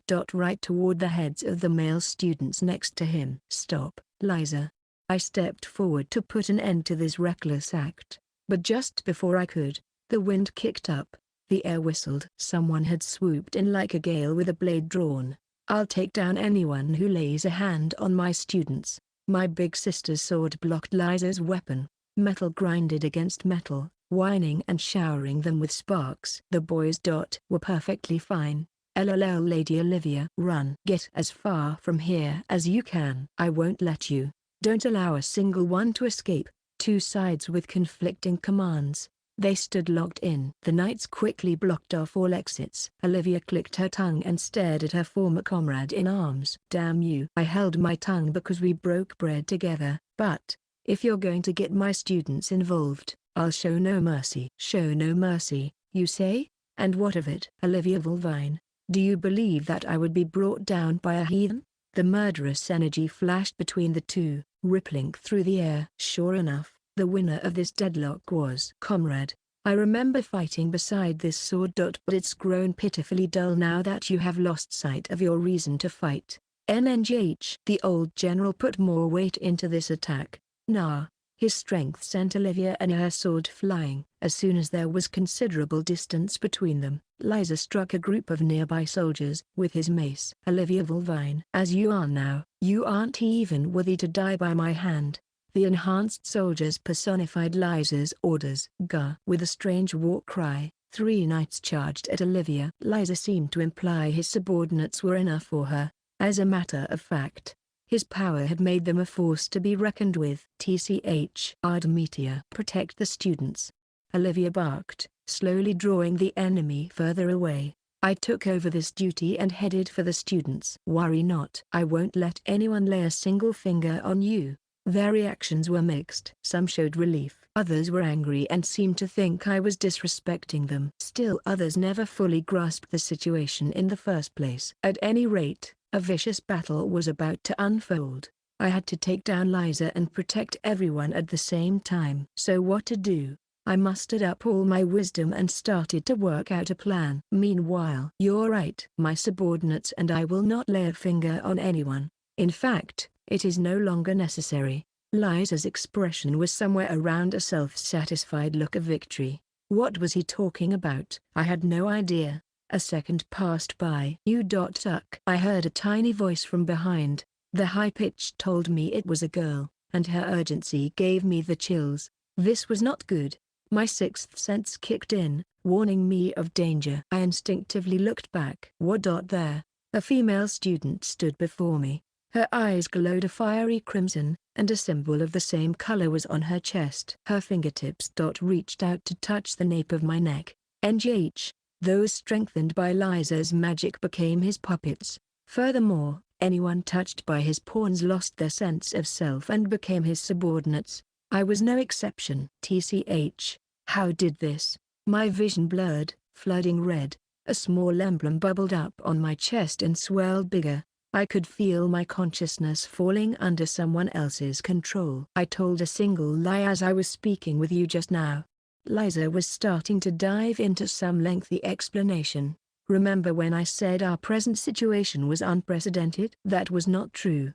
I foresaw this might happen and created a bit of artifice. Be that as it may, it was a risky feat. Liza looked up at the sky with a fresh face. I readied one of your schoolmates in advance. The female student over there. I secretly came into contact with her and placed her under my command with my special magic. I doubt you picked up on this, but after thousands of years, I've gained a new ability. That is the power to invoke potency at will. Now I can decide how my magic will affect those who have been struck by my mace. So that was how he made this all happen. Until just moments ago, the girl had been in her right mind. She hadn't been acting the least bit strange. However, that must have just been on the surface. The girl had become Liza's pawn. All without realizing it. As I mentioned earlier, it was a dangerous scheme. Originally, I considered naturally leading you here after you had already cast your specialized magic. However, seeing as you are so perceptive, I knew you might realize my intentions. Even so, it appears I am under the protection of some form of greater will. As he said, I would have sensed something if he had led me here, but I did not bring you to this place. You did. You unconsciously dug your own grave. That was why I hadn't noticed his plan. An aid from above. A higher power had chosen me. After this tragic drama spanning thousands of years, I will use this moment to bring about the final curtain. With you as my pawn, I shall open the door to a new world. NNGH. A blood-red crimson invaded my vision. The symbol on my chest started to spread. As my former master, I offer you the smallest tribute. I shall provide aid to your friends. There is no need to worry. You may submit your consciousness over to me. He was talking as if he'd already won, and I laughed it off, breaking out in a cold sweat. Not yet. There's no way in hell this is over, Liza. It is. At this point in time, you have no options left. So what? Even you know I've got some strange powers. As part of my original technique, I could analyze and control spells. If I could just activate that power, Impossible. Didn't you used to tell me? Your ability is ineffective against other people's special talents and skills. They cannot be analyzed or controlled. Liza's expression went dark, as if he was starting to doubt his certain victory. I saw this, letting my lips curl into a smile. Just like you lied to me. I lied to you. I touched the design on my chest with my right hand. It's too soon to celebrate, Liza Bell Phoenix. Then, for the first time in my life, I controlled and analyzed a specialized skill, an original technique. As mentioned, I didn't tell Liza the whole truth. In theory, my abilities could analyze and control all concepts. However, these specialized skills housed so much information. It had the potential to overwhelm my brain. Up until the point of madness. This had supported my theory that it was impossible. If I couldn't make it happen, I had no future. So I figured I might as well give it a shot. Steeling myself, I began to analyze his ultimate spell. Jigwa. The maelstrom of information flooded my consciousness. Meanwhile, the crimson blocking my vision subsided slightly, and the symbol on my chest seemed to wither. What? Liza shouted in dismay. I imagined him blinking in surprise. I wished I could laugh at him, but I was at capacity. GNGH. The blood vessels started to pop. It felt like they were all being torn to shreds. I had experienced all sorts of pain in my long life. But nothing like this. Magic subconsciously released from my body, becoming a shockwave that impacted the material world. It struck the students and knights, rippling through both their clothes and faces. I still Haven''T. Processed enough. I needed to raise the limits. Phase 2. Understood. Switching to Stage 2 of full body transformation. Lydia's robotic voice echoed in my mind. Without a moment's delay, my body began to change. My hair was dyed pure white, sweeping behind me. A dark aura ran down my neck and covered me all the way to my toes and morphed into pitch black armor. Each time I entered this form, it increased its potency of my skills. As proof, my processing capacity rose tenfold. While Liza's hold on me weakened, there was hardly any crimson left in my vision, and the symbol on my chest was now diminutive. Ridiculous. Now that I could intake more information, I'd gained at least a certain degree of leeway. I took this chance to look at Liza and flash him a big smile. There's nothing the Demon Lord can't do. As my body was washed over with energy, I continued my analysis. Now that I was in this form, my processing skills were elevated. On the other hand, my body was involuntarily creating shockwaves as I tried to handle this information. It was already starting to impact the physical world. Windows shattered to pieces. The ground broke apart. It struck people's minds and bodies. What is this? The knights cried out. Some fell on their backsides. Others were blown away by the waves. And the remaining people tried to brace themselves as their entire bodies trembled. As a whole, they all looked up at me in fear. Meanwhile, the students were dead silent. They were behind me, so I couldn't see them. However, I was sure. I'm surprised. Your power is something to behold. Certainly not anything I could measure up to. You are the greatest. And the most fearsome monster, Liza said glibly as he spread both arms wide. I could see what he was up to. He was trying to shake me up psychologically, which would make me fail. The reality was I did have cause for concern. Liza was using that as his ace in the hole. Take a look around. They fear you. My subordinates. Your classmates all fear that tremendous power. You said people were more than hideous creatures. The very ones who you referred to are now treating you as a strange entity. They are in fear and awe of you. Liza's voice intensified. This is the will of the people. They fear what is different. They hate it. They would do everything in their power to eliminate it, because you transcend all other beings. The whole of creation will reject you. Even if you get through all this, the future waiting for you is. He was now shouting. Wow! Gasped one of the students, and then it was like a dam burst. My classmates began to stir. I knew it. Saad is the best. So everything we'd seen before was just a warm-up. So what? Even if he's the strongest one in the world, Aina will marry me. In your dreams. She's mine. Damn it. Saad, marry me. Like, right? No, absolutely no one feared me. Like always, The girls were doting on me so much that it creeped me out. And the boys couldn't stand me. Even after unleashing my power, it didn't change their perception of me. That was how I had been hoping to be saved. How about that, Liza Bell Phoenix? The people I've met in this era will never betray me, Ardemetia. Liza was stunned into silence, and I gave a mighty smile. This world is a lot simpler than we thought, Liza. It's true that people fear what they don't understand, but no matter what secrets you may be hiding, no one in this world would ever abandon their friends. Up until this point, I'd failed to realize something so simple. I never could have believed it was that obvious. However, I didn't have reason to doubt this anymore. There was no mistake. I would prove that and resolve everything. I further unleashed my power. Phase 3. Understood. Switching to stage 3 of full body transformation. As soon as Lydia's voice echoed in my mind, my entire body was covered in a film of darkness. It must have looked like I was being wrapped in a cocoon. Seconds later, I broke through it like an emerging insect. Huh? Sarad. The students cried out in astonishment. It was a normal reaction. My body had undergone significant change within the black cocoon. It was like I'd become another person entirely. I was cloaked, not in armor, but in what appeared to be a raiment of condensed darkness. My pure white hair flowed down my back and shone against the sunlight. I was the one who carved his name into legend, Varvatos the Demon Lord. Sarad. You're so beautiful. I'm feeling a little woozy. I might die. He's too hot. Death by hotness. The girls swooned the moment they looked directly at me. No way. As a parishioner at the Church of Hyena, I would never.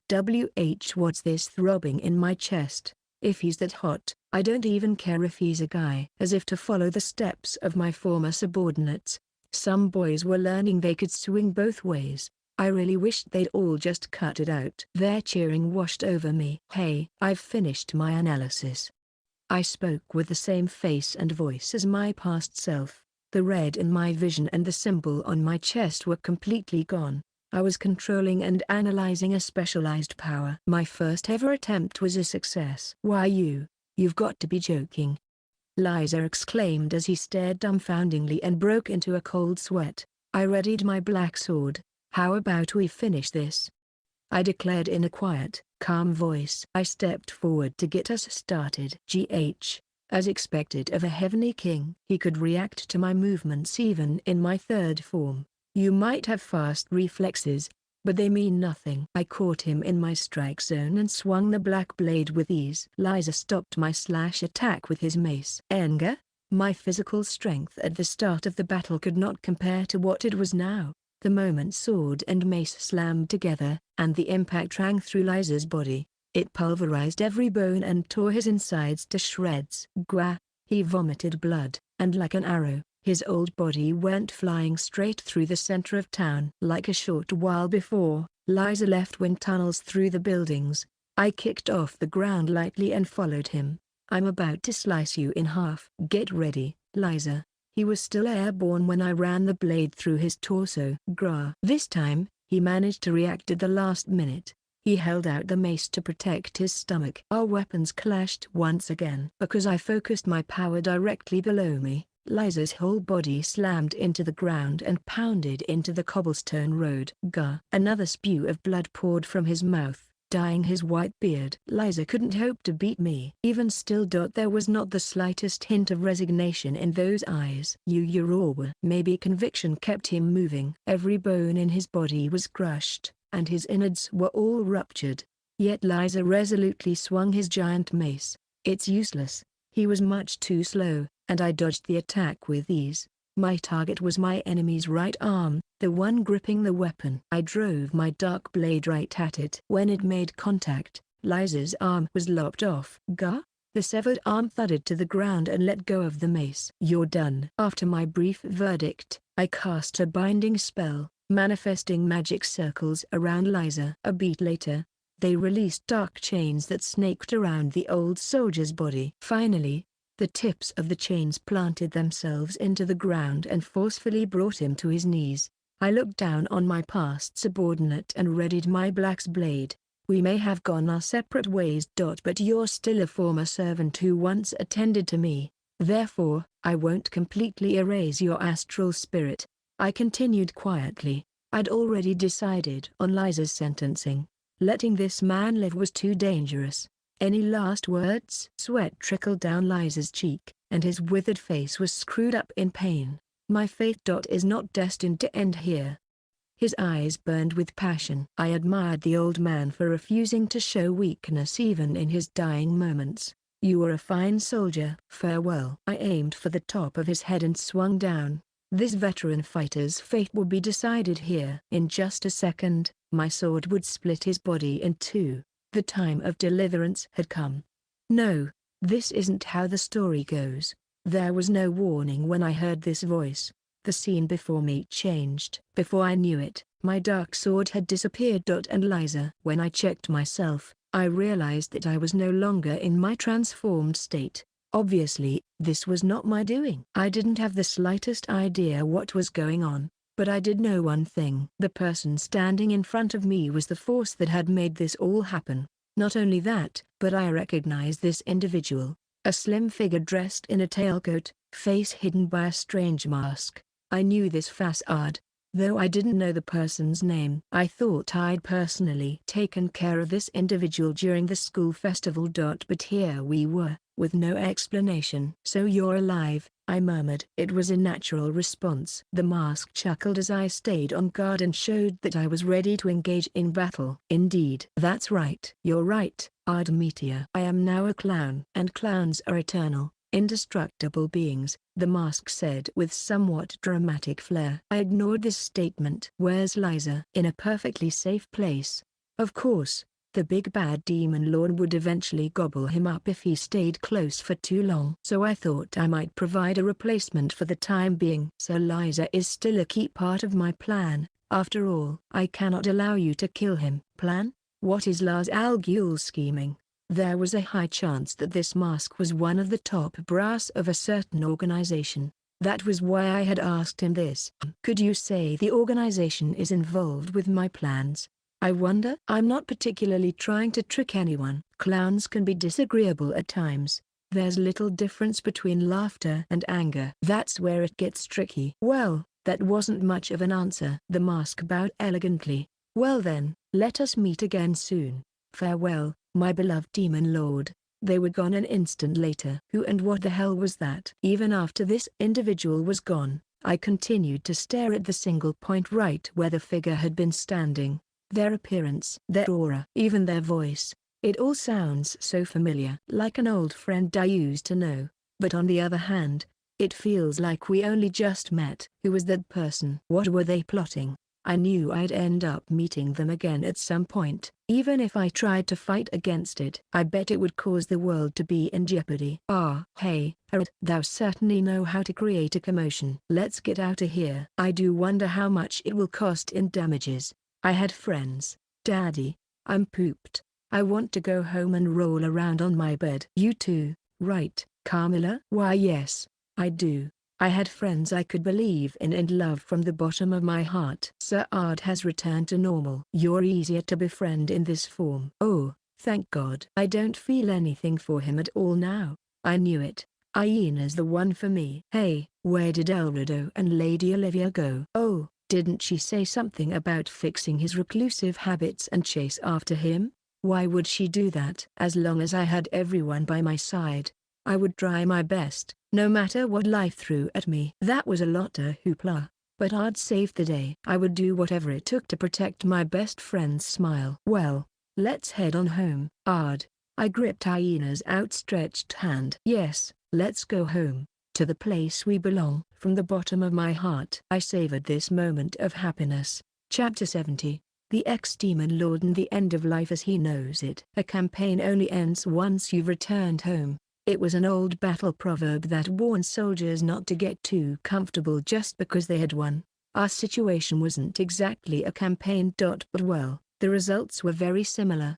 I would remain focused and vigilant of my surroundings until we arrived back home. Fortunately, we were able to use Verda's small teleportation device and return to Layville without any further incident. And by some stroke of divine luck, it didn't break down and send us flying into the future. It was safe to say that the incident at Megatholium healed some psychological traumas that Aina and I had carried with us all our lives. However, little else was resolved by this event. I'll jot down all the biggest developments here. First, the Continental Peace Treaty. It was the reason behind our visit to Megatholium. However, it had been nothing more than Liza's little excuse to lure me into his trap. Thinking back on his plans, it seems unlikely that he was ever hoping to go through with it. At any rate, thanks to the mess in Megatholium, the peace treaty is no more. The citizens are bummed, and it hurts my heart to know it's my fault in a way. Next, the situation in Layville. As I mentioned earlier, we'd only gotten a chance to address some psychic damage dealt to Aina and me.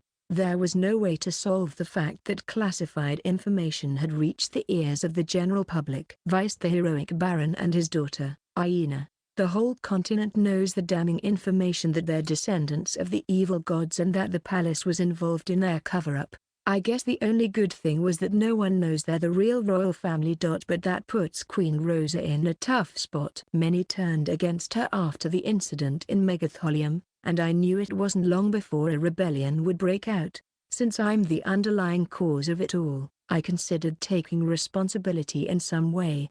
But Olivia beat me to it by acting as a national advisor and advocating for Rosa, Aina, and Vice. She was able to quell the public. As a result, it was decided that governmental affairs would be jointly managed by Olivia and the royal family. Even though Olivia has been living a quiet life as a teacher at the academy, she's still a legendary apostle. The public has faith in her, and her actions have calmed the nation's fervor. Last, I'll explain the state of affairs outside Layville and bring this journal entry to an end. While we were frantically trying to calm our own uproar, a big problem had broken out across the rest of the continent. The holy nation of Megatholium called upon each nation to join them in an alliance against Layville. I hear Liza is the leader and chairman, but I doubt it's really him. It must be a substitute that masked figure set in place. If they form this alliance, our country will be in jeopardy. Once that happens, Megatholium will declare war on us, and it'll only be a matter of time before they attack. Many of the smaller nations have shown interest. They must have figured there was no way they could pass up a chance to tap into our land and resources. As for the other 5 powers, the Vihime Empire was the first to react. Seeing as they've always detested the evil gods and demons, they must think our deeds are unforgivable. For now, it looks like the neighboring Republic of Goldenia has expressed their sympathies. Our relationship with them is deteriorating. Even so, Buffer is an extremely cautious person. He's been looking at the situation with a sharp eye and keeping his position flexible. That was when Olivia championed the royals, Aina, and her father in front of everyone. After they decided to govern Layville together, Zelos, the president of the federal states of Saphiria, offered to form a treaty with us. To be more accurate, he offered it to Olivia, not Layville. He's a descendant of one of her relatives and a follower of the Black Wolf Order, which basically worships her. Naturally, we accepted his proposal. Zelos came here to meet with Olivia, and I can't stop thinking about their exchange. He had stared at Olivia, bowed before her, and started to weep. She responded by looking down on him with a complicated expression. I can't help but feel this treaty is going to be a huge problem. At any rate, now that Saphiria has shown they're on our side, Goldenia is expressing pro-Layville sentiments. It must put Buffer in a tough position. The federal states and the Republic are in an alliance, which means they have an extremely close relationship. The two share imports and exports and prosper from this exchange. In terms of the balance of power, the federal states of Saphiria has the upper hand. Goldenia considers one of the resources specially grown in Saphiria to be an indispensable import. On the other hand, although Saphiria has a high demand for many of Goldenia's resources, the same can't be said of other nations. If the Republic of Goldenia joins the alliance against Layville, and the federal states of Saphiria decides to break it off with them, I can't imagine the losses they'll suffer. Naturally, opinion within Goldenia itself is sure to be divided. There must be some who thought they could join the alliance, destroy Layville and Saphiria, take the land for themselves, and flourish more than ever before. I'm sure of it. Risk and return. Buffer must have weighed the scales and decided he would observe the situation as our supporter. Then there's the savage king of the Assailants Federation. But he's being oddly quiet. He's neither joining the alliance nor siding with Layville. I have no clue what he's thinking. Maybe he's just being a pain in the ass. Anyway, you might say that this situation is all because of Olivia. Now that she's helping run Layville, Sapphira and Golden are on our side. We don't know what's going on with Assailants, so only Megatholium, the Vihime Empire, and some small rabble nations have joined the alliance against us. They don't have the power to fight us, so they'll probably stay back for now. Still. I imagined they would eventually break their silence. The die has been cast. Before we left for Megatholium, the continent had indeed been working toward coming together as one. But now, pro and anti-Layville factions are glaring at one another, and the Assailants Federation is watching from a bird's eye view as it waits for a chance to strike. This continent we call home is entering an era of chaos. Well, I will put down my pen for now. On the 14th day in a month marking summer's end. Signed, Ardemetia. Phew. It was late into the night. I sighed with fatigue as the lamp nearby flickered dimly. Just finish up this last sentence, and yeah, that should do it. I had picked up a habit of journaling recently. This was just another effect the Holy Nation had left on me. I sat at the desk in my room, wrote out my thoughts with a quill pen. And finished the day's entry. NGHH. I let out a quiet groan and stretched my limbs. Then, I looked over at the large bed in the center of the room. ZZZZ, ZZZZ, ZZZZ, hey, hee, ZZZZ, ZZZZZ, cough. Hack. That's so you, big sis lady. The demon lord pitched that ball to you, and you cut it right in half. ZZZZ. 3 lovely ladies were asleep on the bed. I was happy they all seemed to be having pleasant dreams. I've rarely been sleeping at the same time as them. That was all thanks to my new obsession. Journaling could be a fascinating activity. It felt great to have a sentence finally come to you after careful deliberation. Ginny usually wrote novels and short stories for fun, and I could see why she was so into it. I'd completely fallen for the charm of writing, becoming completely engrossed with honing my new craft. As a result, I hadn't been getting much sleep lately. Yawn. This is bad. When I get hooked on something, I end up going all out. I wanted to be careful not to make a total ass of myself like I did in my old life. Well, I guess I better hit the hay, too. I extinguished the lamp illuminating my desk, and the room was pitch black. I walked across the large room to the bed and quietly went to lie down. Ayena's sleeping face was right next to me. Her dreams still seemed peaceful. The incident with Liza had changed the world. You could say this created small shifts in our own lives, too. Unsurprisingly, there were people in the academy who refused to welcome Ayena, and more than a few relationships had soured. But life was good. I understood this was a gift from my big sister. I couldn't ever thank Olivia enough. However, even Olivia couldn't keep it going forever. There was no doubt that, at some point, this would all fall apart. When that happened, I would take responsibility. This was all because of me, so when that time came, there would be no hesitating. I was saved during the fight with Liza. Everyone had rescued me, so next time, it was my turn to protect them, and for that, I would be willing to throw away my life as a typical nobody. The life of Ardemetia was coming to an end. I closed my eyes and let my consciousness drift away. Afterward, I don't think I'm meeting anyone new here. Hi, it's been a few months. It's Myojin Kate. We're already well into summer. Speaking of which, what comes to mind when you think of summer? I think of chilled ramen. Which I guess is in my author bio, so I'll try to find something else. 6 hours later. Sorry, I couldn't think of any good memories about summer. If I was a fictional protagonist, I'm sure I would have no shortage of stories, going to the pool with a hot girl or strolling through a summer festival, but I'm a real-life NPC, so I have none of those experiences. Damn. Summer is hell. It's blazing hot. My electric bill is through the roof, and I worry if I have heat stroke. I wish it could be winter all year round. Let's switch topics. About the main story, I was a little nervous about this one. mostly because I introduced characters from a short story. The new girls at the beginning of this volume are main characters in a short story published by Dragon magazine. I was nervous that anyone who hasn't read the side story would be totally thrown for a loop. I feel like I did an okay job at integrating them. What did you think? Well, it's time to express my gratitude to my editor. Thank you for giving me such cutting advice. I wouldn't have gotten this far without you. I'm looking forward to continuing to work with you. To my illustrator, Sao Mizuno, I am forever indebted to you. Thank you so much for your beautiful illustrations. And last, thank you to all the readers holding this book in their hands. Well, I pray we will meet again in the next volume. Goodbye for now, Myojin Kate.